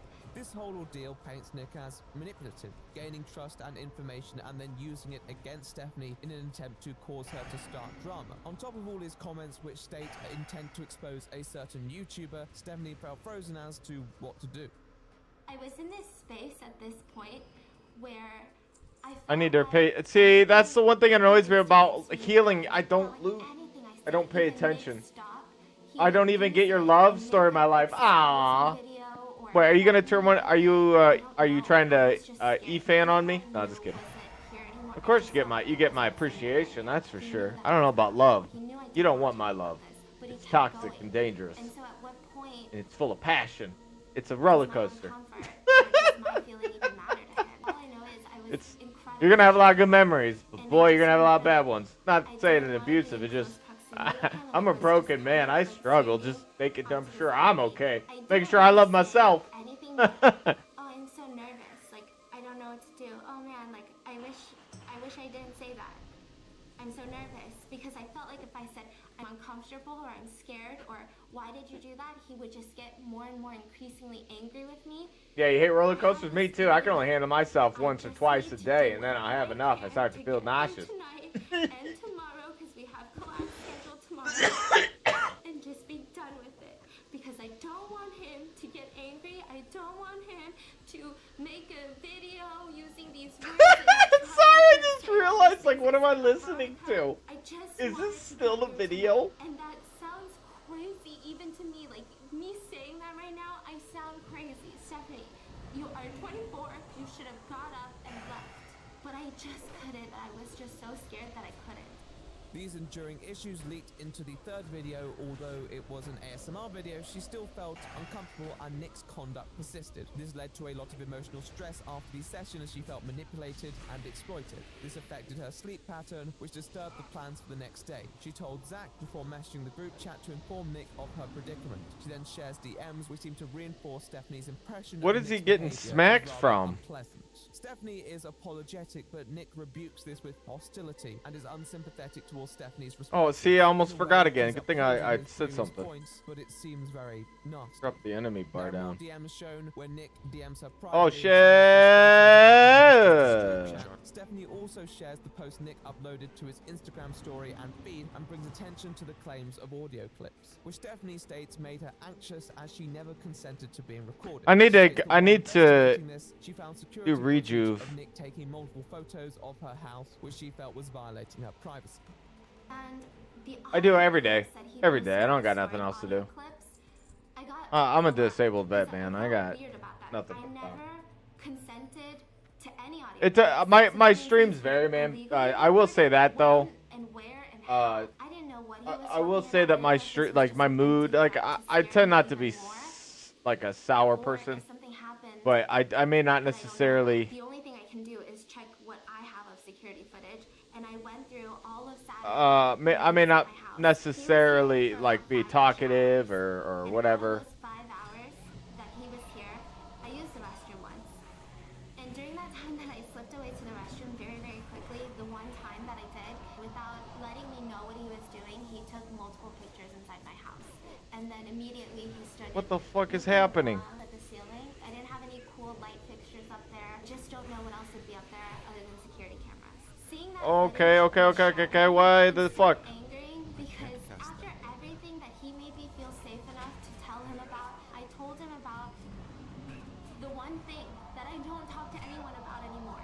And I don't know if I would be this alarmed if throughout our entire interactions I feel like he never had any good or even Alright, that's better.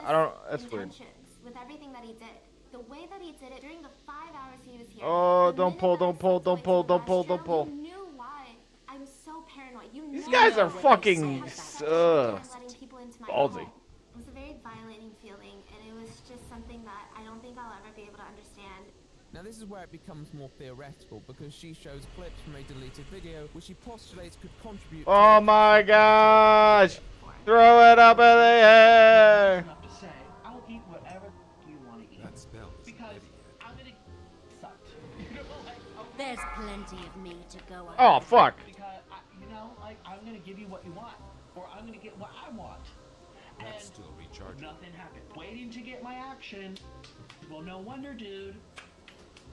You're a loser. I am in New York for a very limited amount of time. My time is important. I would rather spend it alone. This was supposed to enhance my trip, not make it more frustrating. But you have to understand where I'm coming from, too. I'm clearly signaling to you, I am ready. The you are here Now for to be finish ready. the job. I'm not going to just grab it because you will come back and it's going to be the whole Me Too movement. The whole Me Too movement. Oh. He's not here to be ready for you.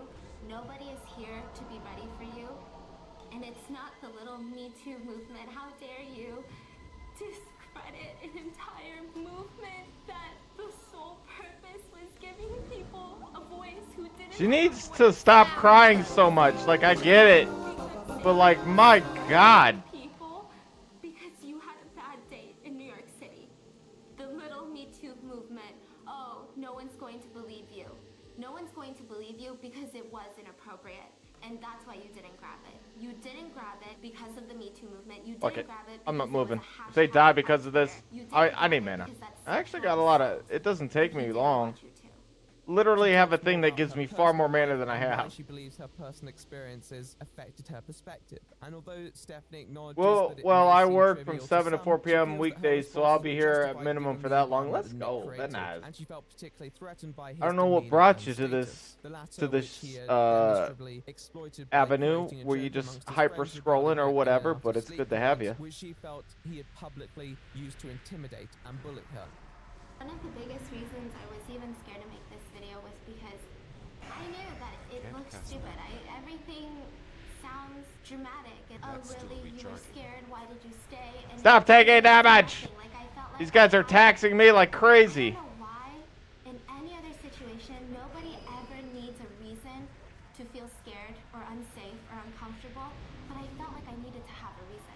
And I didn't. And so I stayed. And I tried to make him less angry and not mad at me. And I was scared he was going to say, then why did you stay if you were so scared? There's just been a lot of online bullying. And I'm someone that I've been through high school bullying. I talk about it a lot more on my other channel. He knows that I've talked about it with him before.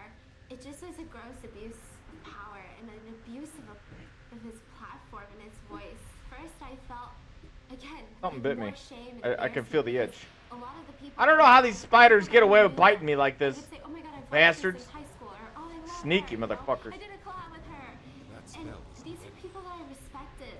I don't want to believe that they know the full story of what he's done. I also felt scared because now it felt like if I say something, it's not just going up against Nick, but look at all the friends he has. Look at all the friends he has. Who do I have?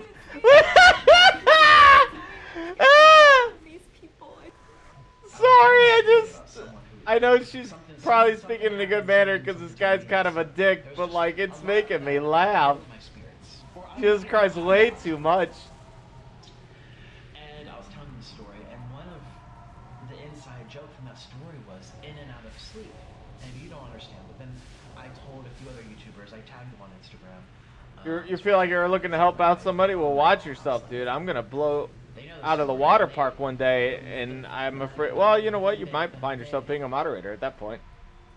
So there you go. Never mind. I take it back, and then I will see your messages. So either way, you're stuck now. You're stuck in this channel the rest of your life. Well done. Until we have a disagreement, and then you unfollow me out of anger.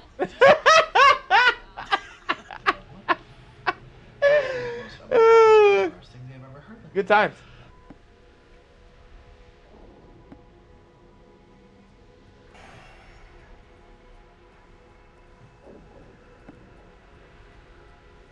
In and out of sleep, we turned something that really bothered me into something that we could laugh about when we were at the club. I'm telling you, I should have put this on YouTube, but also, I mean, it's just you have to laugh about things to get over things. It's just what I believe. She states that she'll be producing merchandise based around this joke, with the proceeds going to charity, and she finishes on this message.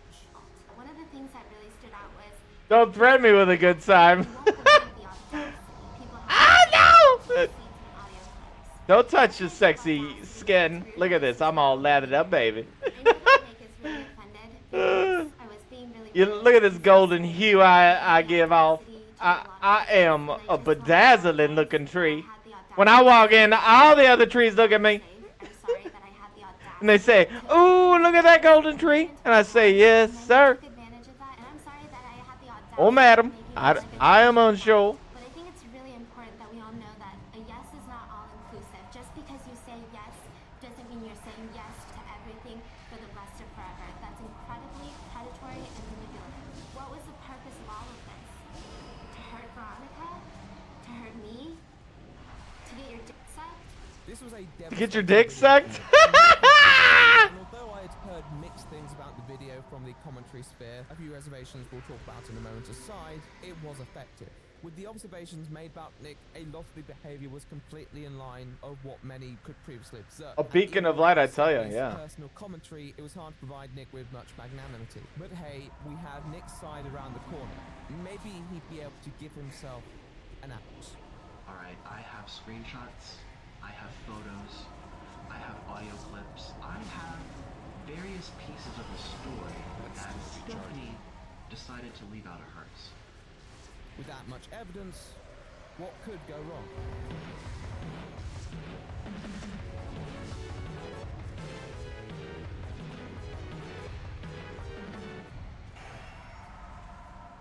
Stephanie's video was slightly harder to traverse than it may initially appear, because some of the content is based on personal sentiments. A lot of people just interpreted that personal sentiment with a particular harshness towards Nick due to the depiction of him. Where's my man? Where am I getting all this mana from? I'll dissect the hole that Nick dug himself into in a minute. Let's talk about the shovel. Oh shit, okay. How did that happen? Mobs? You can make your perspective seem justified. I don't understand what I'm doing or what's happening in this game at all. Spicy like some nuclear noodles, then you can make your detractor's perspective seem unjustified. Well, I understand the game. I just don't understand what I'm doing. That's half the thing too. I hate healing because you get distracted. The only thing you're focused on is healing the team. You don't get to watch the game, or I don't get to enjoy nothing. I literally have to watch these guys not to die. Kind of sucks sometimes. But not with the concise nature that he might have been previously renowned for. Nick may have been smart, but he was a naturally calculated person, and as noted with other dramas, often had trouble adapting to evolving circumstances. The only reason he kept his head above water previously is because people didn't really ask enough questions. But now he was under the microscope, a lot of his faults became clear. The first mistake Nick makes is by removing the context from their relative points. He decides to open the video by talking about the photos in her house. And although a rather strange decision considering its position in Stephanie's video, it may be because it's one of the points he has a stronger rebuttal. Okay. There's no excuse. I also don't know what I'm supposed to do in this mission. Why would you be taking photos? That's creepy, that's stalkerish. Are you dangerous? Are you gonna break in and steal a lamp? Are you gonna leak her act? Like, why would you take photos? And in Stephanie's video, she implied, well, she said that she had gone to the bathroom, she used the restroom, and when she came back, she had checked the security footage to see that I was taking photos of her house without reality. And therefore, it made her question her safety, the overall peace of mind in her home, and that's a lie. That is 100%. In that clip, he states that she checked the security footage after she used the restroom. I'm not sure if that's intentional misinformation. Arcane Splinter. The security footage after Nick posted on his Instagram story about having a we did it. Okay. Receipts, which Stephanie stated she didn't know about. Those are relevant details that are necessary to discerning intent. Now, Nick has strong grounds to defend his That was a big one. Arcane Splitters from Crystalline Protectors. For an argument, she has no idea what it was for.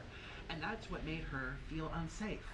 But she was sitting right there as I took a photo, watching me. In spite of Stephanie's DMs from November, which did show tangible anxiety, it could be easy to forget, and this could have been chalked up to miscommunication. Unfortunately, because Nick removes the context and goes in with the claim that Stephanie was just telling a barefaced lie, it feels inherently mean-spirited. What she's saying here is so incriminating. She's making it look like I did something without her knowledge that therefore threatened her peace of mind or implied the overall safety of her home was in jeopardy. Stephanie, you painted the stage for your viewers that you had no idea I was taking photos, and that was the reason you were questioning your safety. That's the only thing you supposedly had on me. Was it really the only thing she had on you? Think about this, Nick.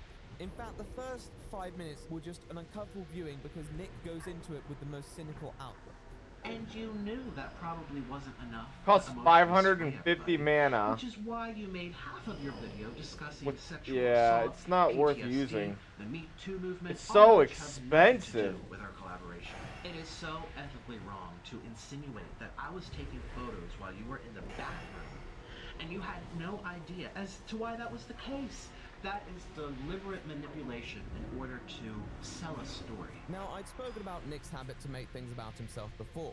If we look past the rhetorical hyperbole of half the video being about Stephanie's I should use Life Bloom when I get a freebie. For someone so switched onto arguments and their premises, he seems to completely neglect the fact that this video isn't just about his behavior, but equally how Stephanie interpreted his behavior more dramatically due to her personal history. Now, you can challenge its purpose as a formative point, or the frequency that it is used, but you can't say that it's irrelevant because she directly draws parallels between coercive... Oh my god, look, see, I missed my loop. Which explains her adverse reaction. Stephanie also states that it's information that she disclosed to Nick, which provides the implication that he had been insensitive to her experiences while making her visibly uncomfortable. Her video healing it distracts me. As it is condemning Nick's action because she seems aware that it could come off as an overreaction. This is something that Nick has done before himself, and this is relevant because Nick was threatening to upload content where he presented his own context for Stephanie's behavior. A context... Dude, one of my favorite ones though is Wild Growth. I love Wild Growth. Just kill everybody. I wasn't looking around for suspicious things. How much is it?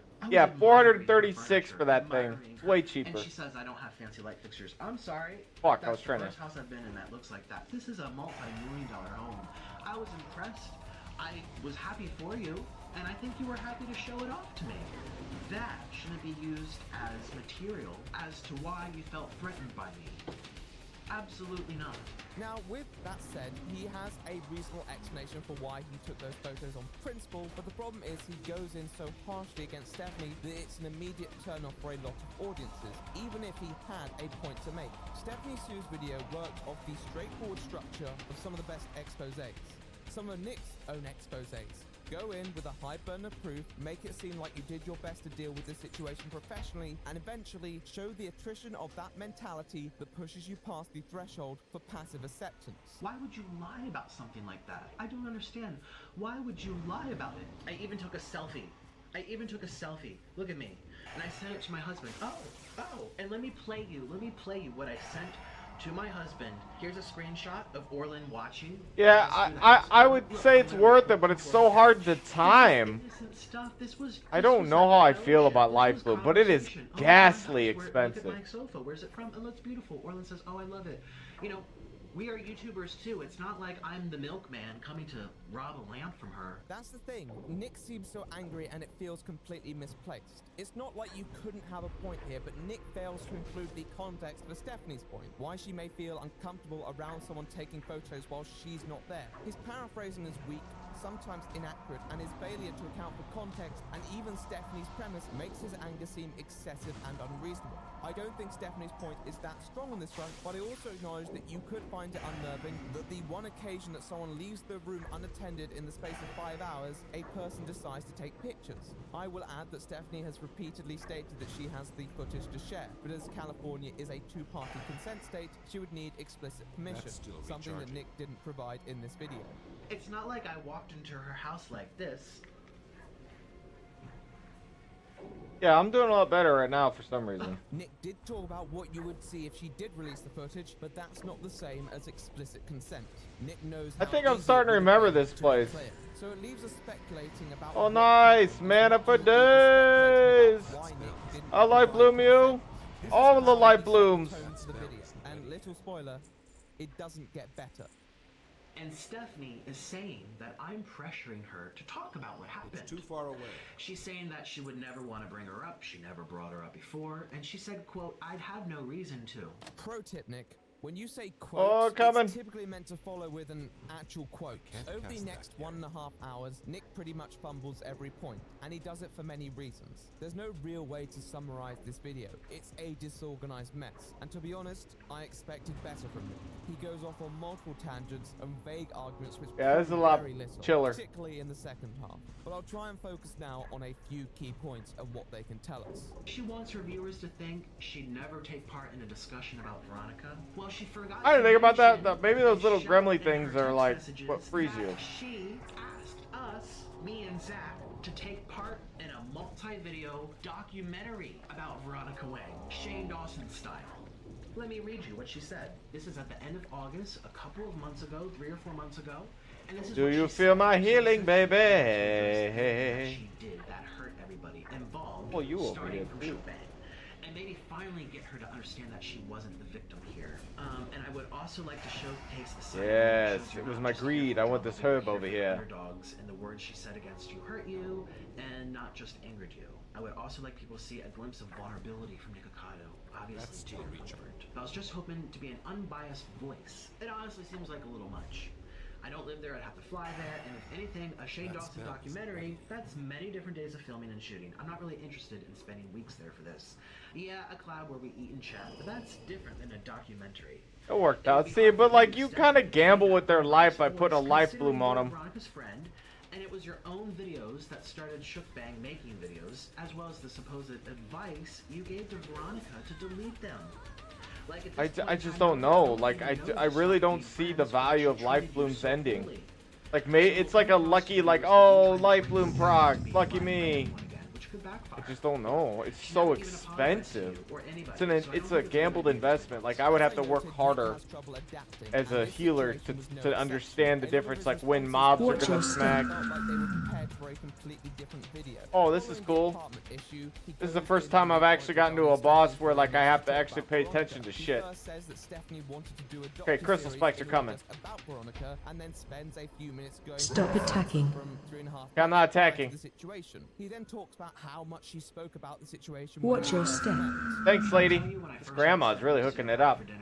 We were there for what, like 4, 5, 6 hours? Do you think we were talking about the weather, talking about how to make an omelet, talking about what our favorite designer bag is? It was Stephanie Sue going on and on and on and on. Watch your step. Thanks, Grandma. On about all of this stuff between her and Veronica. I didn't even ask her. Zach didn't even ask her. She was boom.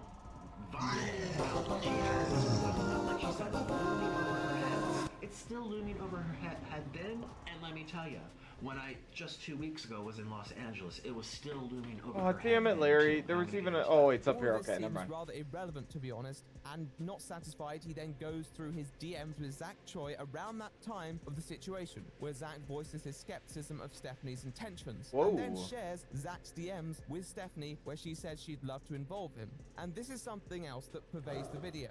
This excruciating matter-of-fact tone, like yes, success. But a lot of the time, yes, this herb is mine. It's painful to watch.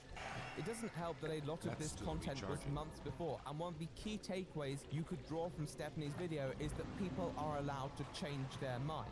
I could talk about how a docuseries with said person is very different to talking crap about them in a mukbang video, but I feel that in a mukbang video, he did spend 4 hours on this video. Drama, the other has a much stronger ability to end it. What a weird word, mukbang. Like, or if I disagree with her, and I gotta respect the ingenuity. Trying to get involved in the drama without being involved in the drama. When she pitched the idea to me earlier, it threw me way off.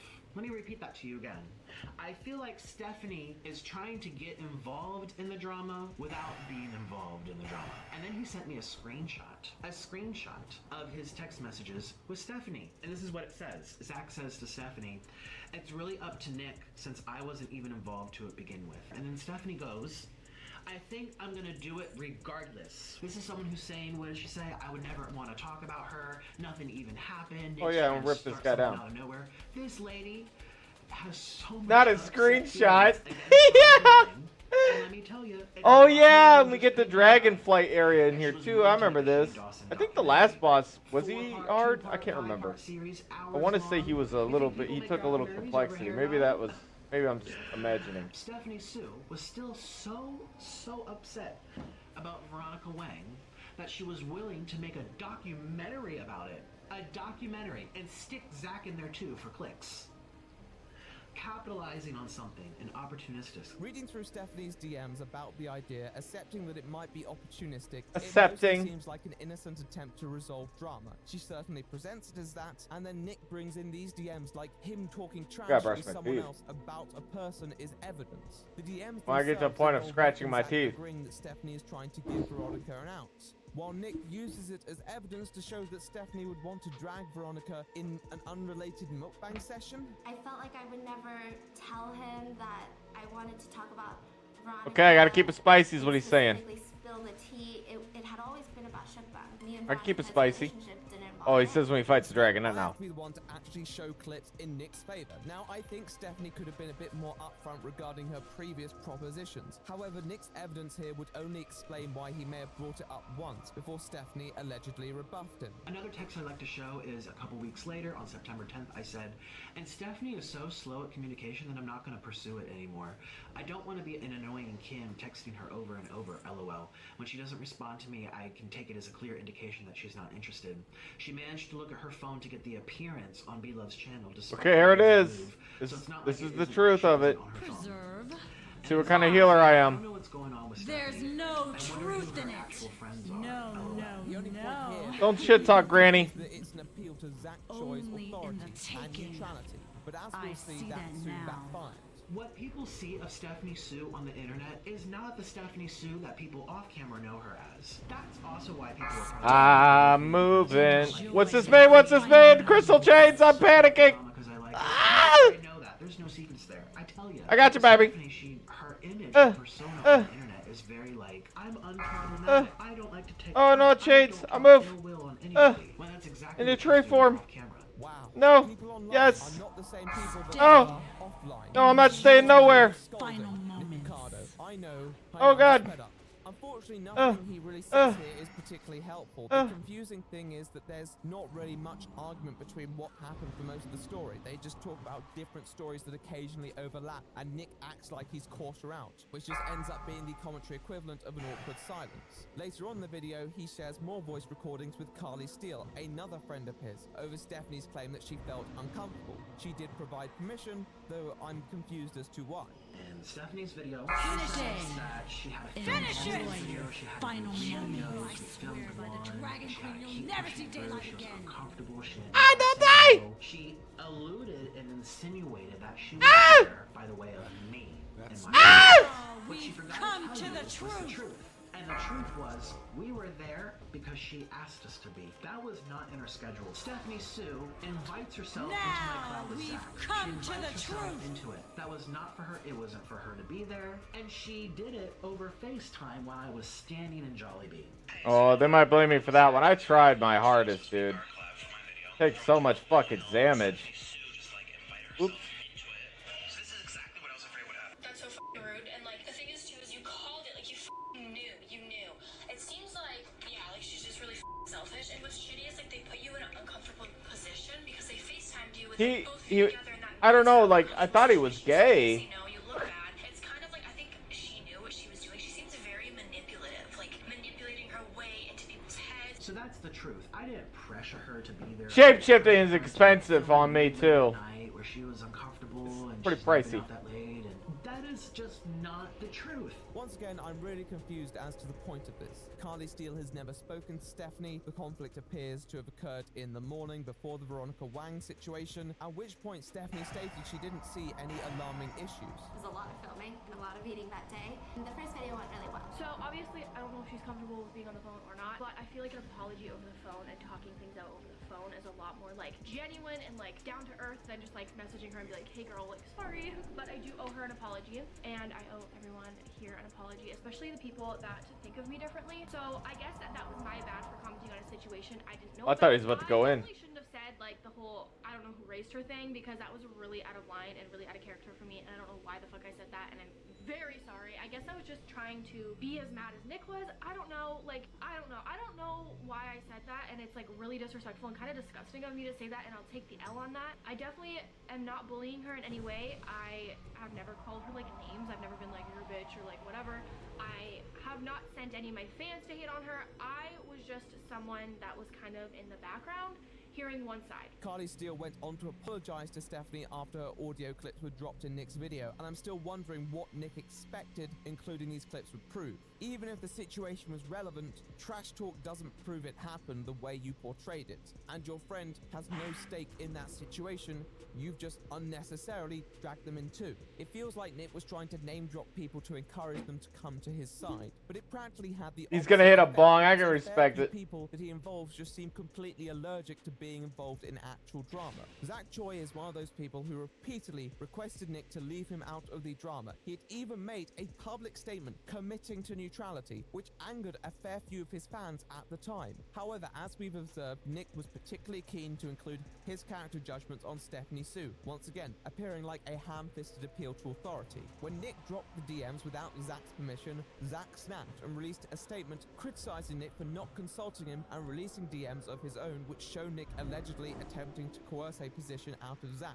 A lot of the DMs show Nick advocating for information that the other person appears to not be aware of, and then those friends trusting Nick with that information, and then Nick using that trust as evidence for why his portrayal must be accurate. Nick's behavior seemed to show that he valued winning the fight more than the trust of many of his own friends, and in turn pushed them away by releasing DMs without consultation at all. What makes this worse is that a lot of the DMs don't even seem particularly relevant, other than providing character judgments. One from a person. Oh my God! Like, why does he take damage? What is he taking damage from? Is he not moving? Motherfuckers like to tax me hard. I'm telling you, Oh, I just innervated the wrong motherfucker. I hit F1. Come on, I didn't get the innervate off. That sucks. Oh, that feels super bad. And somehow I accidentally pulled myself out of a ship. Enjoy your final moments. I swear by the Dragon Queen will never see daylight again. Together in the car on their way to Portland for a collab. When they were supposed to come over he was supposed to come over to collab with me. I hate when people do this shit. I didn't want a three-way. I wanted one with Zach, just like I had one with him on his channel. It's just not fair. Well, 2 times ago when I was in LA, I remember Now we've come to the truth. Final dragon. Present. Honey doesn't like Stephanie Sue either. But she's like, all she cares about herself. And Honey has never talked to her. She's never gotten to know her. She literally just said, hey, can you be on my channel? And like, if it was all 4 of us, that would get hella views. And she wanted her for her channel. Never talked to us before. Never asked how we're doing. Never wanted to like meet. She just said like, come over and film. She just wanted to stick us on her channel. She doesn't even like us. She just wanted to use us. We felt very used. And so I turned it down. So now I was gonna say, I was gonna make a comment about how they're taxing me, but like it's. After telling me, no, I can't collab with you because you're too much drama, pitched me an idea to collab with me, Honey Eats, Kimmy, and herself to put on her channel. Honey Eats doesn't like her. Kimmy doesn't like her. Stay away from the tail. Didn't really like her. I didn't even know her. I felt that she was very self-serving. Doesn't take the time to get to know Kimmy or me or Honey. You know, ignores us, stands us up, but only asks for us, only reaches out to us if she wants something out of us. I accidentally innervated the wrong guy. Embarrassing. How she is on camera is not the real Stephanie Sue. She's very sneaky. How she is off camera, when we did those 3-way collabs, she complained, she bitched, she moaned, she rolled her Well, eyes, like a druid healer isn't a bad one, I think, for that, because I got a lot of casting, like insta-cast. I think it might be a lot harder for. I've never played a priest healer, so I don't know, but I think they have a lot of like healing, direct healing. She could be on my channel. I get double her views. That she could be on Zach's channel and our collab, because she knows when me and Zach last collaborate, it got 1 million something views. She wanted to be part of that so that people could go to her page too. Not only does he manage to drag his friends in against their will, he reveals his own intentions to be rather crooked in befriending Stephanie Sue, and brings into question his intent Ooh, yes. with other individuals. It doesn't even matter. These boots just dwarf them. And being all-round Go with honor, in an friend. attempt to Light attack bless you. Stephanie, Go he with attacks honor, himself. friend. He cuts off the nose. Oh just my, like yes. and the face wasn't even that pretty in the first place. Be careful. I feel How so are bad you? for Honey because people Have a think good like one. she was See just you later. picking on Stephanie out of the blue. Stephanie has given her the Oh middle finger my, for a yes. long time. She's taken some sponsorships from her. She's never Safe ever travels. gotten to know her. She only contacts her when she wants something out of her, and that's for Honey to talk about. If she wants to go into depth, there's a lot that goes on. I just please don't think that I convinced Honey Stephanie was a Nick's video is a dumpster. If you're wondering why we're like literally listening to somebody talk about somebody else's drama, it's because I'm not good enough to give you unstoppable content. And so we have to have background noise. Otherwise, I also can't focus on me playing the game if I'm talking all the time, because I'm not that good at this game. I'm not good at those two things. I gotta do one or the other. Yeah, I'm not playing the game while I'm talking. I got the 70 in like a week. It's because I got bonus experience going on. It's like a bonus 50%. Like, I've been blowing through the content. Once that came out, like, my levels just jumped. And it was a lot faster once I hit 60 and was able to, well, 58 actually, and was able to go to Burning Crusade. Yeah, healer. I like the druids, yeah. So I'm just letting you know what's in the background. What's up, Pants? Good to see you, buddy. Handsome. There is a fair bit that I am going to try and save for later because he goes at Stephanie from various angles. But it was exhausting and not in a challenging way. We're done here. Zach Move on. told me that Good Stephanie day to told you. him that she was Have a willing to good- collab with me now, not the first time, not the second time, not the third time, maybe. You've been watching my. I've been watching them posting it up on but now she's on willing to do it 'cause YouTube the views too. kept going It's been down, getting down, some down, handsome down. views. Social Guess how well I've been doing on YouTube. Just guess. You won't ever guess how popular I've become. I'm getting a whole baker's dozens of views. That's right. Baker's dozen. Yeah. That's right. A total of a equalized of a very small village of people have seen me. That's right. Watch your shit. When you go by that local small town village, they might say something about me in passing. I did not put YouTube up. Oops. It's a good thing to do, though. It's the same. It's the same, though. Yeah, good point. It's not anything special. Gray's contributed to it. Oh, I need to do like that stream element thing. Where is it? Yes, I paid Gray to backlog my stuff.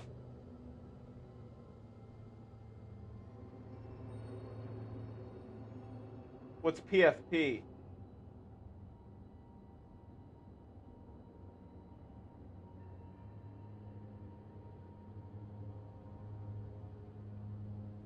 Profile picture? No. That's me. Did he change it? No, that's my... No, he did not change it. That's my profile picture.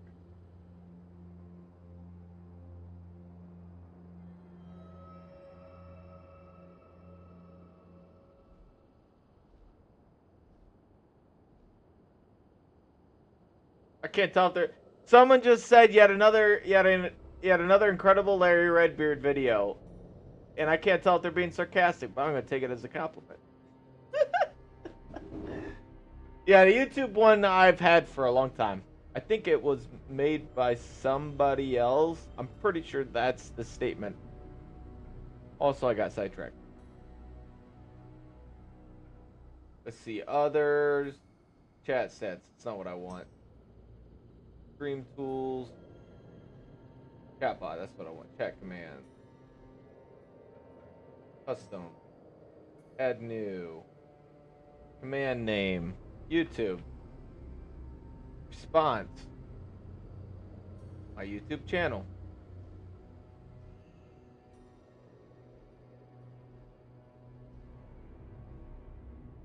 Wait, is it?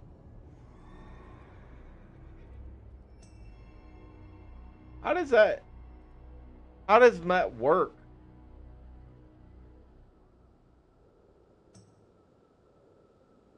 It says at my channel. What does that come out to?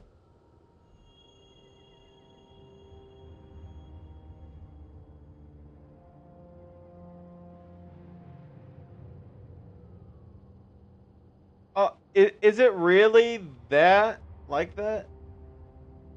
Delete, enter. It is. Interesting. Well, at least I got the link.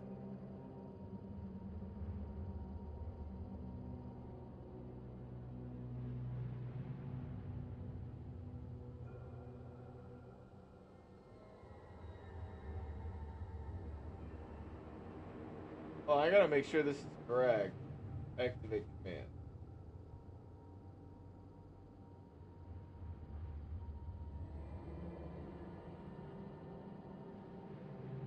I didn't do it right.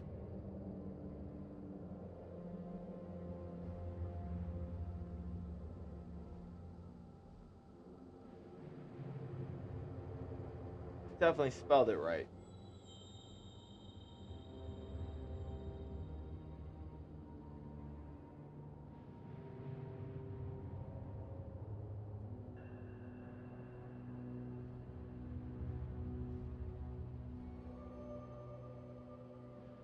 What's so funny, dude?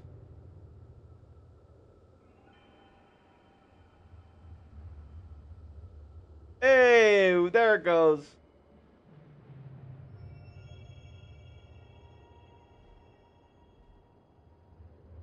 Oh my god, I didn't even realize it, but like 2 more people subscribed without even, it didn't even say anything about that. I guess it did. It did. Is that who I think it is? No, it's not.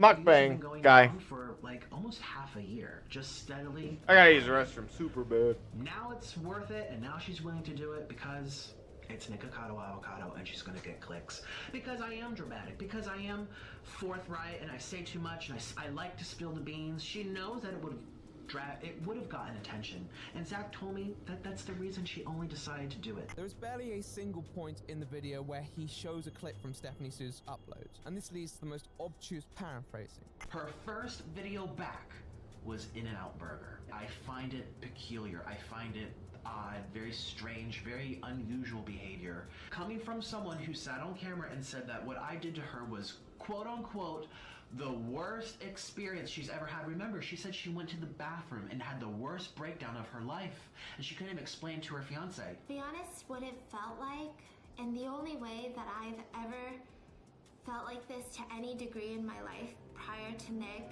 was a couple years ago.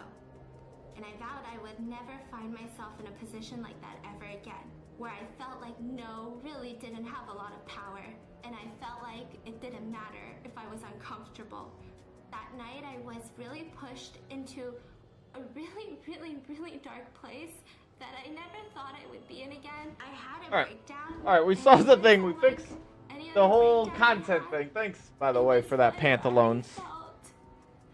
This lady again? You can't stop crying. I did say I would talk about it. Didn't I? I don't know. You said I did. Now, I don't know Stephanie Sue. I don't know her intent. But with Nick's own video and the additional DMs, it just looks like he's salty at the fact that he was beaten to the punch by a more tightly constructed expose. For her to go on camera and say that nothing really happened and she didn't want to talk about it and it was a little annoying but no big deal, that is completely off base. Completely off base. She told me in my apartment, she told me in the car, she told me at her house that we were going to discuss Veronica on my channel. She didn't feel comfortable doing the documentary on her own because me and Zach both turned her down. So she was okay doing it with me because, let's face it, she said nothing. Was it my business? Not really at first, but I felt bad for sure. It became my business when Veronica went after me over and over.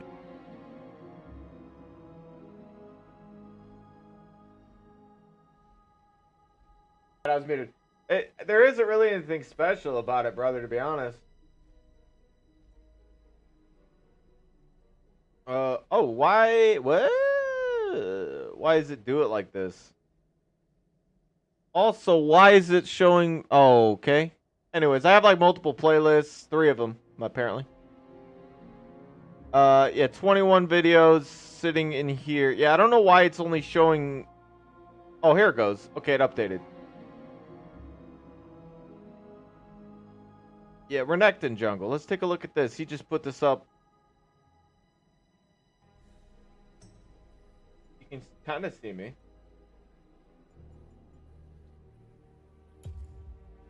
Oh, that doesn't help.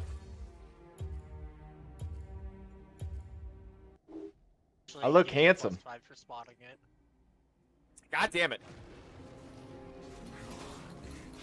Guess I've never spotted. I do what? Oh, I look great? Yeah, I look so handsome. You can actually see me. Look at that. Gorgeous man. Who is that? Thank you. Oh, well, did I do this game? 2-1? Who did I murder? We neutral till 6, yeah? Okay. That. Show me when I murdered 2 people.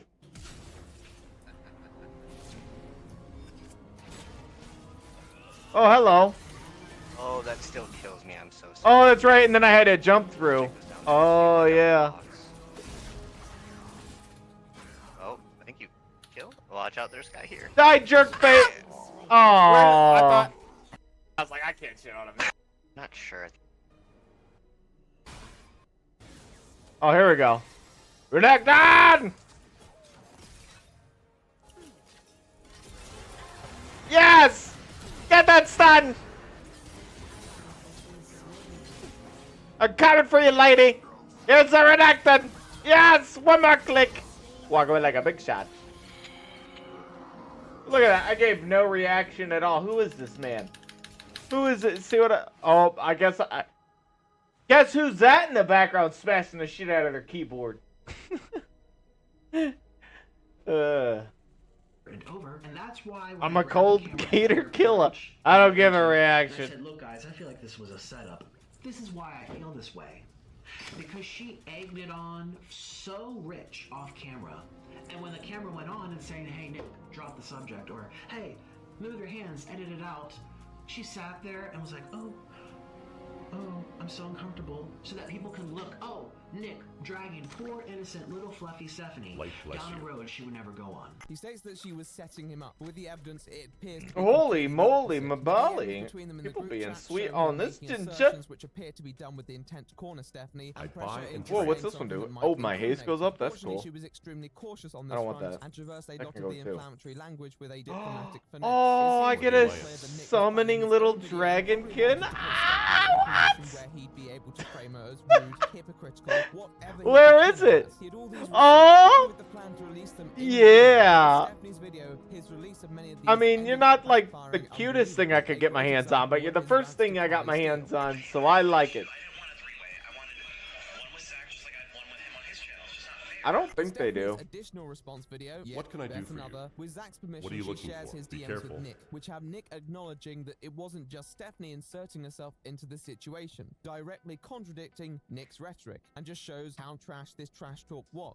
Zach said, How have you been, Pantalones? How's life? Was her idea, I haven't been in the channel in a while, so which is you know. exactly what Nick did in his response video. He said, Always good I'll to push ask myself the into question, I ASMR suppose. collabs. And Zach is saying, well, maybe you shouldn't say that because that was actually my idea.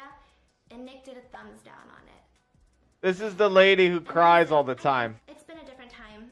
Look, I can't help but feel like maybe she puts her eyes in cry mode already with her eyelash coloring. But she does look pretty. She does put a lot of time in her. She looks makeup pretty, and there's a difference. And I know that sounds mean, but it's not. I commend her on her makeup, but she's makeup pretty. I'm about to film She has the eyes of someone who cries. That's the truth. If I sound a little mean, we've been listening to this girl for like the last hour in period videos with this other fella where she was crying about almost nothing. And I was just like, this all you did? Lies, dude. You went on a hike? Let's go. I like that. Getting out and about, that's where it's at, to be honest. Using private conversations that you had with your friends Oh, talking dude. badly about me, it's a pattern of you posting. I got this stuff called cherry crumpet. Ooh, yeah. I just realized.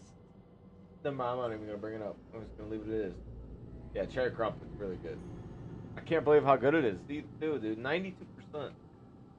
My foot's been giving you issues. Has it healed up at all? You were able to walk with it? Or was it like sore? Are you just getting over all the issues? Is this something that you can fix with a doctor, like going to a doctor for a little bit? Or is this something that's going to be stuck with you for the rest of your life?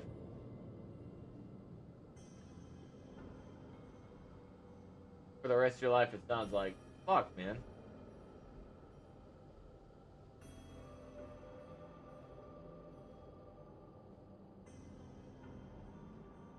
Arthritis or tendonitis? Ugh. None of those are good things. Like, there's no win there. or old fracture?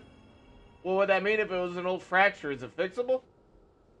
People's private conversations in order to further your own narrative. It feels like Nick was trying to set up the drama by appealing to the spontaneity of his rants, when in fact they were very calculated ways of setting a scene. So with all this in mind, did Nick manage to make any indisputable points in his video? Well, I can think of one actually. Yeah, so I have issues with wrists. Like you can see, if you ever wanted, and I don't know if you noticed this about me particularly, but I've gotten used to it, so I don't really see this as an abnormal thing, but people have brought up, like, why do I have stuff around my wrists? And I never realized it after a period of time that it's not a usual thing to see on people.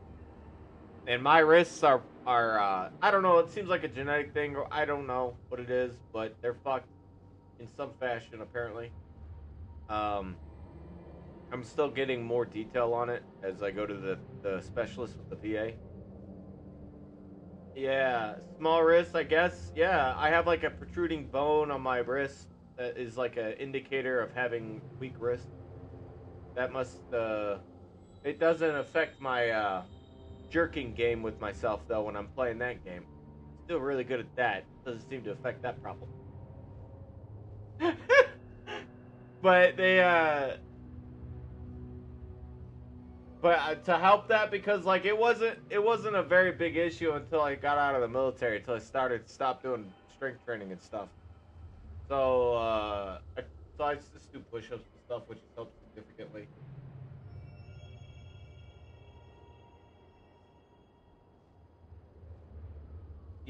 When you stop doing training, it's only become noticeable, and I think it's because the muscle around it has like compensated for the weak bone.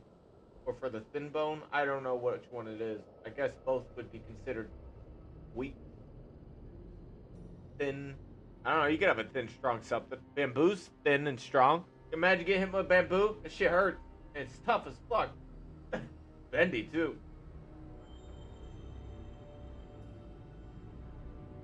Crazy how your body goes after routines. Yeah, they say you gotta stay active. If your life turns into a more of like what mine has, like you got to just do stuff. I like to go to the gas station. Like I like walking, especially at certain times. And going to the gas station is my justification to do it more often.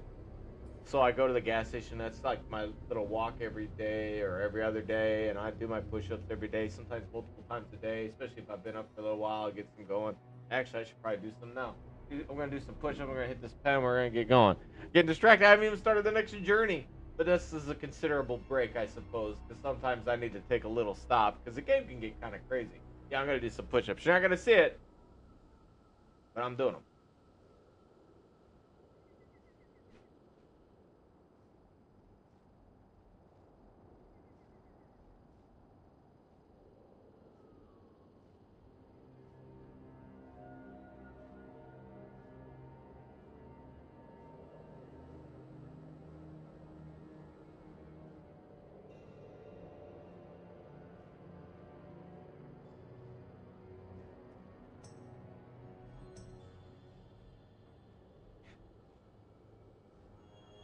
And you know what? I pushed myself a little bit. I want a little extra. And if you're asking how many I did 15. And if you're like, that's not a lot, Larry. I'm like, I know it's not a lot.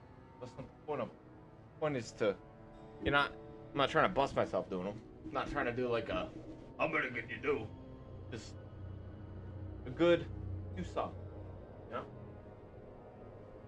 Regarding the rice cake ASMR clip. And so we filmed Feel it in my arm. the third video at the end of the ASMR. Alright, I'm gonna hit my pen after this, but it's called a weird moment. Well, Larry's weird moment with his head in some skulls. Larry's weird moment. You ever start masturbating with the other hand, the weak hand? You just keep going and going and going and going and going and going and going until your left hand can no longer go, but you just keep going. You just keep pushing it until your arm just wants to cave in, and then you come. You explode. You're just like, ah! And if you haven't, try it. I think you're gonna like it. And if you're like, that's weird. Too much information in your life, Larry. Don't tell me this. I don't want to hear this about you. My entire perception of you has changed. Welcome to my life. And I gotta tell you a thing. If I can handle me, I'm sure you can handle me. In doses. This is just how it's gonna be. Get used to it.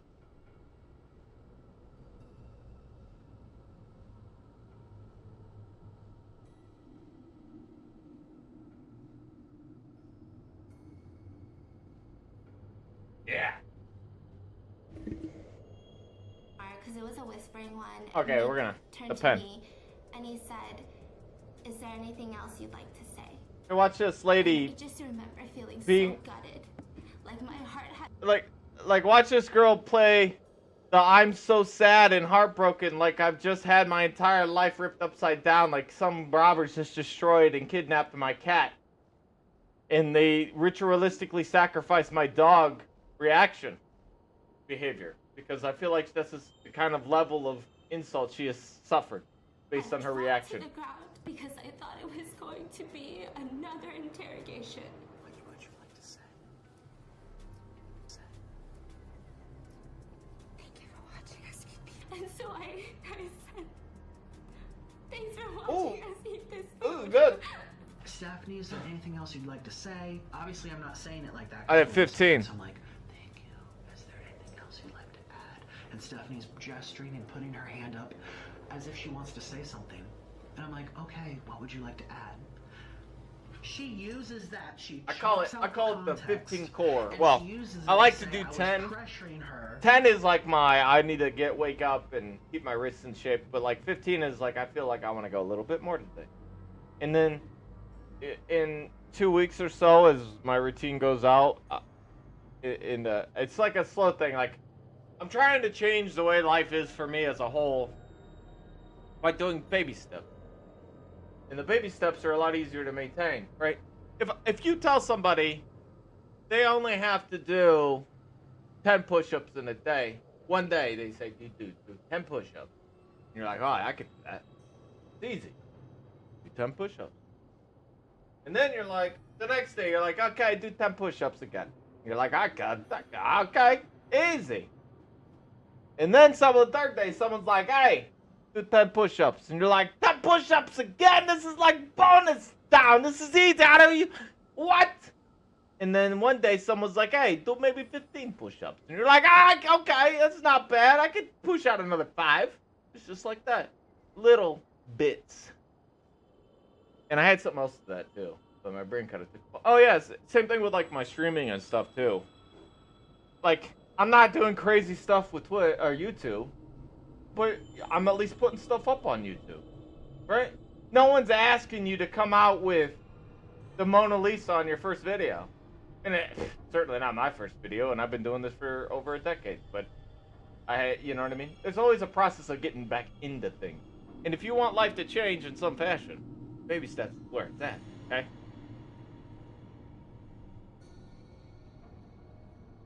Oh, yeah, we were watching this. I just wanted to take a pause. I keep forgetting about what I was doing. Or making her feel uncomfortable, like I want to bring up Veronica again.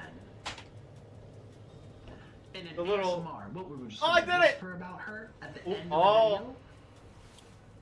It's hard. You gotta do a little...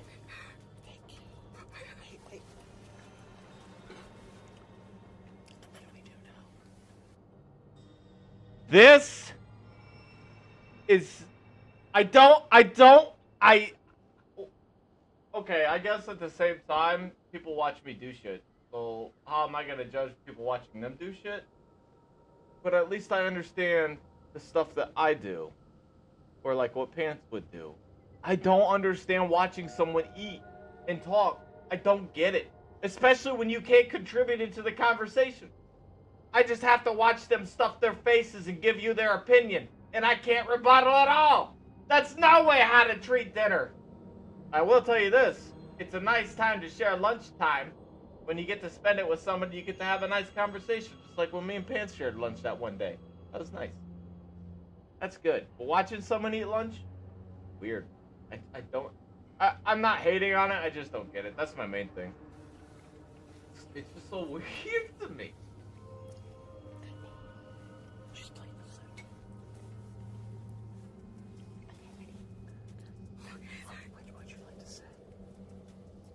Thank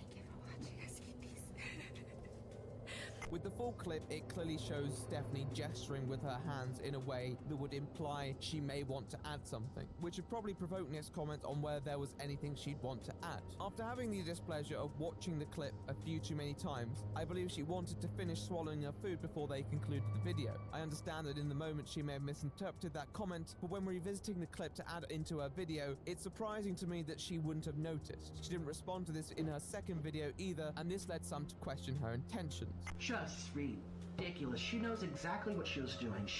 Do you think she didn't know how this would come across on screen?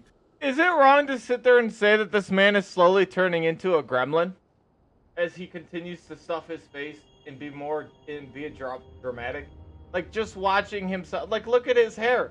Like, maybe not even a gremlin, a troll. Like he's even getting the baby cheek troll cheeks and everything. Like, it's not even an insult, it's just, well, I guess it is an insult in a way, but it's true. This fella is, I don't know. I know there might be people who might have like weight issues who are watching the stream and might feel offended that I'm insulting this person for being overweight, but they do videos of stuffing their face. That's the thing. You know what I mean? Like, if you're enjoying your life in your own way, there's no criticism there. What the fuck am I gonna say to you? There's nothing to say to you, because it's your life and you can live it how you want to, because it affects only you. But this guy, well, I guess in his way it only affects him, but he's making it about him and affecting other people by being dramatic. Watch his content. I have been given the right to criticize him because he is allowing himself to be criticized, as much as I am allowed to be criticized because I allow myself to be posted up on YouTube. I can't wait to have someone make a video about me being like the hypocrisies of Larry Redbeard, and then I get to watch the video. That's gonna be exciting. Okay, I've said my shares of insults, and I'm pretty sure I'm sure I've said some homophobic slurs at one point in my time. You know what I mean? Out of spite or some shit. I don't know. I've just said some angry stuff before. There's a period of time where I would stream pissed drunk, and I don't think I've ever gotten like crazy, but I would talk about the stuff that happened to me in my past. I would talk about dark ass shit. Like, yep, I'm sure people could scrub up some stuff about me. I'm just waiting for someone to release the porn video about me. And how many of them? I'll never tell. Hey. Some people don't want to embrace their past, but I won't advertise it, but I'm certainly not gonna hide it. Because that's life. She was trying to emotionally sway her viewers into saying I had predatory tendencies, and of course it looks creepy because we're whispering. Is there anything else you'd like to add? You know, creepy, but we're whispering. Out of context, it looks even creepier. And she did this on purpose to sell a story. There are people out there who really don't like Stephanie Sue, and to them her video was another classic case of manipulation, and some of Nick's narrative will inevitably stick with them because Nick's narrative is built on the assumption that she's doing all this stuff with self-serving malintent, especially shown in her reactions such as the merch, the extra content, the emotion, the story. However, a lot of the evidence also stood on its own, so you didn't have to necessarily like or dislike Stephanie Sue to see how unpleasant and coercive Nick was being. Like Trisha Paytas, it was too late, and he had messed up more than enough for people to take a look at these narratives against him. And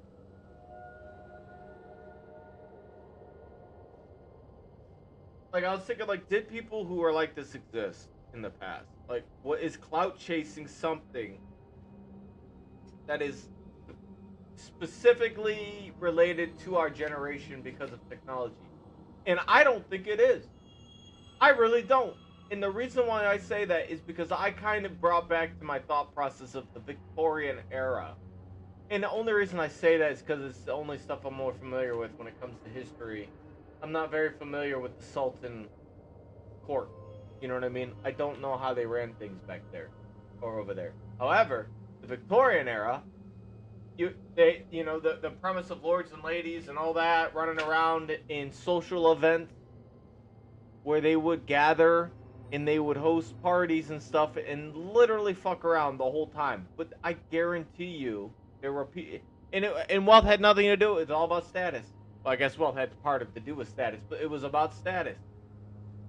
What you were, who you knew, or like who knew you, kind of thing.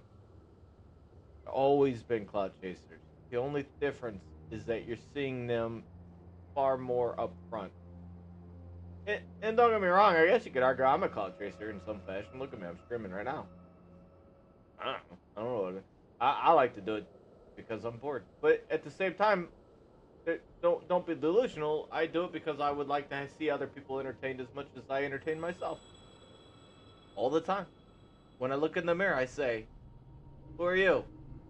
I'm like, "What do you mean? I'm you." What?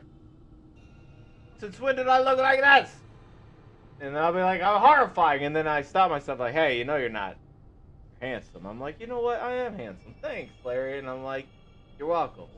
And I'm like, "Guess what?" And I go, "What?" "I love you." "I love you too." That kind of thing, you know? Not really, that seems kind of crazy. You actually did that?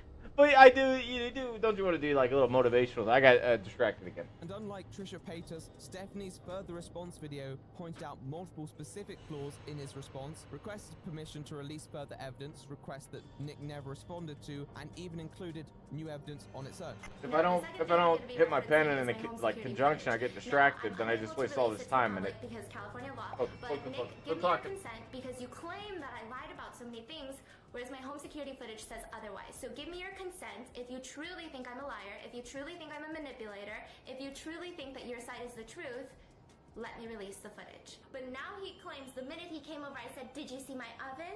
Did you look at it?" He spoke about my oven prior to coming over to my house. Like a 5-layer oven? Who uses that? Now, I, without your consent, cannot release the security footage of you taking pictures when I go to the restroom, but you release this picture. And if you zoom in closely, you're alone in my... Wait, why can't she release the footage in her own home of somebody else? Her home, isn't it? What? Kitchen taking this picture. So you took the picture when I was in the bathroom. I've never recorded anyone, ever, without their consent. I took a photo with her consent. There's another thing actually on Zach's channel. At the end of it, there's like one piece of chicken left. And the last scene, we had discussed, it was Stephanie's idea that she would have the last leg and I would look at her like, "Ooh, what you doing?" Because I'm, you know, the fat pig that loves to eat. And it was literally following what me and Trisha had done, where we sat there with our noodles and we looked at each other and we glared. Well, people are taking that clip now and saying, here's proof of Nick looking at Stephanie all creepily. And that... I don't know if you picked up on it, but he basically just told you that they tried to script their shit. It just didn't work out like you wanted. He just told you. It's not on a whim. They think about that shit. And obviously it's not like oh, your brain's shattered. But there's no, you lose genuine feel to what he brings to the table the more he speaks. Because what he says, I don't know. It's YouTube anyways, and it's pre-edited. Of course he's gonna have pre-planned stuff. What am I trying to do? I feel like I'm being nitpicky. That was her idea. I didn't even realize until when I watched the video that I was like, she wasn't looking back at me either. It was a YouTube video. There was no thought into it, looking at each other. She didn't even look at me. And I say to myself, why would she say to do this, where we look at each other, who's gonna go for the last chicken leg, and then when the cameras are rolling, she just looks at the screen as if she doesn't know what I'm doing over there. Like, what the hell, man? This is one of those moments where I saw this video and you had said this blatant lie with so much conviction, no evidence, just such a strong voice that I was like, did I do that? And so I reached out to Zach and he has the full unedited version of that, and this is what happened. I got you some good comments. So she had the last thing, right? We were eating, I was just sitting here, I was going like this. Like, just be real, man. So, are you lying, or is that footage lying? Now, the next thing that he brings up in his video is about Veronica. The way that he approached this topic, I thought was so So, I don't know, incredible, but he was saying they pre-planned it. Like, okay. I guess to catch up, she is saying everything about their interactions were awkward or weird, at least from what I understand. And he's trying to justify the awkward situation by saying they pre-planned that. But he's saying no, they didn't. Okay, I get it now. I'm catching up on this bullshit, pointless drama. Figuring it out, Captain. Hold on. 3 years behind, by the way. You know what I mean? Catching up on this drama 3 years later. And you all know, in a society like this, 3 years is pretty much a day later. You know what I mean? That's how slow things go around here. You know. It's not like we moved through life so fast that we've still kind of washed over the fact that the United States government has confirmed alien life. And yet here we are. That's actually, now that I think about it, it's not exactly the case. I think people were just paraphrasing. It was that people were in front of Congress testifying that they have encountered alien life, not that the United States government has confirmed it.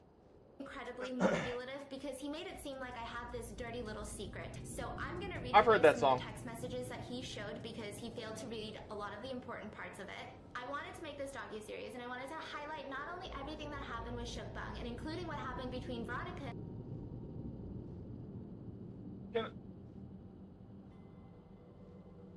Like, her eyes specifically are massive. and I, but also Like, her eyeballs feel like they're huge. I bet you this girl has hawk vision. all of the personal conflicts that were involved. I wanted It's not it even to be in it. false drama I guess I focused, could consider it but in it, so more now that I about the think about it, I'm personal trying. struggles behind all of the decisions that were made. Just look at her To give you eyeballs, some man. They're perspective, crazy this is what big. I said to Veronica, which Nick has never seen. You know, I would also like to show Maybe you she just has got, like, that you're not she's just here for the drama, just but you're here for the awake. underdogs. And the words she said to you hurt you and not just angered you. I would also like people to see a little glimpse My of goodness. vulnerability from Nick Ocado, obviously to your comfort, just like how my perspective changed when I actually got to meet you in person. I don't know how he took this and twisted it so out of context to make it seem like I am Got good teeth. obsessed with Veronica and I need to get an apology from her, and she did. And if you're like, why would you think that, Larry? And I'm like, you don't think about that stuff when you look at somebody? You don't observe their teeth. You don't observe their nose or their eyes, hair, ears, lips. Their teeth are in good form. me so dirty and I just will not let it go. That is what I told the group chat and that is what I told Veronica. And Nick claims that I didn't do it because Nick didn't want to be a part of it. In reality, Veronica shut me down. She's moved on, she's thriving. If you don't know the difference moved on, between she's thriving. exposing someone, a tea video, spilling the tea, versus having a productive adult conversation, then I don't know. That seems like it's on you. It was Stephanie Sue going on and on and on and on and on and on and on and on about all of this stuff between her and Veronica. I didn't even ask her. Nick, you went on and on and on and on and on about Veronica in the videos that you made about her. You went on and on about her in my DMs. You went on and on and on about her at dinner when we first met. And you went on and on and on about her in that footage of that mukbang that you refused to release. Can I just say, it sounds to me that he has a love-hate relationship with that lady. He's deeply in love with her, but hates her because she doesn't love him back. So please, you have my full consent. Just 2 weeks ago was in Los Angeles. It was still looming over her head then too, and I'm gonna get into that. She's giving Veronica a lot of credit here, an opportunity for all of us to right our wrongs and dig deep into meaningful conversation, blah blah blah. Okay, so do I hate Veronica and I have this thing looming over my head, or am I trying to have deep, meaningful conversations and am I giving Veronica too much credit? Which one is it? Pitched me an idea to collab with me, Honey Eats, Kimmy, and herself to put on her channel. Now, just so he doesn't try to take this out of context again, like I had mentioned, just me doing a video with Nick would make it seem like I'm taking a side in the drama. Whereas me doing a video with Veronica and Nick and talking about everything that's happened with everyone that it involved, that's just having an adult conversation. I actually felt bad for turning down the collab with just you, and at the same time, Kimi had reached out and said that she was going to be in LA, and so I thought this would be a cool idea. Now, usually when YouTubers collab, they do one video for every single person's channel.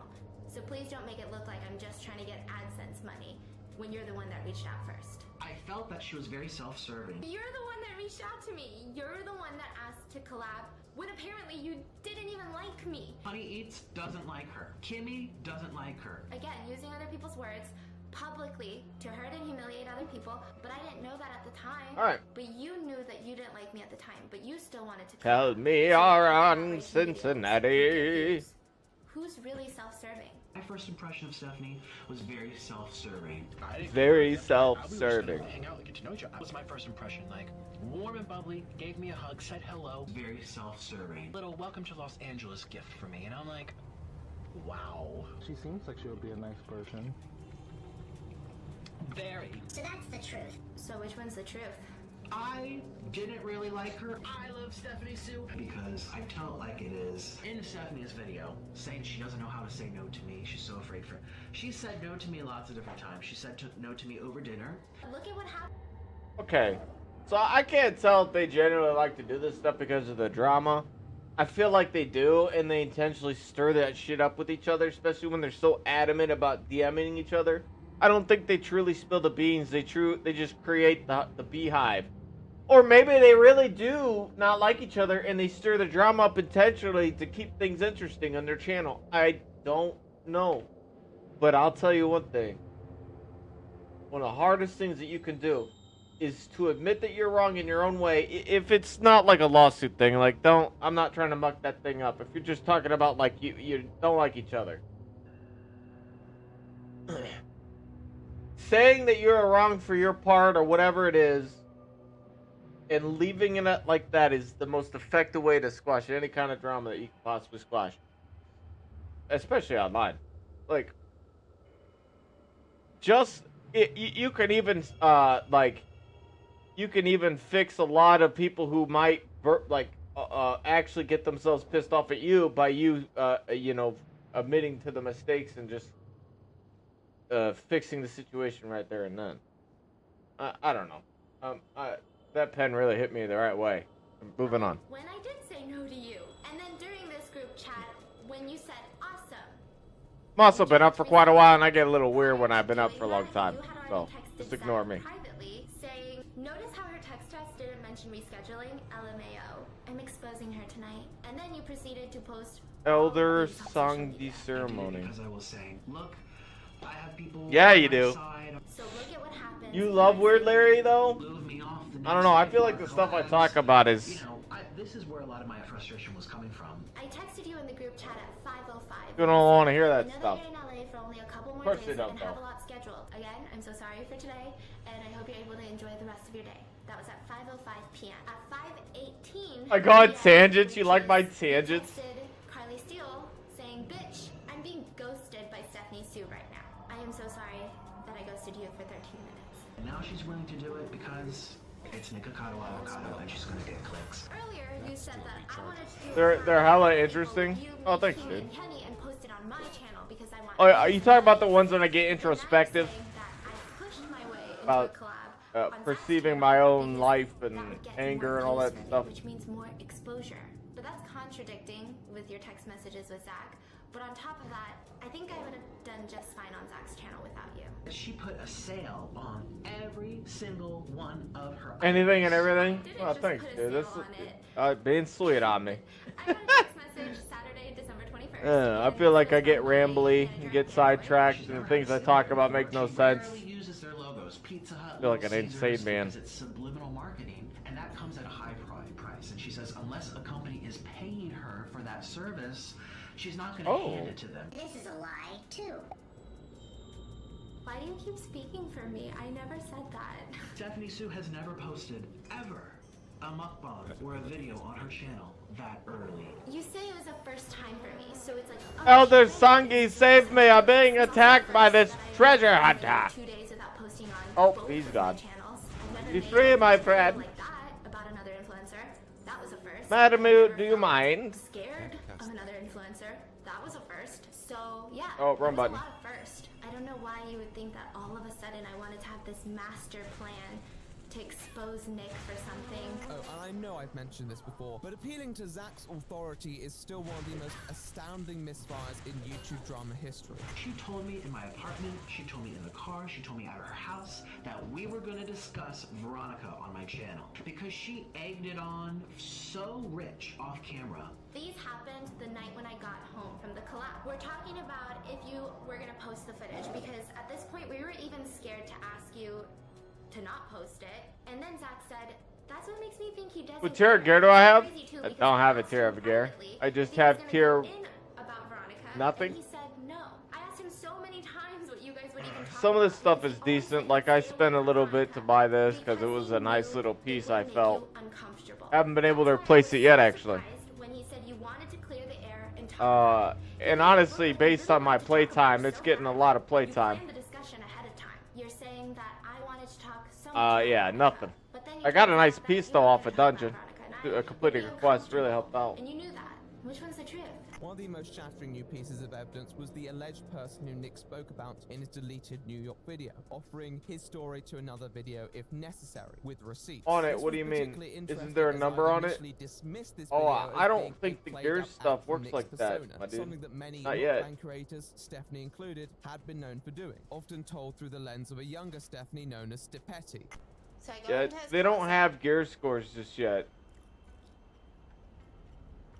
I have a pair of scissors from his desk, and I cut a hole on the butt of every one of his joggers that he had.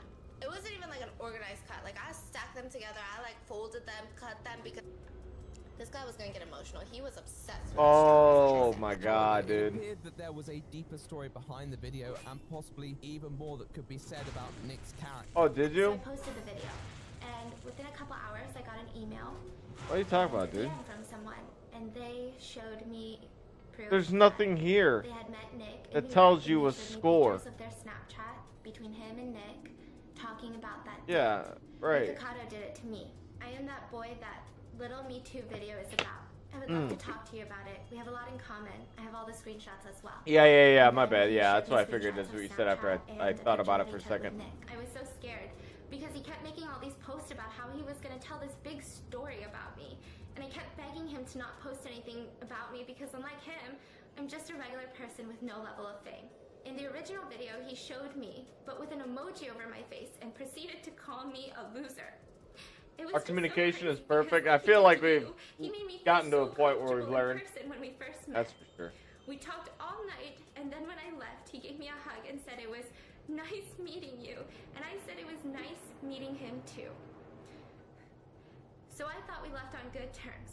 Then on Snapchat, he told me he was pissed that I didn't hook up with him. And I was so confused because I thought we left happy. And then he went and filmed that rant video about me.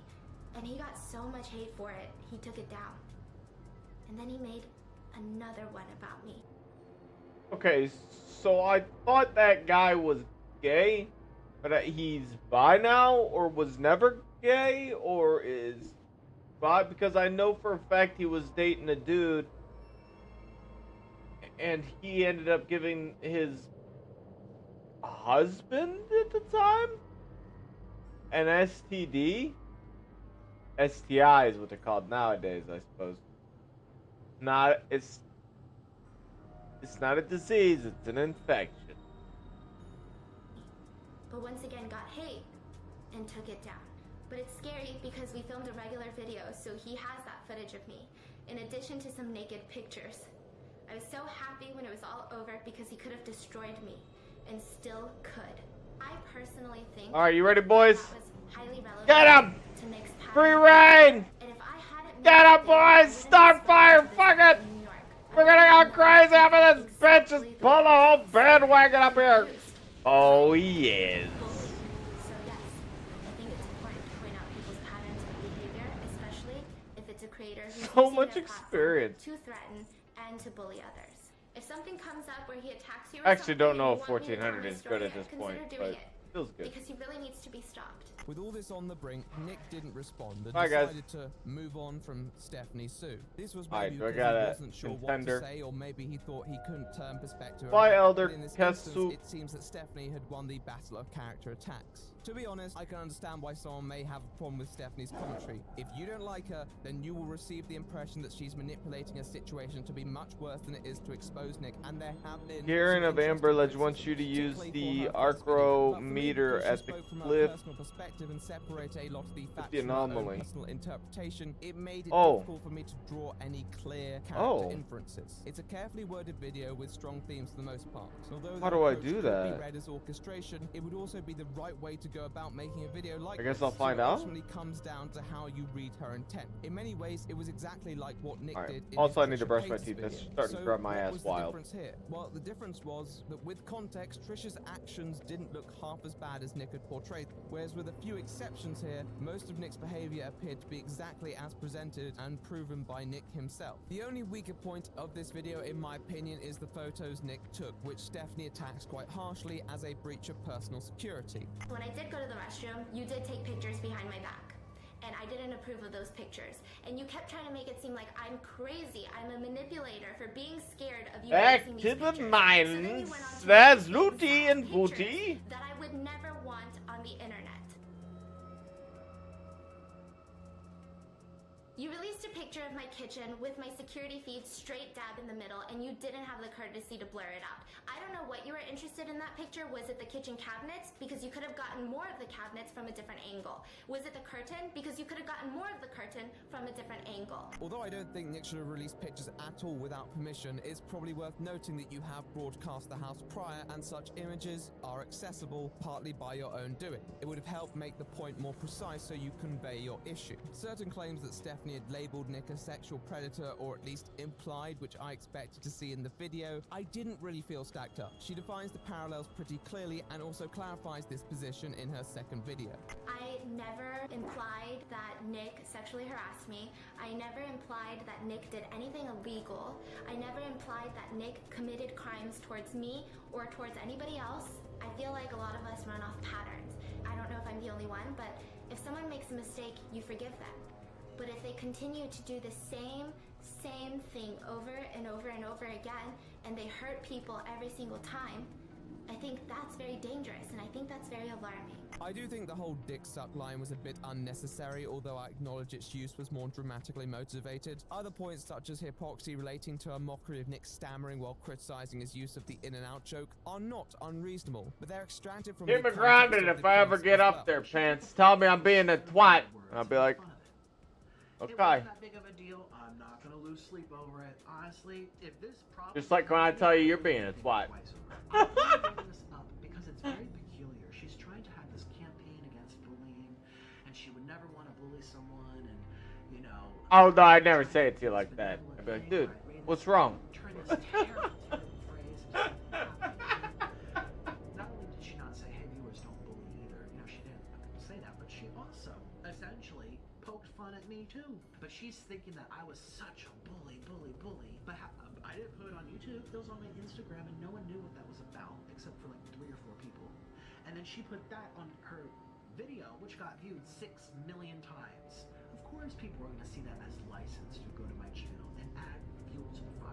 The mocking of a person's speech errors is something that could be leveled towards most creators as a universally comprehensible joke. It's obvious. The in and out joke was an inside joke which really had little use in being public, which is why the argument was made that its utilization was more malicious. Equally, that's why she had no trouble making charity merch out of it, because when revealed, the joke loses its power. It doesn't mean that these points are invalid, but because there's rationale behind the other side, a tone of slam dunk righteous anger will likely go down like a lead balloon. And some people might be shocked, like, how could you said this phrase hurt you so much, and now you look at it and you say, hey, swipe up for In-N-Out merch, 100% proceeds go to charity.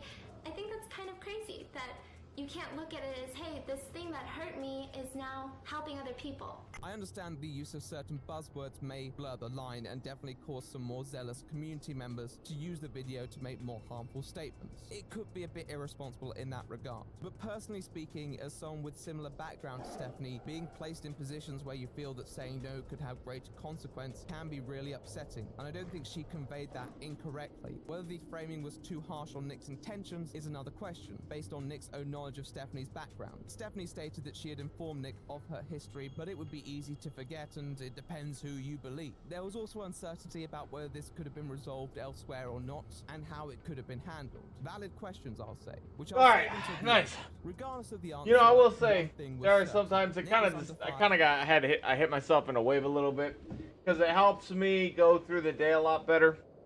But it was a nice conversation I had with my buddy Pantalones, and he that's his real name, by the way. People call him Pantalones because he doesn't wear pants. He refuses to, so you know, no pantalones. Anyways, he had a conversation where he's telling me before he goes to work every day, he goes up and talks to his mom, gives her a kiss or hug, whatever, and his mom tells him to remember to be thankful for the things he has. And like I've heard that statement multiple times, well before I've talked to him, but how he phrased it really hit me. Like it was because it was just kind of like the thing he was just talking about. He was just talking about how he does that and it helps him throughout the day. And I was telling myself just as I was out there, not specifically like what I was thankful for, but like it's a training exercise that I've learned for myself when I wake up in the morning. Maybe I'd had a bad night. You know, to just appreciate that, like, well, at least I have a place to live. At least there's electricity from my house. At least there's running water. At least there's warm running water. At least I have a place to play game, like, you know what I mean? At least I have entertainment, right? At least I have food. And like, even if you don't look at it as saying it as at least is looking at things like half full or half empty, in the sense that like you're looking at like the minimum of what you have. Or you could look at it like, I have this thing and I have these things, and it's good to look at those things because you always want to see what other people have, and you say, I wish I had that. And you gotta take a second to look at what you do have, because what you do have, someone else might be looking at and saying, I wish I had that.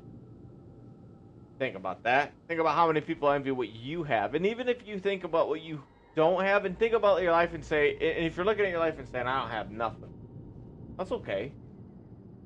That's okay to have, to what you feel like you have is nothing. But at least you have yourself. And if you say you can't stand yourself, then that's the one thing we can't agree on. You gotta look in the mirror and you gotta tell yourself that it's gonna be okay. You're gonna make things work. Today will be a better day, you know? And it's gonna, just give yourself a hug. Honestly, looking at yourself in the eyes in the mirror and telling yourself it's gonna be okay might make you cry. You gotta tell yourself you mean it. Say it to yourself and mean it. It kind of makes me tear up when I tell it to myself in the mirror. Kind of tearing up a little bit right now thinking about it. It's effective, for me at least. Just to remind yourself a little bit. Just take a look at yourself, and if you don't like the way you look at, that's okay. Again, that's okay. There's things that can be done. But far be it from me to make those decisions for yourself. You know what those need to be. Like never before, and he had no clue how to deal with it. Oh. What's this? Oh, no, it's that place on the other side. Okay. I understand that. Yeah, I need to see if this is the situation. So let's go over here. What happened? Oh, I muted. World. I certainly don't have 6 million people out I was just saying that, like, it helps me to get through the days. And earlier today, like, I was dealing with the VA.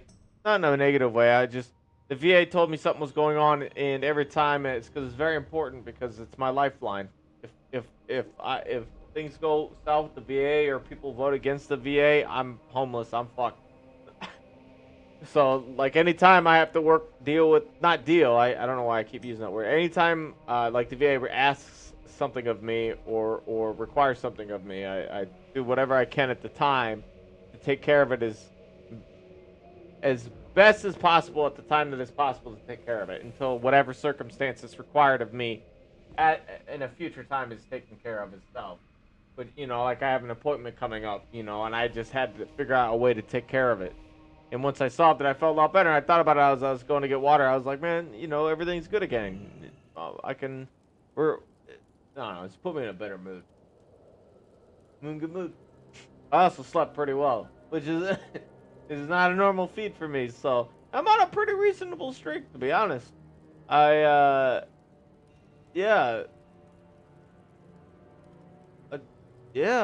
few days have been pretty good. There aren't 6 million people who know who Stephanie is. All right, let's go check out that thing. Oh, yeah. See, that's what I wondered. Okay, gotta fly back. There's no way I can get over there. Can I? There's like a huge gash. Which is fine. Maybe I need to just be on the edge of the other side. But the title is why you're scared. Anyways, I hope you guys are having a good. What is it? Monday? Oh man.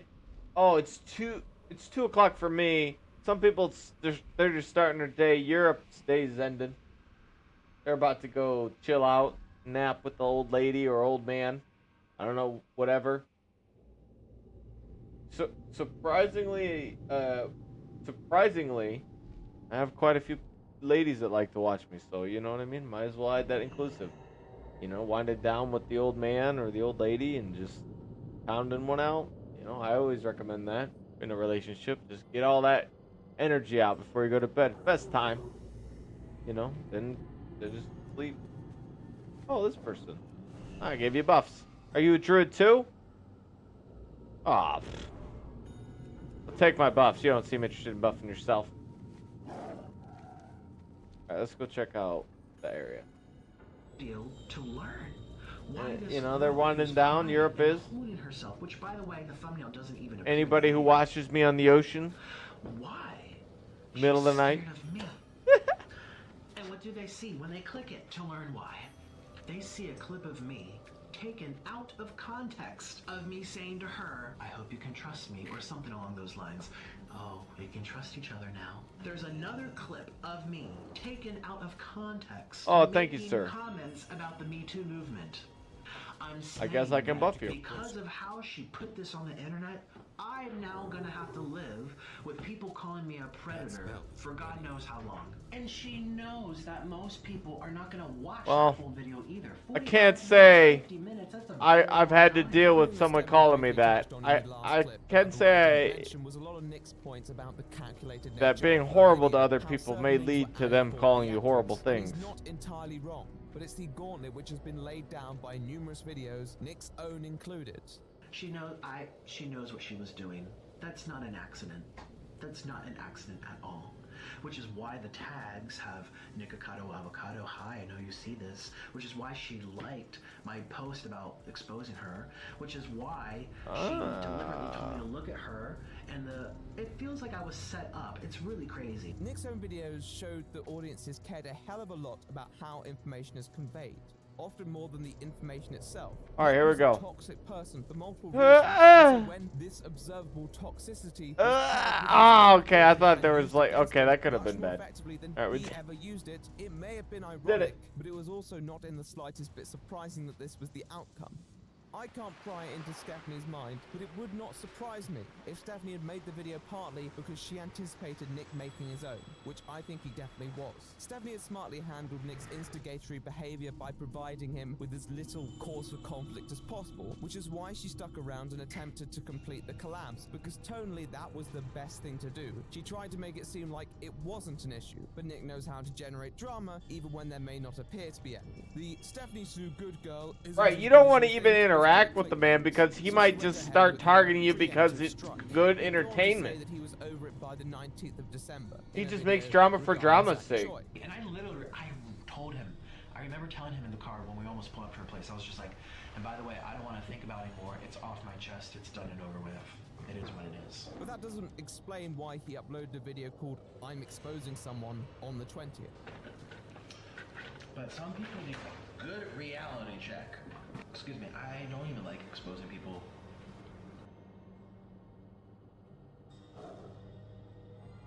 People watch this. They watch this man do this, and then shit talk other people. So exhausting and stuff, but it's crazy. I was really screwed over, so. Nick indulged in the exposed culture. Yeah. He made multiple videos exposing I'm individuals. nitpicking and gave again. People the idea that this is what he enjoyed, and then was exposed in the process. If people of like to watch attempting it, people like to expose watch. someone I just else, think and it's then kind went of ahead and crazy. attempting to expose them anyway, only further Did I buff exposing this guy? himself. I did. Nick's whole brand was under fire, so his multiple personas. I seemed to go just, into I mean, overdrive. I'm not looking to. I guess I understand people like the drama, but it's an energy kind of thing, right? And I know I said I don't like the word you use that word because I wouldn't consider myself a mystic in a way of like how I want to phrase things, but I do believe that there's like an ebb and flow with how people react with each other. There's an energy. And again, it sounds crazy, but I'm trying to explain it. But like if someone is happy and they're giving off a vibe of euphoria, you're going to more likely be in a good mood, especially if you have a personal bond with that person.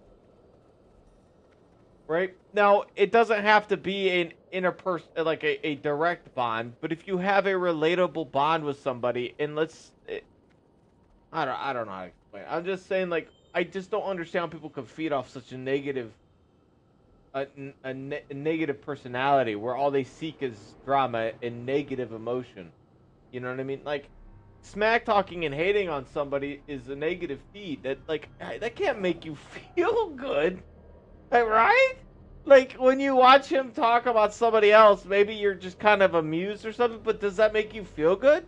Honestly, like, I'm watching a video and I'm just intrigued. I guess, in a way, I'm listening to it. We're listening to it. So what's that make me? Am I happy listening to this content? I'm not necessarily watching this man's content directly, but I am listening to a man talk about this guy and negatively discuss. Well, I don't know. He's just really more like talking about him. So is it? So what does that make me? So again, I guess I say I'm nitpicking. There's no room I can say because it's a hypocritical phrasing. I don't know. I guess I can't say if this makes you feel good or not. I mean, maybe it's just a phrasing of just a judgment. Oh man, I'm not like this person. Oh man, what a shit person. Oh god, fucking horrible. Yeah, that sounds more like what it is. I go shopping. That would make me happy and feel good. Shopping's your jam? What kind of shopping do you like to do? I gotta tell you, if shopping could be more fun if I knew how to write a list more properly, which I can do. It's just, I always think it's like, I always say I'm really shit at shopping. I just need to write a list. I can do it. I write a list. Shopping for me is interesting. Electronics. What kind of electronics? Like, PC stuff?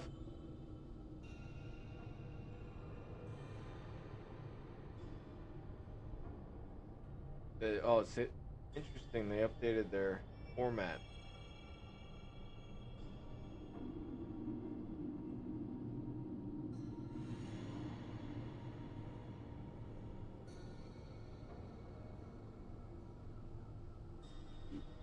Computers and computer accessories. Yeah, it seems to be the jam of a lot of folks who enjoy the PC life. I will say this though. There are a lot of when someone say console versus PC, it's gotta be PC every time. The PC, you know what I mean? Experiencing the same game on a 60 frames versus 30, you just can't beat that. Go with honor, friend. Light bless you. Alright, we did it. Oh, I gotta do another reading? Okay, copy. Man, it'd sure be in handy if I could fly right now. Sorry, I didn't mean to put the mic. I know the mic can be. You think I can make it without dying? I'm probably gonna die here. I'm gonna gamble. Here we go. Just letting you know that my soul Oh! tells me Oh! I'm gonna. Boom, baby! they're both very smart. They're so smart. I would have died though if I didn't make that. If I had even hit the edge. The internet works. They know. You're Hank Hill of computers? What to say I know what you mean. I get it. Copy. allows people to draw the conclusions. Dude, this reminds me of Riff. Uploaded multiple more videos responding to people. He says what's he that? was set up, but no one really bought it. The DMs Pacific don't Rim. come out in his favor. His own evidence doesn't come out in his favor. One DM that I often Alright, let's think get is the hell out of here overlooked is before this robots one. come When out of it. Stephanie apologizes for any misunderstanding in the group chat with Zach and states that she was not comfortable talking about Veronica. Nick appeals to the comments that she made on Saturday at her home. If she was egging this discourse with Veronica on up until the video on Sunday, as Nick claims, why would he not bring that up as a much more obvious example? Yeah! Well, it's because Zach wasn't there on Saturday. Oh. Why would Nick appeal to Zach's ignorance rather than his knowledge? Well, in Oh, my here it is. opinion, it's I because was like, Zach isn't there a knows ramp that over she here? wasn't It's egging right it in my on face. when he was there. With this in mind, it doesn't surprise me that Zach snapped when hearing Nick's narrative. Nick would make a couple more videos attacking Zach, and Zach responded. Nick would concoct the narrative that he was, in fact, Man, I'm set so up by jealous of both these Stephanie flyers. and Zach due to a business partnership. Look at me, I gotta That would mean climb that Zach ridges would have and needed to deal with predict Nick mobs dropping him in and it go and around leaving DMs shit. without asking permission. And if Because I Nick can't knew climb he the was edge. being dropped in it, why would he appeal to Zach's authority? To me, it seemed like he was trying to create hostility between Stephanie and Zach so that Zach We would be run forced to with the side Nick. buffalo. But when that failed, he just changed the narrative so that Zach was actually in on it as I well. sell It's hard to see computer and why else computer Nick would ask accessories. Carly for permission, but not Zach. What about console? What I was telling God him, he was spoon dang it, Gregory. that he was this, oh, I'm in the middle, but I'm in the middle. Talking this way to me, talking this way to her. And they are business partners, you guys. They are joining up to make a lot of money. Maybe you'll end up being the next assistance for upgrading. Because I'm looking to upgrade here real soon. They are business partners. They're going to come out with a product. I don't know if they're still going to do it. But I'm telling you. It still didn't really answer the other questions and just made Nick look like a bit of a conspiracy theorist. The only thing in his favor was that Zach retained a lawyer, which to the commentator or critic Greetings. would be a bit strange. But For Nick the did have a Alliance. terrible habit of Be twisting his careful. words. For example, Nick said that Zach couldn't have been a real friend because he didn't check on him when he landed after his flight. Zach said he didn't DM either Nick or Go with Stephanie honor, friend. after Stephanie's video. And Nick says this. Add more texts and show how you guys were so uncomfortable with me, yet you still hung out with me and drove me I have around noticed that and these tried to pull information quests out of me are every less chance you could get. condensed. So how could you have stayed out of it I'm having totally to and do a never lot more texted traveling again? to get where Which, I'm again, going. is not believable. It does. I think that's why I slowed down drastically on my experience getting. Maybe I should think about switching over to doing dungeons instead. Permission to release more texts for her second video. It's like, that's a lie. It just reminds me of that guy who, when you asked why he wasn't early for the meeting, Yeah, he the says, only "Well, I reason was you here need last those week," is which because was very PlayStation early. have If he been was sharper, he would have complete observed jerk that faces Stephanie and have shows a message refused from cross Zach she crap alleged for to me. have sent on the day It would be after her completely video. pointless to have them if they had just allowed them to be platformed onto computers. They don't do it. After my video went up. But unfortunately, I can't make being Nick's lawyer my full-time job. Sorry, Nicholas. I assume Zach retained a lawyer to avoid terminological hurdles, but his lawyer probably told him what any person should have told him at that point: to stop biting. However, not to be outdone, Nick uploads a video on January the 20th. But don't get me wrong, there's some, yeah, Nintendo as well. You're not wrong. Deleted following its upload. It's You have been ordered to cease and desist. And the voluminous consumptions of foods that you eat on a daily basis on your social media platforms. Our client claims that you are negatively affecting the stretch marks on your behind. Dude, imagine, and I don't think they'd ever agree to this because it would be too, I don't know. Imagine if like Nintendo, Microsoft, like what's all any of the gaming console groups, right? So PlayStation, Nintendo, and Xbox all came together and created one like mega console where all three together like conscripted this one console where they would all share and like I don't know how they would do it, right? But it would make them as a whole far more profitable because it's not the consoles they make money off of. It's the game. So why spend your resources coming up with these separatized consoles, forcing people further along to have to separate sales, right? And if you could argue, well, Larry, they'd have to split the sales with the games. No, they wouldn't. They could still make their fucking game. But they'd have one console everyone could play the game on. It's like, well, they would have to compete in consoles. Really? Tell me about Microsoft competing with Mario. You don't think people aren't going to buy Mario games anyways? Fuck no, they're still going to buy their shit. Just be on one console. And I guarantee you, console at that point would start to would dwarf PC in an absolutely staggering way. But they won't do it. That's the shame of it.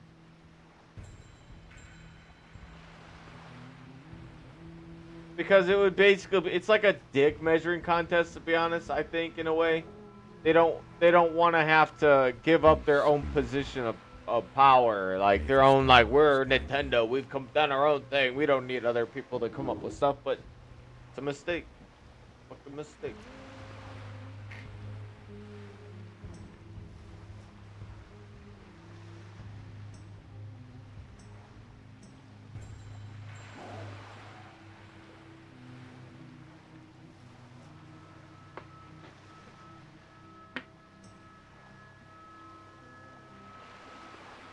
What's he want?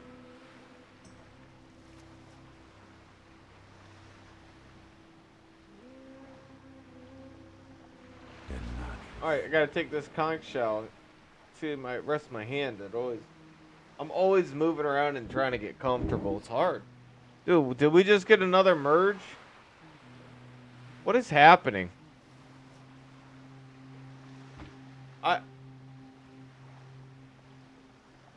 Nintendo Big Dick. Dude, they're savages, man. They're absolute savages at times. Oh, Belgium.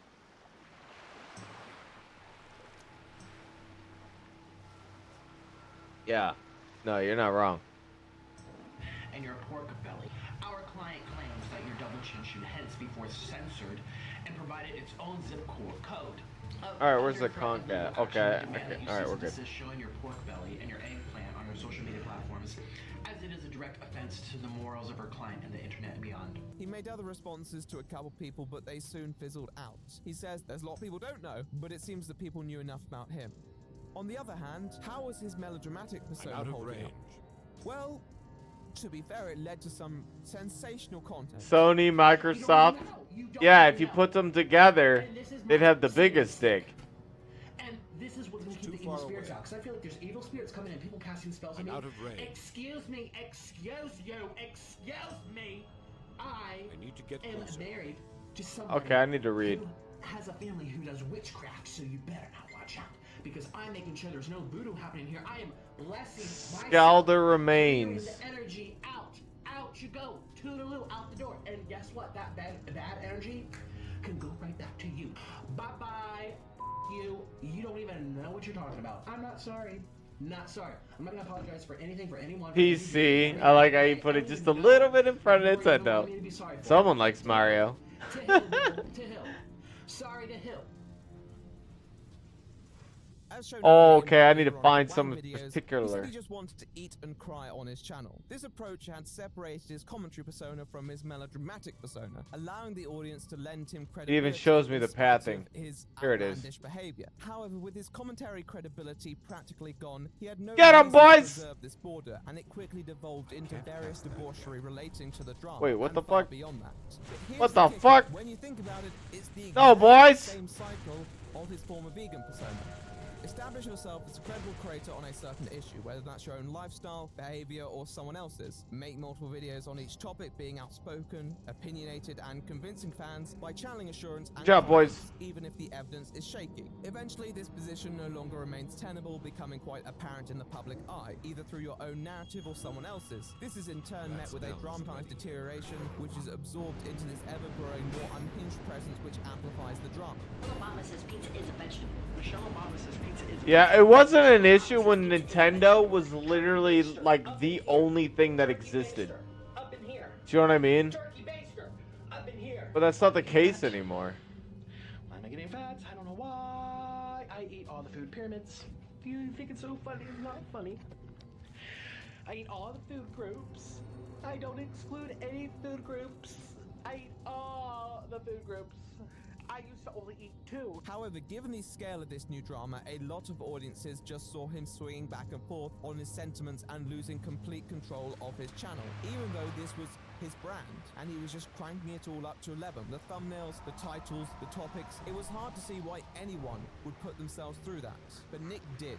He would even make videos mimicking the comparison compilations, asking what happened to him. With his first video on his channel being about his departure from the vegan community, many people would go back to this video and ask how he could come from such a calm, reasonable attitude to where he is today. Well, there's one more twist to this tale, my friends. Ooh, twists. What the twist?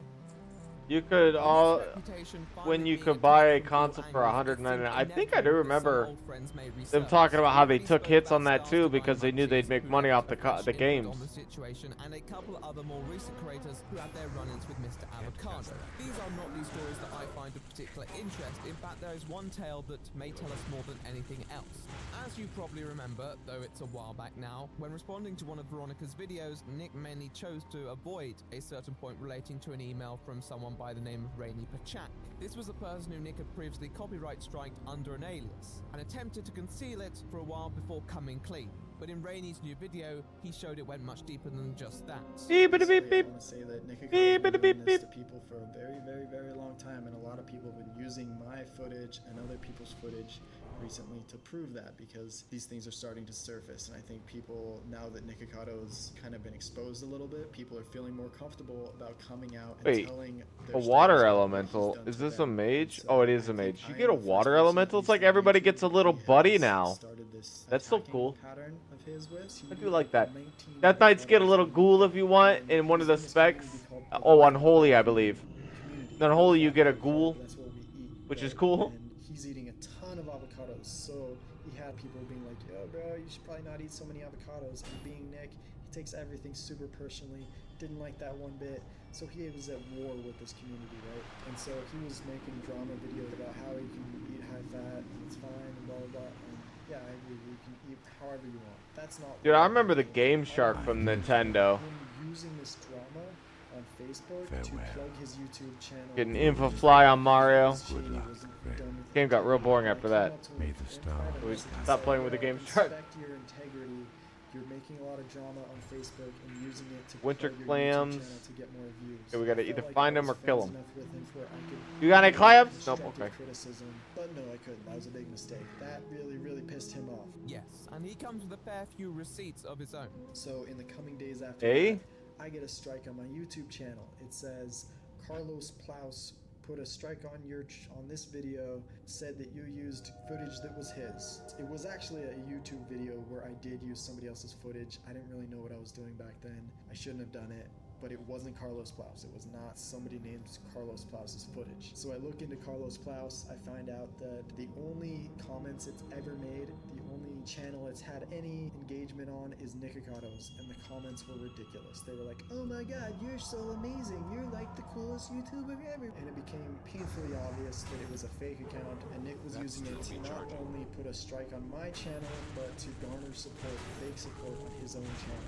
And so I asked him, hey Nick, this Carlos Plaus guy seems to like you a lot. Will you ask him? I would argue So Skyrim. much of your fan, will you ask him maybe to please take this strike off my channel? And he's like, yeah, sure, of course. And he's like, oh, after like a week went by or something, he's like, yeah, I tried, he didn't answer. I have a whole video about this. You can watch the details about this. But basically, I say, as a way to kind of get this copy strike off my back and also kind of prove that it's Nick, I say, hey, it's okay. I know how I can find out who it is. I'm a computer nerd. I'm a hacker.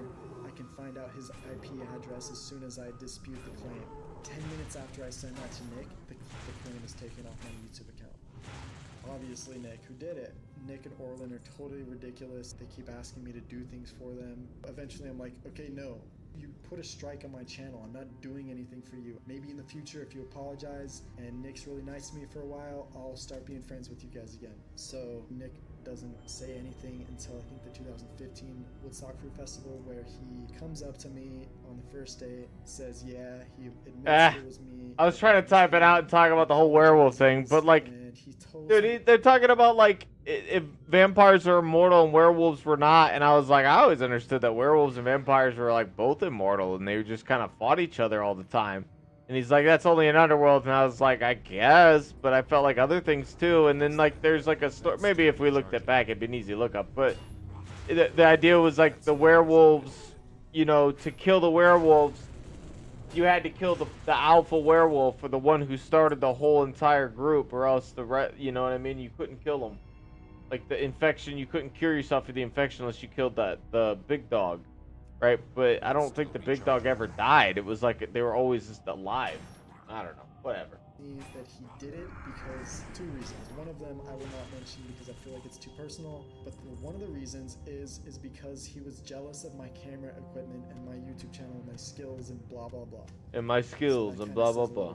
Okay. His whole relationship with me, all he talked about was my video equipment, my stuff, my blah blah blah. And he was upset, obviously. I think this is something he does. He gets upset by something and then attacks, and this is his pattern. Ultimately, what can be alleged from this video is that Nick's rather toxic attitude predated his withdrawal from the vegan community, and that ultimately, after making a series of attacks against people in the raw vegan community, he subsequently departed, attacking many others, including Rainey himself. Here's why, after 9 videos of praise, he makes 3 videos trying to destroy the Woodstock Festival.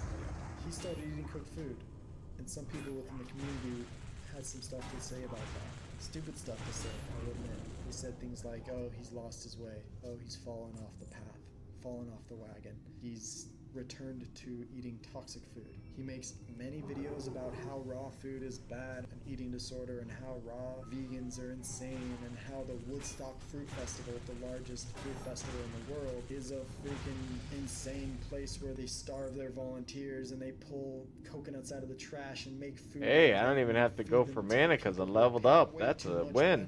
And they wouldn't let him have a wedding there, and he insinuated it was because he was gay, and all this stuff because he got offended. He's now trying to destroy. This is his pattern. Come for the nuke, baby! I work with the Woodstock Fruit Festival. I'm their videographer, and so I'm making a video to defend them. I'm working with them to defend them. And here's where I mess up. I make the mistake of talking on Facebook about making this video. I say, hey, I'm gonna make this video. I'm gonna work with a doctor to prove that he's lying about the herpes thing. That's not what I should have done. I should have kept it private and just come out with the video. All of this would have been very different had I done that. But no, I had to let people know that I was making the video, so it'll had to let him know.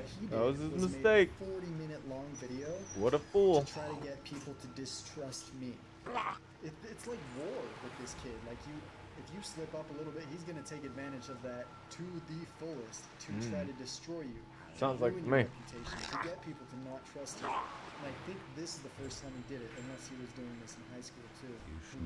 Rainey links an old response he wrote to the Alright, video. I'm gonna grab these. And also shows emails in which Nick had attempted to convince Rainey to remove his side of the drama. Rainey made the logical assumption that this sudden change was due to Nick coming under fire from other vegan commentators like the Vegan Cheetah and Martin Lewis. Interestingly, Martin has spoken about his own experience with Nick in an older video with receipts of his own. With my accounts. Now, I have a few other fake accounts where they're run by me, but it's not really me. They have like no photos, or it's like a random photo. Some of them have friends, some of them don't. It's a technique. All right, we're going to, which is ironic, to have other accounts to help you along. Start controversy. I was just kind of hoping to just get back to a Zoom. It stirs things. Start controversy. There we go, balance keep. Controversy. We're gonna go back to the inn, and I'm gonna call it there. It's about time this ginger goes to bed. I've been up for quite some time. I think we did a good pull today, though. It was like 17-hour stream we did today. It was quite a long stream, if I do say so myself. So that was good. Thank you. I hope you have a good day at work. Have some sushi for me on a Monday. Make you feel some better. You know how it is. See if I can put myself in a chair. I always like sitting in a chair if I can. Yes, right next to Magister Death. Oh man. All right. Thank you.